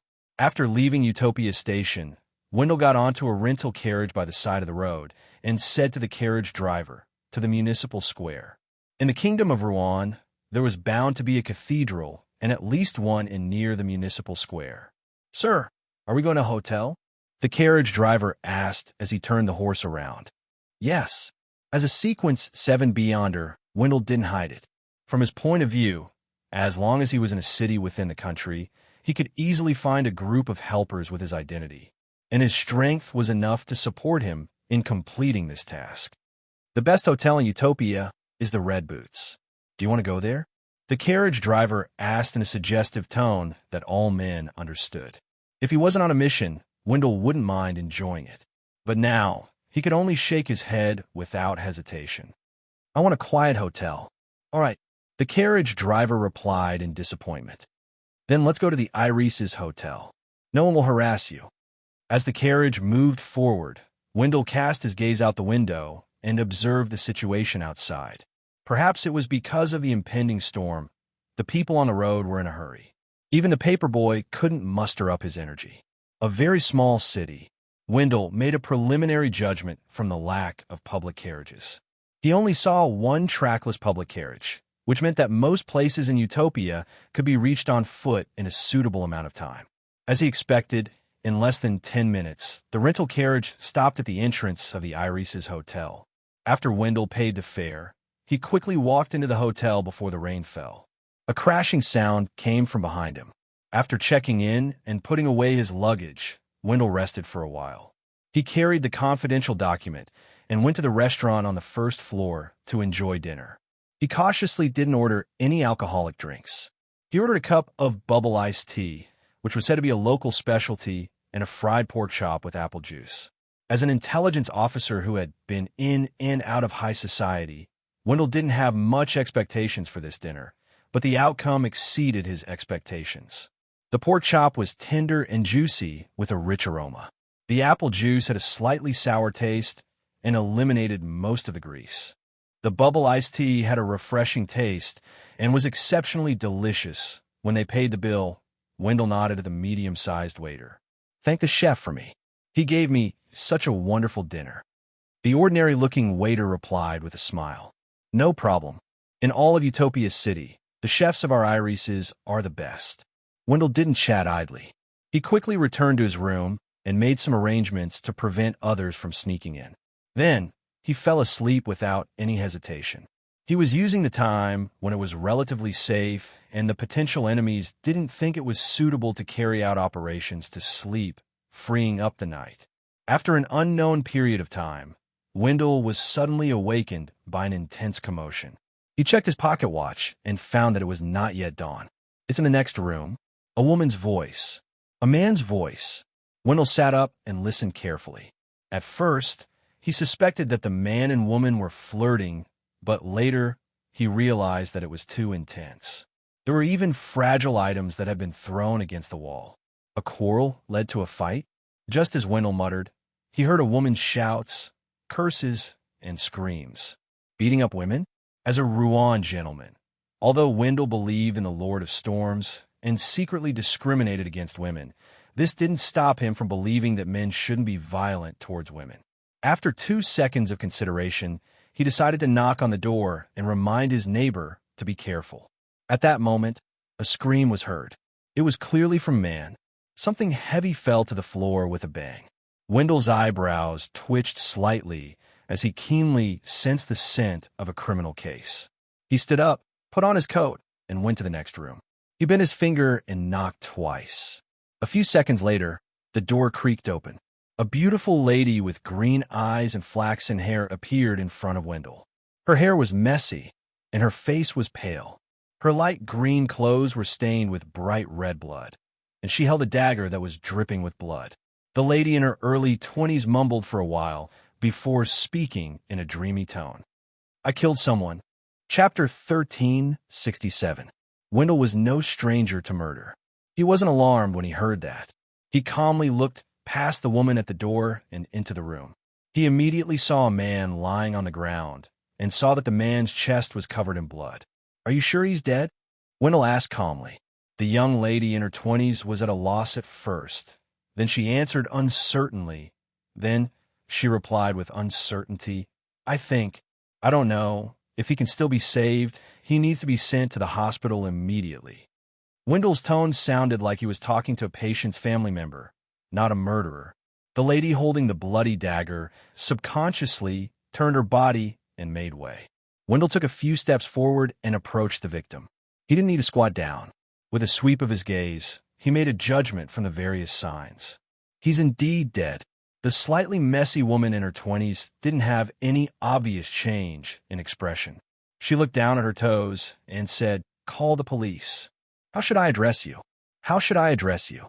Wendell heard hurried footsteps coming from the stairs. Clearly, it was a waiter or the hotel owner who had heard the scream and came up to check on the situation. "Tracy," the wild and pure young lady replied in a low voice. She then fell into her own world and didn't say another word. Wendell was about to say something when the hotel owner who had helped him check in rushed to the door. "Goddess!" The elderly man couldn't help but shout when he saw the situation in the room. Wendell pressed his right hand down, indicating for him to calm down. Then he said, "Call the police immediately. I'll watch this place." His temperament and words had a sense of trust and obedience. The hotel owner didn't dawdle at all. He immediately turned around and ran downstairs.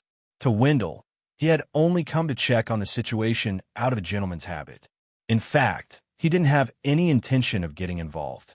After all, he still had a mission on his shoulders. However, Miss Tracy's blank, detached, and cold attitude made him feel some pity. This was a normal reaction for a man. He looked around and said as if he was talking to the air, "Murder isn't always a felony. Not all murders will be judged as serious crimes. There are many situations." Tracy slowly raised her head and cast her gaze at the gentleman. Her eyes, which seemed to be lifeless and confused, were now filled with an indescribable brilliance. Wendell looked at her bruised face. "He beat you?" "Yes."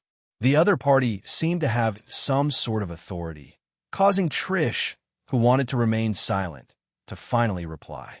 Wendell's gaze shifted down and landed on the dagger that was no longer dripping with blood.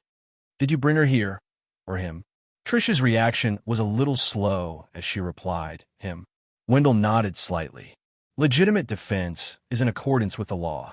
I can prove to the police that there was a fierce argument and a fight between the two of you.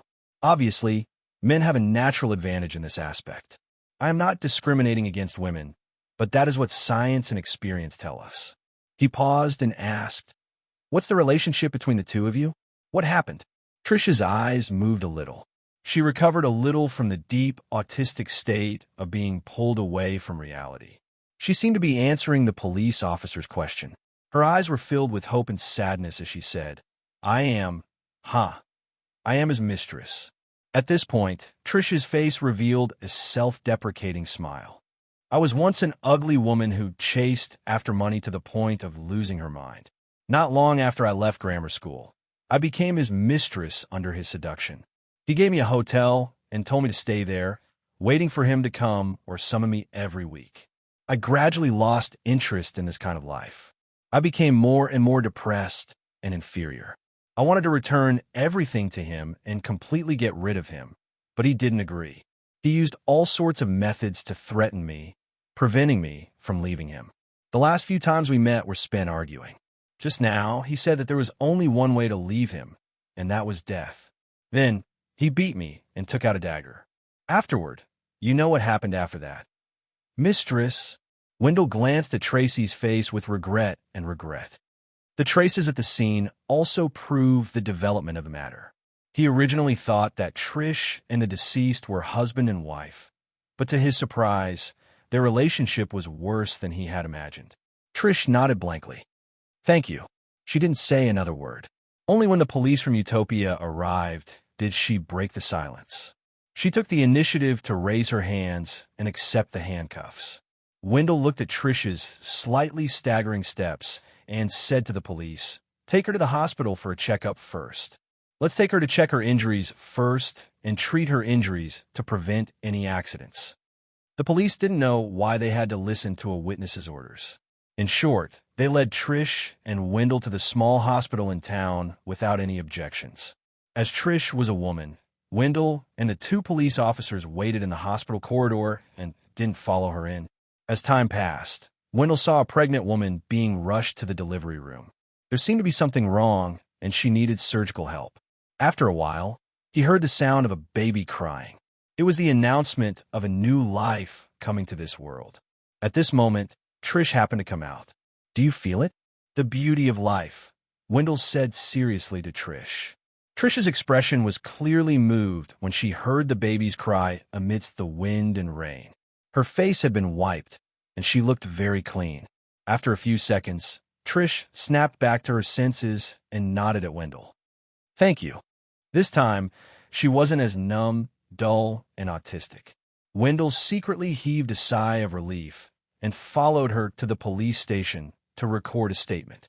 After doing what he had to do, Wendell walked to the side of the street and prepared to take a rental carriage back to the Irises Hotel. However, in this stormy night, there wasn't a single pedestrian or carriage to be seen on the road.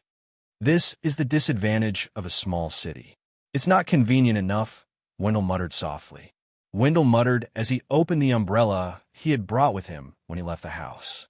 After getting his bearings, he returned to the Irises Hotel. As a former sheriff, he had the ability to remember the routes he had taken in mysticism. He wasn't worried about getting lost in an unfamiliar city. At this moment, the storm had lessened a lot, but the strong winds were still raging.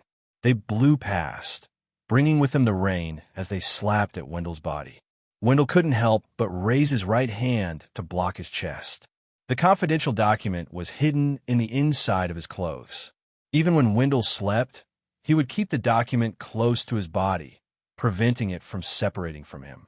For this, he had already developed a habit. As long as he reminded himself in advance, he wouldn't turn over after falling asleep. Utopia wasn't a big town.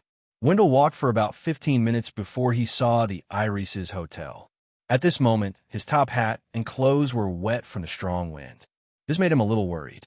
He was worried that the confidential document would be damaged by the water. Strictly speaking, I've already violated the rules of carrying out a mission, but how can I not help a lady like her? This is the upbringing a gentleman should have. Wendell was slightly vexed, but he didn't regret it at all. After entering the room, he immediately took off his coat, took out the document, and placed it on the table. The paper bag outside the document had obvious signs of soaking. There were a few places that seemed like they would tear if he touched them with any force. Wendell immediately rang the bell and summoned a waiter. He asked for a coal stove, hoping to raise the temperature in the room and speed up the drying of the sealed document bag. In the process of waiting, he realized that there was no sense of silence around him at all. It seemed that because of the screams and the arrival of the police, the residents here and nearby residents had woken up and had yet to fall asleep. The howling wind had weakened significantly. In the pitter-patter of the rain, Wendell heard the cries of a child, the arguments of a husband and wife, the sound of a wood-sawing violin, intermittent sobbing, footsteps walking back and forth upstairs, and discussions that were sometimes hushed and sometimes uncontrollable. He didn't feel sentimental about this lively scene. He just felt that they were so noisy that he couldn't calm down. After a while, the waiter brought over a coal stove with charcoal added to it. Wendell relaxed a little and casually asked, "Do you know that Miss Trish just now?" The skinny waiter shook his head. "I don't know him." He then added, "I heard that she is indeed a local, but I have been living in the plantation outside the city before this year." "What do you know about her?" Wendell subconsciously asked. "She comes to our hotel 3 to 5 times a month with the dead man." The waiter suddenly sighed. "She's not happy at all." Wendell was silent for a few seconds. He sent the waiter away and sat back at the table. Time passed, and the bag outside, the confidential document gradually dried up. At this moment, the interior and exterior of the hotel had become relatively quiet. Only the sound of the dripping rain and the wind from the rustling windows could be heard. The energetic Wendell recalled everything that had happened before and sighed for Miss Trish's life. He picked up the document bag and flipped through it. At this moment, he noticed that the lower part of the envelope was slightly damaged, and the paper inside could be vaguely seen. Wendell frowned, knowing that he was about to be punished.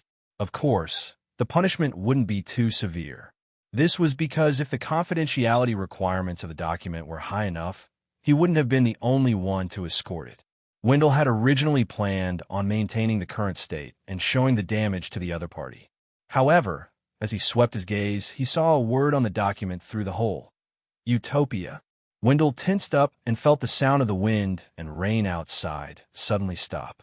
Chapter 1368. Why would the confidential document I'm escorting mention Utopia? What's so special about this place? Thoughts flashed through Wendell's mind as a buzzing sound echoed in his ears. At that moment, he felt like he had just relaxed after overworking his brain. It was as though he was about to fall sick. Wendell quickly forced himself to calm down and carefully recalled his experiences after coming to Utopia. He realized that there were no problems with the details of everything. They were all things that could happen in daily life. The only thing that made him worried was that his arrival was too coincidental. It was common for steam locomotives to stop at a station due to a storm, but it was definitely not a coincidence that the station they stopped at was related to the confidential document in his hands. Wendell stared at the confidential document on the table with a solemn expression, hesitating if he should open it and read it carefully. Perhaps it only mentioned Utopia in passing, and my actions would be a serious violation of internal affairs.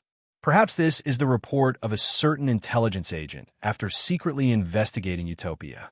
The contents inside will determine whether I survive or die to a certain extent. After struggling for a while, Wendell looked at the dark night outside the window and reached out for the document. Only by staying alive can I consider whether I should be punished. Having made up his mind, Wendell quickly opened the paper bag and flipped through the machine-printed document inside. As he read, his hands trembled slightly. He felt a chill run down his back. Even the burning furnace couldn't save him. No matter how he interpreted it, the confidential report in his hand showed that there was a problem with Utopia. There was a problem with the entire town. This might not be a town that existed in the real world. Wendell felt his mouth go dry. It was as though he could hear the footsteps of death dragging its scythe as it slowly approached him. He instinctively wanted to get up, but in the end, he controlled himself and didn't blindly react. This was because he felt that in the darkness outside the window, in the room upstairs, and in the corridor by the door, there were pairs of eyes watching him. What should I do? Up to now, nothing abnormal has happened. This means that if I don't know anything, it's possible for me to safely welcome dawn. I've read a lot of information that shows that rashly showing that I already know that the surrounding environment is strange will only cause the danger to erupt ahead of time. However, I can't do nothing and place my fate on luck. Wendell recalled the various dangers he had experienced and quickly made a decision. He was prepared to return to the steam locomotive immediately and leave Utopia to a certain extent. At the very least, most of the people there were normal people, while the city was filled with danger. Of course, it was impossible for Wendell to rush back just like that. He had to make himself appear normal enough, as if he had left the hotel in the middle of the night and returned to the steam locomotive station for other reasons. Amidst his thoughts, Wendell put away the confidential report and calmly stood up. He put on his coat and top hat. Then, with his suitcase in one hand and his umbrella in the other, he calmly walked to the door and turned the handle. At this time, the corridor was dark, with only a few gas wall lamps on both sides emitting a dim light. It was so quiet that one could hear a needle drop on the ground, adding a touch of humanity to the environment. When Wendell stepped into the corridor, the wooden floorboards beneath his feet creaked slightly. This was so obvious in the extremely cold and silent night that it spread far and wide. Frowning slightly, Wendell pretended to walk forward and approach the staircase in the middle of the corridor. He walked without any scruples. He did not feel like he was hiding at all. Seeing that the staircase was getting closer and closer, he suddenly heard a creaking sound behind him. "Sir, where are you going?" A slightly stuttering male voice entered Wendell's ears. Wendell's body froze. He slowly turned back and saw the wooden door of the service room open. An attendant walked out and stood in the shadows of the door. He quickly smiled and said calmly, "I left something important on the steam locomotive." I left something important on the steam locomotive. I'm afraid that someone will take it away, so I have to return now." At this point, he complained softly. "There was a murder in the hotel. I don't want to stay here any longer. I can't sleep at all. I'm very sorry." The attendant bowed slightly in response. "I won't publicize this matter." Wendell nodded as he promised. Without staying any longer, he turned around and walked towards the stairs. Perhaps it was because the night was dim, but he walked very carefully. Every step he took felt like he was walking on the edge of a cliff. 1 step, 2 steps, 3 steps. Wendell, who had been wary of the attendant behind him, finally returned to the first floor. At this moment, there was no one in the hotel lobby. All the items were hidden in the darkness. The faint light outside illuminated their blurry silhouettes, making them look like monsters that were about to devour someone. Wendell looked ahead, passed through the dark lobby, and arrived at the door.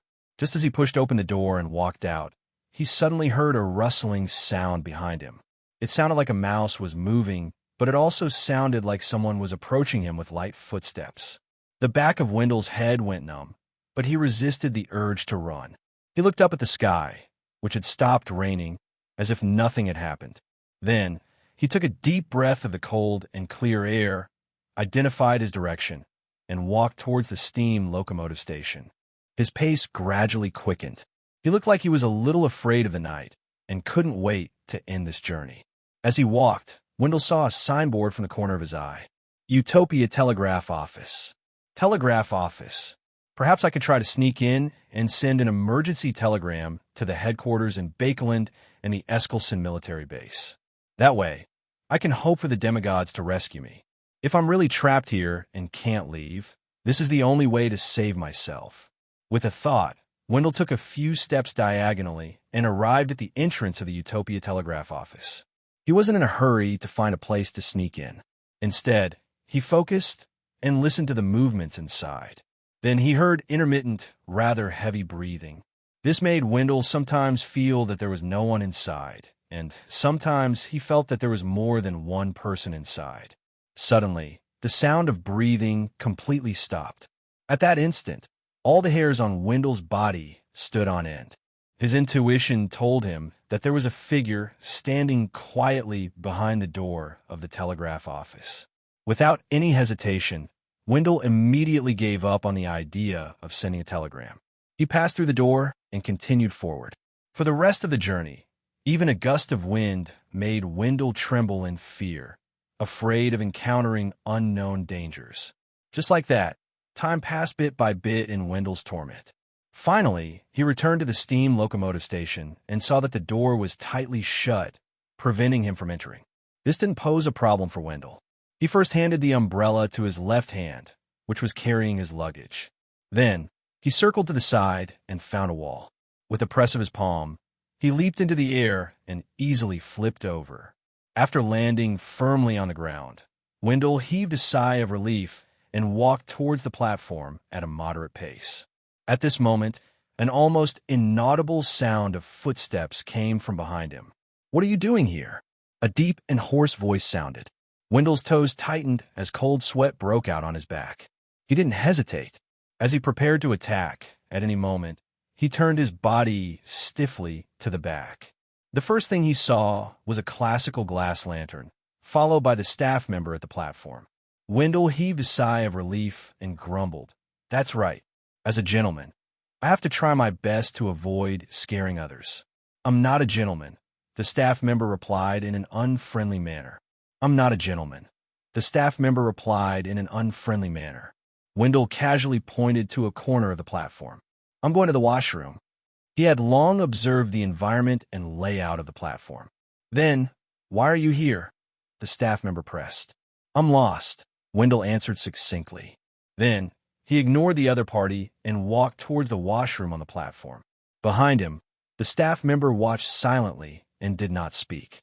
This gave Wendell a lot of psychological pressure, but he maintained a steady pace very well. In the washroom, under the illumination of the gas wall lamp, Wendell took nearly a minute to relieve the tension in his body and successfully peed. After returning to the steam locomotive, Wendell finally found a sense of security as he looked at the passengers sleeping in different spots in the carriage. In the next few hours, he didn't sleep and focused on guarding against any accidents. Just as Wendell's perception of the passage of time became sluggish, the sky lit up bit by bit, dispersing the darkness. In the next 2 hours, the passengers who had gone to Utopia returned one after another. Some bought a bottle of famous local red wine, while others looked haggard, as if they had a hangover or had been beaten up. Wendell was filled with wariness towards them, but he couldn't discover any abnormalities from the details. Whoosh! Finally, the steam locomotive's whistle sounded, and the steam locomotive turned slowly and heavily. Amidst the reverberating sounds, the train left Utopia Station. After that, they experienced another gloomy sky. Fortunately, there was no storm. The sun quickly pierced through the clouds and illuminated the land. To Wendell, all of this was normal. It had been the same ever since he arrived at Utopia last night. If not for the confidential report being hidden in his arms, he definitely wouldn't have believed that there would be any problems with Utopia. When the steam locomotive arrived at the next station, which was also a familiar station, Wendell finally relaxed. His head throbbed with pain, and he felt as if he had expended too much energy. At this moment, he quickly reviewed his experience in Utopia.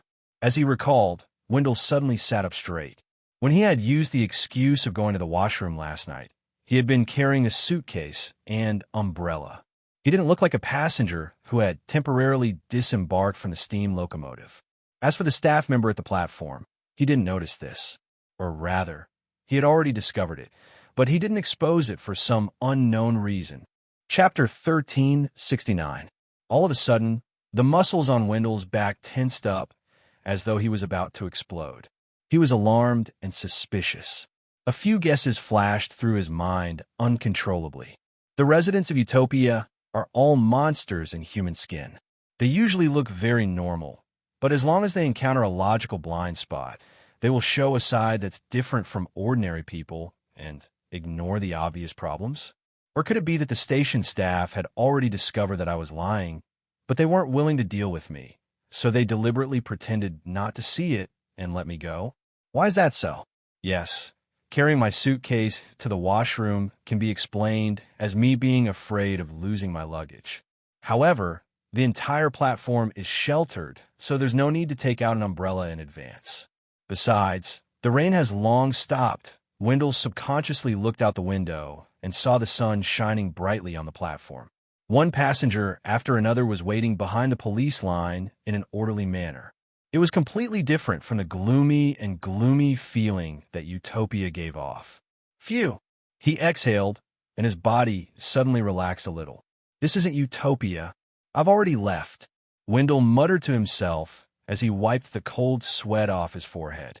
When he recalled his oversight, it was as though he had fallen into a nightmare that he couldn't wake up from. After a while, Wendell stood up and decided to go to the platform to smoke a cigarette to ease his mood. The tobacco comforted him very well, making him recall his experiences in Utopia. During this process, he had an inspiration for his encounter. Maybe it was because I helped Trish sincerely that the staff at the station ignored my question and let me go. Compared to the residents of Utopia being monsters in human skin, Wendell was more willing to accept this explanation. At this moment, he saw the conductor talking to a group of people in a corner from the corner of his eye. Wendell inconspicuously took a few steps closer to hear what they were saying.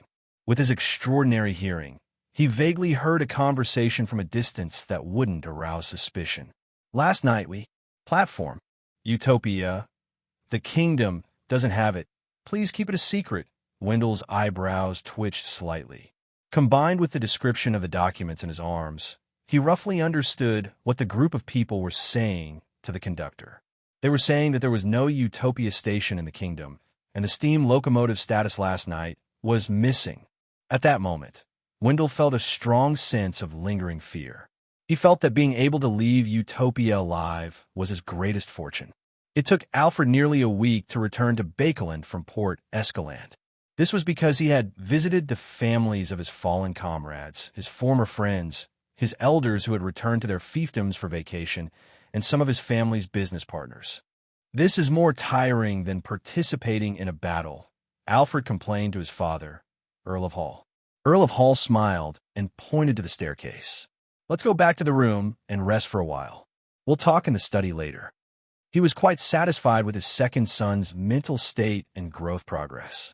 Alfred looked around and asked with a smile, "What's the matter? Where's the most dazzling gem in Bakeland?" He paused for a moment, then added, "Don't worry. And where's Hibbert?" Earl of Hall smiled and said, "Audrey went to her foundation and only returned in the afternoon." Audrey went to her foundation and will only be back in the afternoon. She has been complaining that you can't provide a definite itinerary, so she has no way of knowing when you will arrive. Hibbert is now the cabinet's secretary. He's very busy.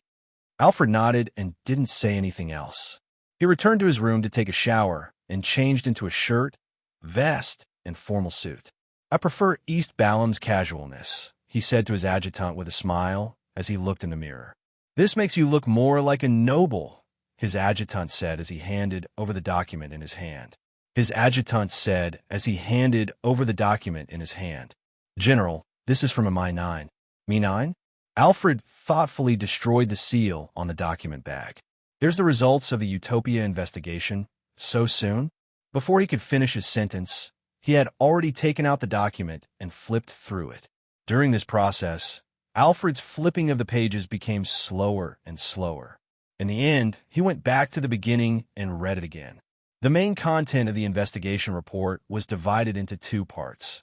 First, the members of a Mi-9 who had escorted Alfred's report had mistakenly entered Utopia and witnessed a murder.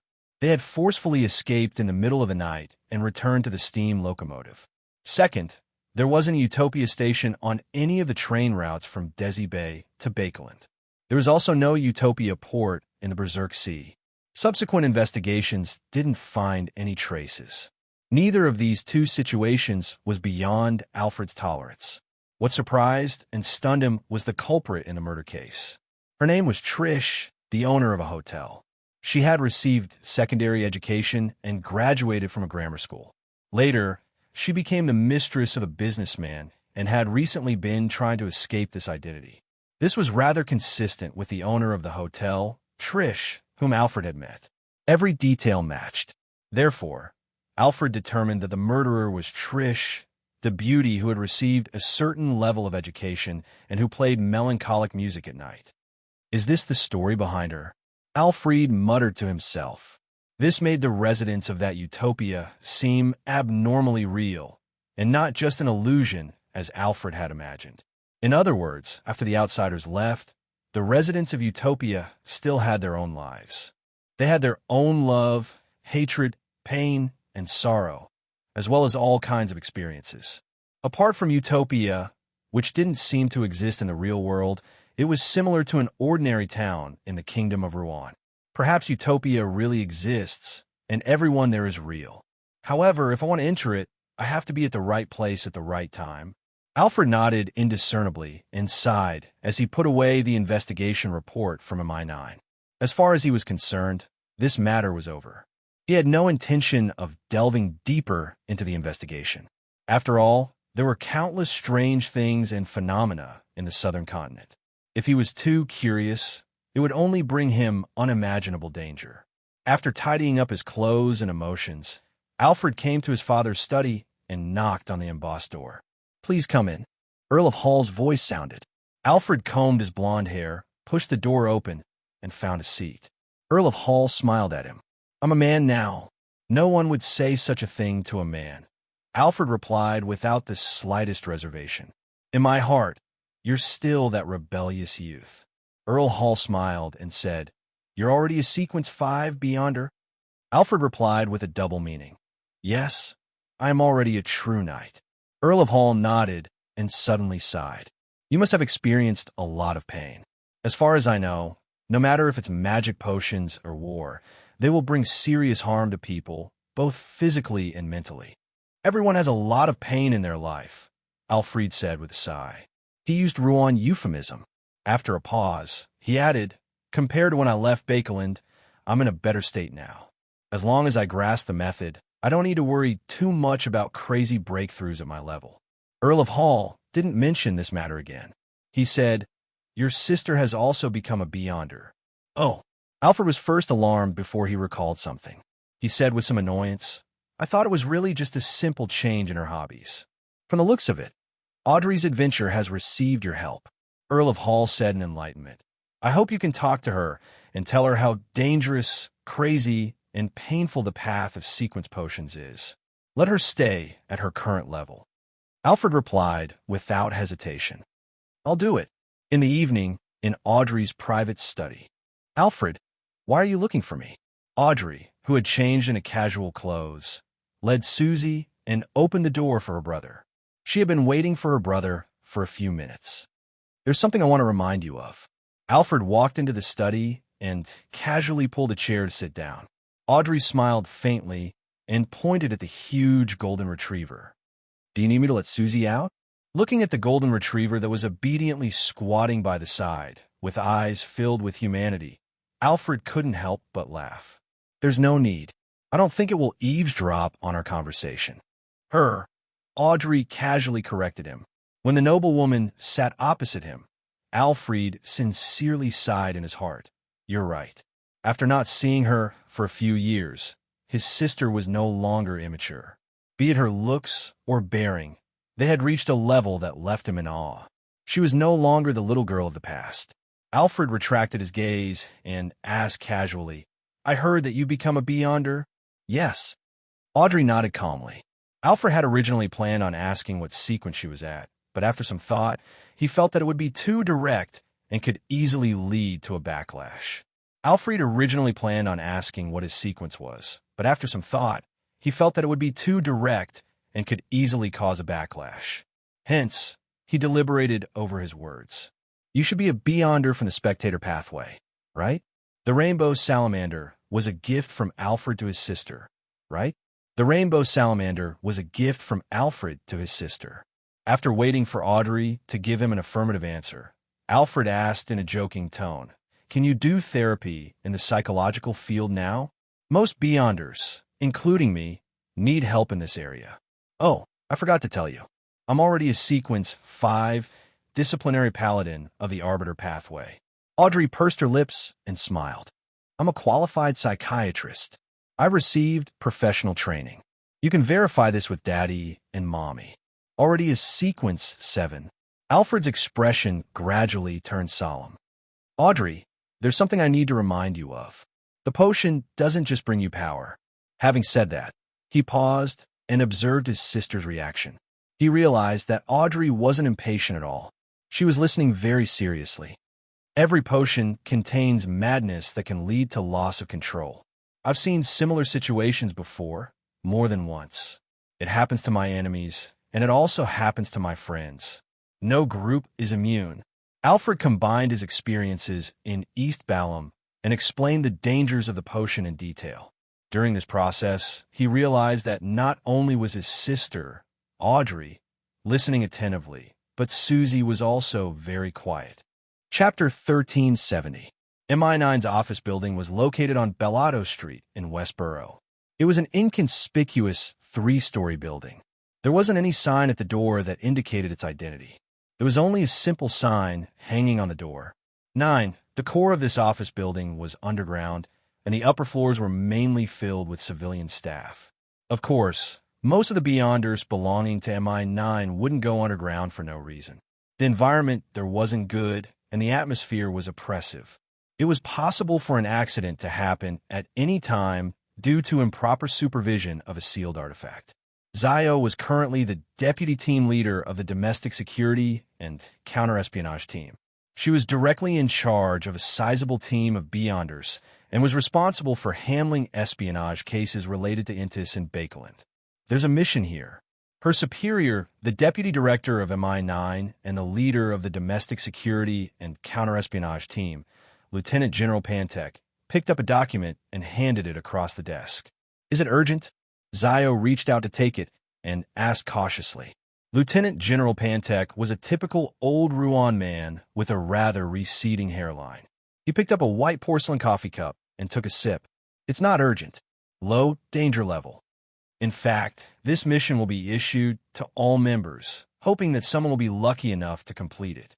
Such a description exceeded Zio's expectations, but she didn't open the document on the spot. Instead, she directly replied, "I'll inform my team members." After leaving Lieutenant General Pantek's office, Zio returned to her room. When she threw her body into her seat, she seemed to hide. After quickly scanning the document in her hand, Zio roughly understood why the deputy director had said that.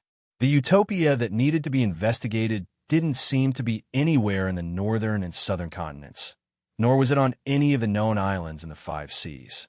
In the past 2 weeks, many people had entered the so-called utopia, but their methods and locations were completely different. Some had arrived in the Sonia Sea near the Berserk Sea during a terrifying storm. Some had arrived in the middle section of the railway from Desi Bay to Bakeland. They had mistakenly stopped in that city due to a heavy rainstorm. Some were in Civilaux County and entered because they got lost. Up to now, no one has been injured or mentally affected by entering Utopia. It's no wonder that Deputy Director Pantek said that the danger level is very low. In addition, there's no way to summarize the current situation. It's difficult to find the true location of Utopia, so there's no way to specially send people in to investigate. Yes, indeed, I can only inform all the members of the situation, hoping that some of them will accidentally arrive in Utopia and carefully gather some information. Zio put down the document in her hand and stood up regretfully, preparing to inform her subordinates. She felt regretful because the difficulty of completing this mission was extremely high. There was almost no hope for her. This prevented her from further accumulating contributions. In the past half a year, in order to deal with the apocalypse, Zio had been very busy every day. As she dealt with MI9's matters, she completed the various missions given by Mr. Fool. By doing so, she accumulated contributions on both sides to exchange for the imperative mage potion formula and Beyonder characteristic in preparation for her wish of becoming a demigod. And up to now, Zio was still a little lacking in both aspects, especially within MI9. If she didn't make any huge contributions, Zio couldn't see any hope. If it wasn't for the fact that she could receive a generous salary from MI9 and enjoy all sorts of benefits, as well as the fact that she could rely on her status and identity to obtain a large amount of intelligence to help her complete the missions given by Mr. Fool, Zio wanted to resign and become a bounty hunter again. That way, she would have more freedom. I can ask about this case on the tarot next time. Perhaps Mr. World and the others will have some clues. As Zio thought, she pushed open the door to the room where her team members were. After assigning the mission to Utopia, Zio specially exhorted, "If the situation isn't right, even if you have a chance to enter Utopia, you can just give up. That town of unknown authenticity doesn't show any signs of danger. Perhaps it's because it hasn't been agitated." After being busy for a while, Zio finally ended a tiring day. She returned home before 7:30 and had dinner with her mother, brother, and Furs to enjoy a limited amount of relaxation. In the wee hours of the morning, she finished washing up and walked to the bedroom window. She pinched the curtains and prepared to close them. During this process, Zio naturally cast her gaze outside and discovered that the crimson moon in the sky had become round and large at some point in time. Furthermore, its color had clearly deepened, as though it was flowing blood. Blood moon. Zio suddenly turned her head and looked next door in concern, somewhat worried about her friend's condition. However, she quickly recalled that Furs was already a sequence 4 demigod. She was no longer afraid of the effects of the full moon ravings. In the room next door, Furs was lying on the bed, admiring the blood moon outside the window. She endured the pain of having her head pricked by needles as she listened to Mr. Dorr speak. Although going from sequence 3 to sequence 2, from an incomplete mythical creature to a true mythical creature, is indeed a qualitative change, I believe that sequence 4 to sequence 3 also has a qualitative change to a certain extent. It can even be said that sequence 3 is the most beautiful level in the Beyonder pathway. At this level, there's no need to rely on external forces to resist the inclination towards madness and losing control. There's no need to suffer at all times, and one also has beyonder powers that completely exceed ordinary people. They're more like gods and not humans. Furthermore, they can obtain a small number of anchors to further stabilize their mental state. If it wasn't for the fact that most Sequence 3 Beyonders don't have long enough lifespans, making it difficult for them to live past 500 years old, I don't think many saints would have the motivation to advance to angel. Yes, yes. Furs nodded repeatedly, indicating that she understood. At the same time, her forehead twitched slightly as she secretly yawned. She was already somewhat accustomed to the pain brought about by speaking directly with Mr. Dorr. Mr. Dorr continued, Sequence 3 of the Apprentice Pathway is called Wanderer. Sequence 3 of the Apprentice Pathway is called Wanderer. This means that the spirit world can no longer trap you. You can enter the cosmos and roam the astral world. You can head to different planets and experience true silence, true desolation, true magnificence, as well as a completely different civilization from the local world. Only by experiencing this for yourself will you know how tiny the world you live in is. Mr. Dorr briefly recounted his experiences to showcase the magnificence of the cosmos, as well as the richness and charm of different civilizations. This made Furs a little entranced. If not for the stabbing pain in her head reminding her, she would have even forgotten that the narrator was a dangerous king of angels. As long as you help me escape, I'll give you the Wanderer Potion formula and Beyonder characteristic, and help you complete the ritual. Of course, all of this can be paid in advance. At the end of the full moon ravings, Mr. Dorr made another promise. It's really something to look forward to, Furs praised sincerely. When Mr. Dorr's voice gradually weakened and disappeared, Furs suddenly pulled out the pillow from her waist and lay down. In less than 3 minutes, she fell asleep peacefully. To her, the vast cosmos was indeed filled with charm, but there was also the danger of being corrupted just by understanding it. She had no motivation to explore it. I'll consider it after I finish touring the northern and southern continents and the 5 seas. In her sleep, Furs muttered to herself almost silently. At this moment, the blood-red moon outside the window had long faded, returning to a lighter crimson color, and it was incomplete. A huge blood-colored moon hung on the edge of the cliff, illuminating the swamp below. The swamp was dark red in color and constantly bubbled. It was as if there was magma boiling everything at the bottom. At a glance, the swamp had no end, like a vast ocean. Ha! A rock fell from the edge of the cliff and into the swamp. In the next second, a bubble popped up and silently burst, giving birth to a blood-stained baby. The baby staggered and swam close to the cliff, attempting to climb up. Ha! The stone beneath Emlyn White's feet shattered as he fell off the cliff and into the swamp. The vampire count woke up abruptly from his dream and glanced at his surroundings in a daze and fear. After confirming that this was his room and that he was surrounded by many familiar dolls of all sizes, Emlyn slowly exhaled and muttered to himself with a heavy expression. That dream wasn't simple. As a shaman king, he had a sufficient understanding of the dream domain. Could this be the so-called divine revelation? But I didn't receive any revelations. Emlyn thought for nearly a minute, but he couldn't find an answer. Then, he decided to ignore the question and planned on asking Father Yutravsky when he had the time.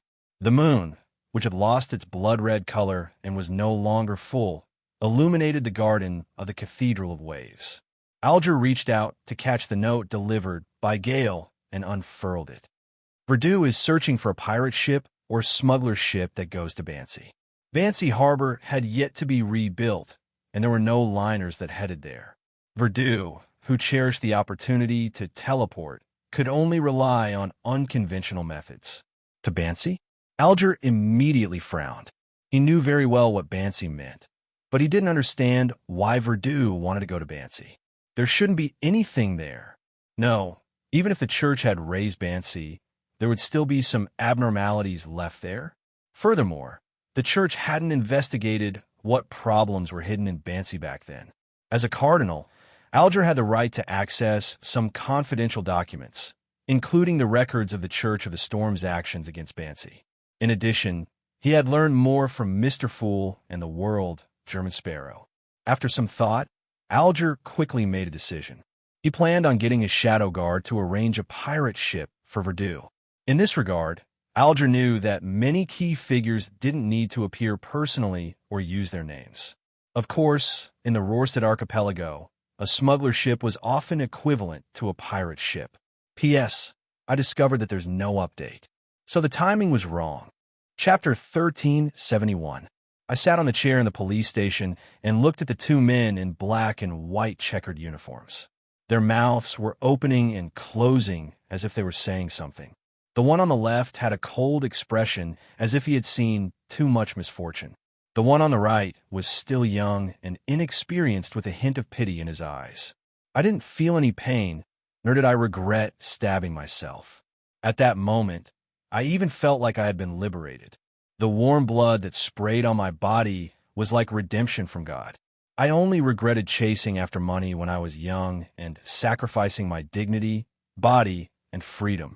In the past few days at the police station, I had found enough peace to think deeply about this problem.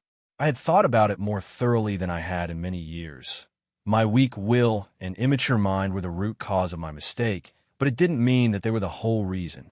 Ever since I was a child, the education I received told me that hard work and struggle were for a big house, floor-to-ceiling windows with plenty of light, more than 3 servants, a garden of my own, silver-inlaid or gold-inlaid tableware, a dinner party filled with delicious food, a dance party resounding with melodious music, and so on and so forth.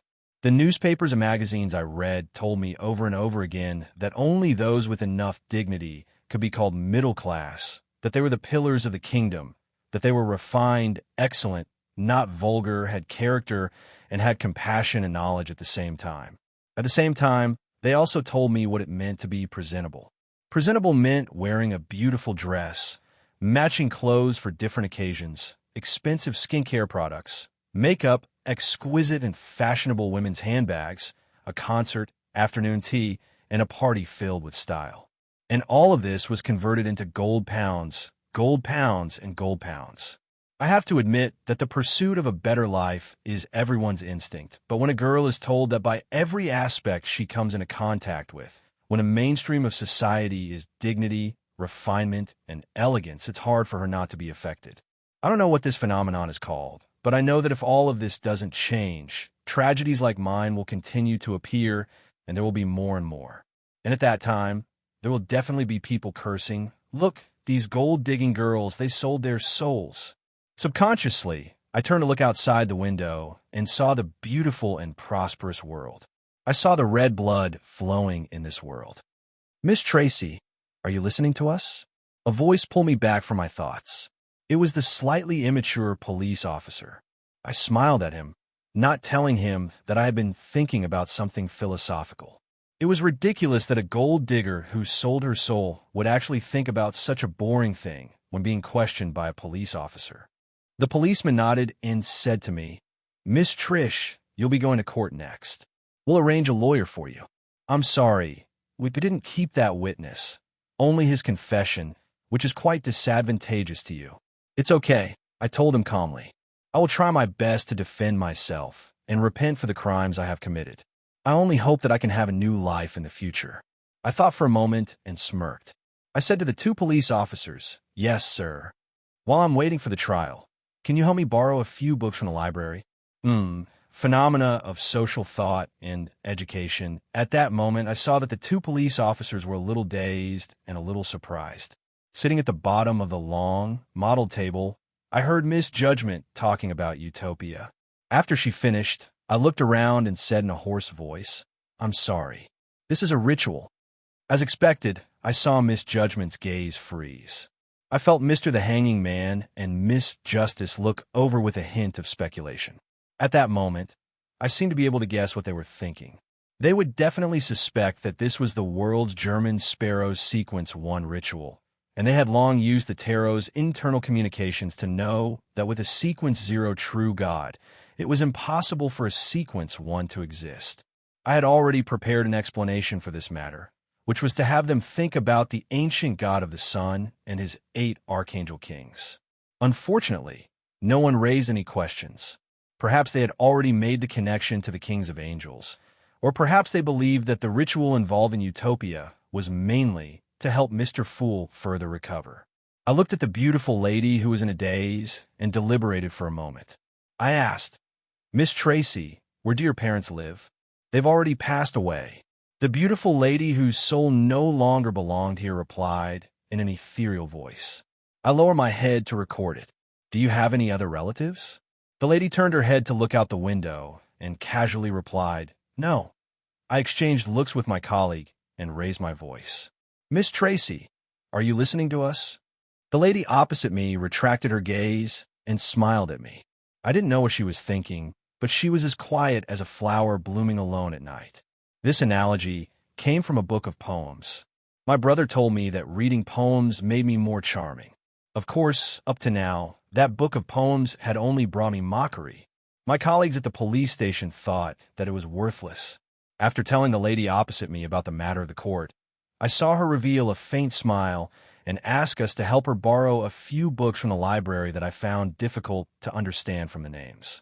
That smile, combined with the names of the books, had an indescribable beauty. After sending Miss Tracy back to the temporary detention room, I packed up the case materials and prepared to visit the lawyer. This was something I had long since arranged. I leaned back in my chair and listened to the fellow, Emlyn, describe his dream. After Father Utravsky's appraisal, this dream didn't originate from the divine revelation of Earth Mother. This makes one cast suspicious gazes at the moon, at the mother goddess of depravity, and then suffer corruption. I was nearly amused by my own thoughts. As a senior seer, a master at interpreting dreams, I didn't act humble and frankly spoke of my understanding. There are 3 possibilities. The first is that this dream is luring you to seek something or pursue something, and to a certain extent, it's interfering with your fate. The second is that this dream hopes that you will deeply interpret it and understand it. Then, it will use this to slowly and imperceptibly corrupt you. The third is that you're too worried about the goddess of beauty, so you dream of the most terrifying scene. There's no need to mention the third possibility. The way to deal with the first 2 possibilities is the same. Don't think about it, don't probe it, and don't leave Bakeland if there's no need. With that said, I saw Emlyn nod without any hesitation. I knew that this was the way he liked to handle things. A murder case? I browsed through the case information in my hand and used the change in my voice to express my doubt. You should hire a lawyer. I was only a solicitor. Strictly speaking, I didn't have the right to appear in court. Of course, this was the strictest case. In reality, it didn't exist. As long as the case wasn't big and didn't involve the criminal courts, solicitors could appear in court to provide help. The policeman in the black and white checkered uniform smiled and said, "Utopia is only a small city.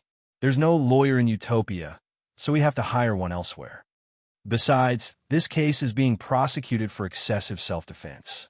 The sentence is very short, and the amount involved is less than 400 pounds. We can first place it in the magistrate's court for trial. Once it's determined that excessive self-defense isn't established, it can be transferred to the criminal courts. You know a lot. You want to become a lawyer? However, normally speaking, a murder case that is prosecuted for excessive self-defense has to be handed over to the criminal courts.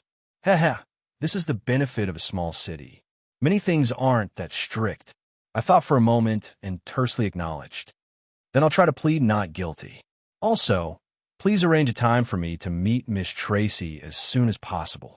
After flipping through the information, I already had quite a bit of confidence in this case. The biggest problem now was whether Miss Tracy's image could garner sympathy. Yes, although my solicitor's license was forged elsewhere, it doesn't negate my professionalism. It just so happened that I made a mistake during the exam. Bancy?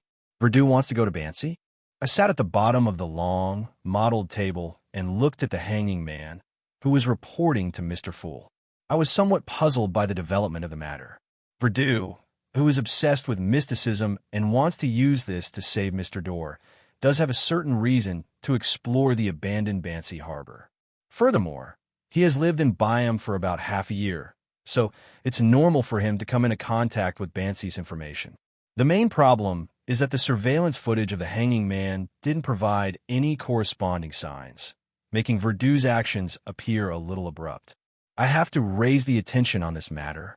I nodded inwardly and heard Mr. Fool instruct, continue monitoring. I played the lyre by the fountain in the municipal square. I used a knife and fork to cut the steak. I was in the cathedral, explaining the teachings of the goddess to the believers. I extended my right hand and left the carriage with the help of a gentleman. I received a new dress I had been looking forward to for a long time and couldn't wait to change into it. I strode forward with 4 legs and was chased by a child. I laughed loudly and stumbled as I played with the dog. Suddenly, we jolted and looked up at the sky. We saw illusory and fine lines emerge from our bodies and extend to an infinite height above the grayish-white fog. It extended into an ancient palace and landed in the hands of a tall figure shrouded in fog. During this period of time, Klein's state had been very strange. It was as if he had completely split into thousands of living beings. Each avatar had its own will, thoughts, cognition, and destiny. However, above the many consciousnesses, there was a main consciousness that occupied a dominant position. It constantly suffered all kinds of impacts, as though it would be assimilated by the sea of consciousness that it had formed at any moment. However, it ultimately persisted, allowing Klein to maintain a certain level of lucidity. His main body had been lying underground in St. Ariana Cathedral. His consciousness would occasionally rise to Sapphira Castle and sink into his body. The various scenes that the marionettes experienced constantly flashed in his mind, like a dream formed from a large number of fragments.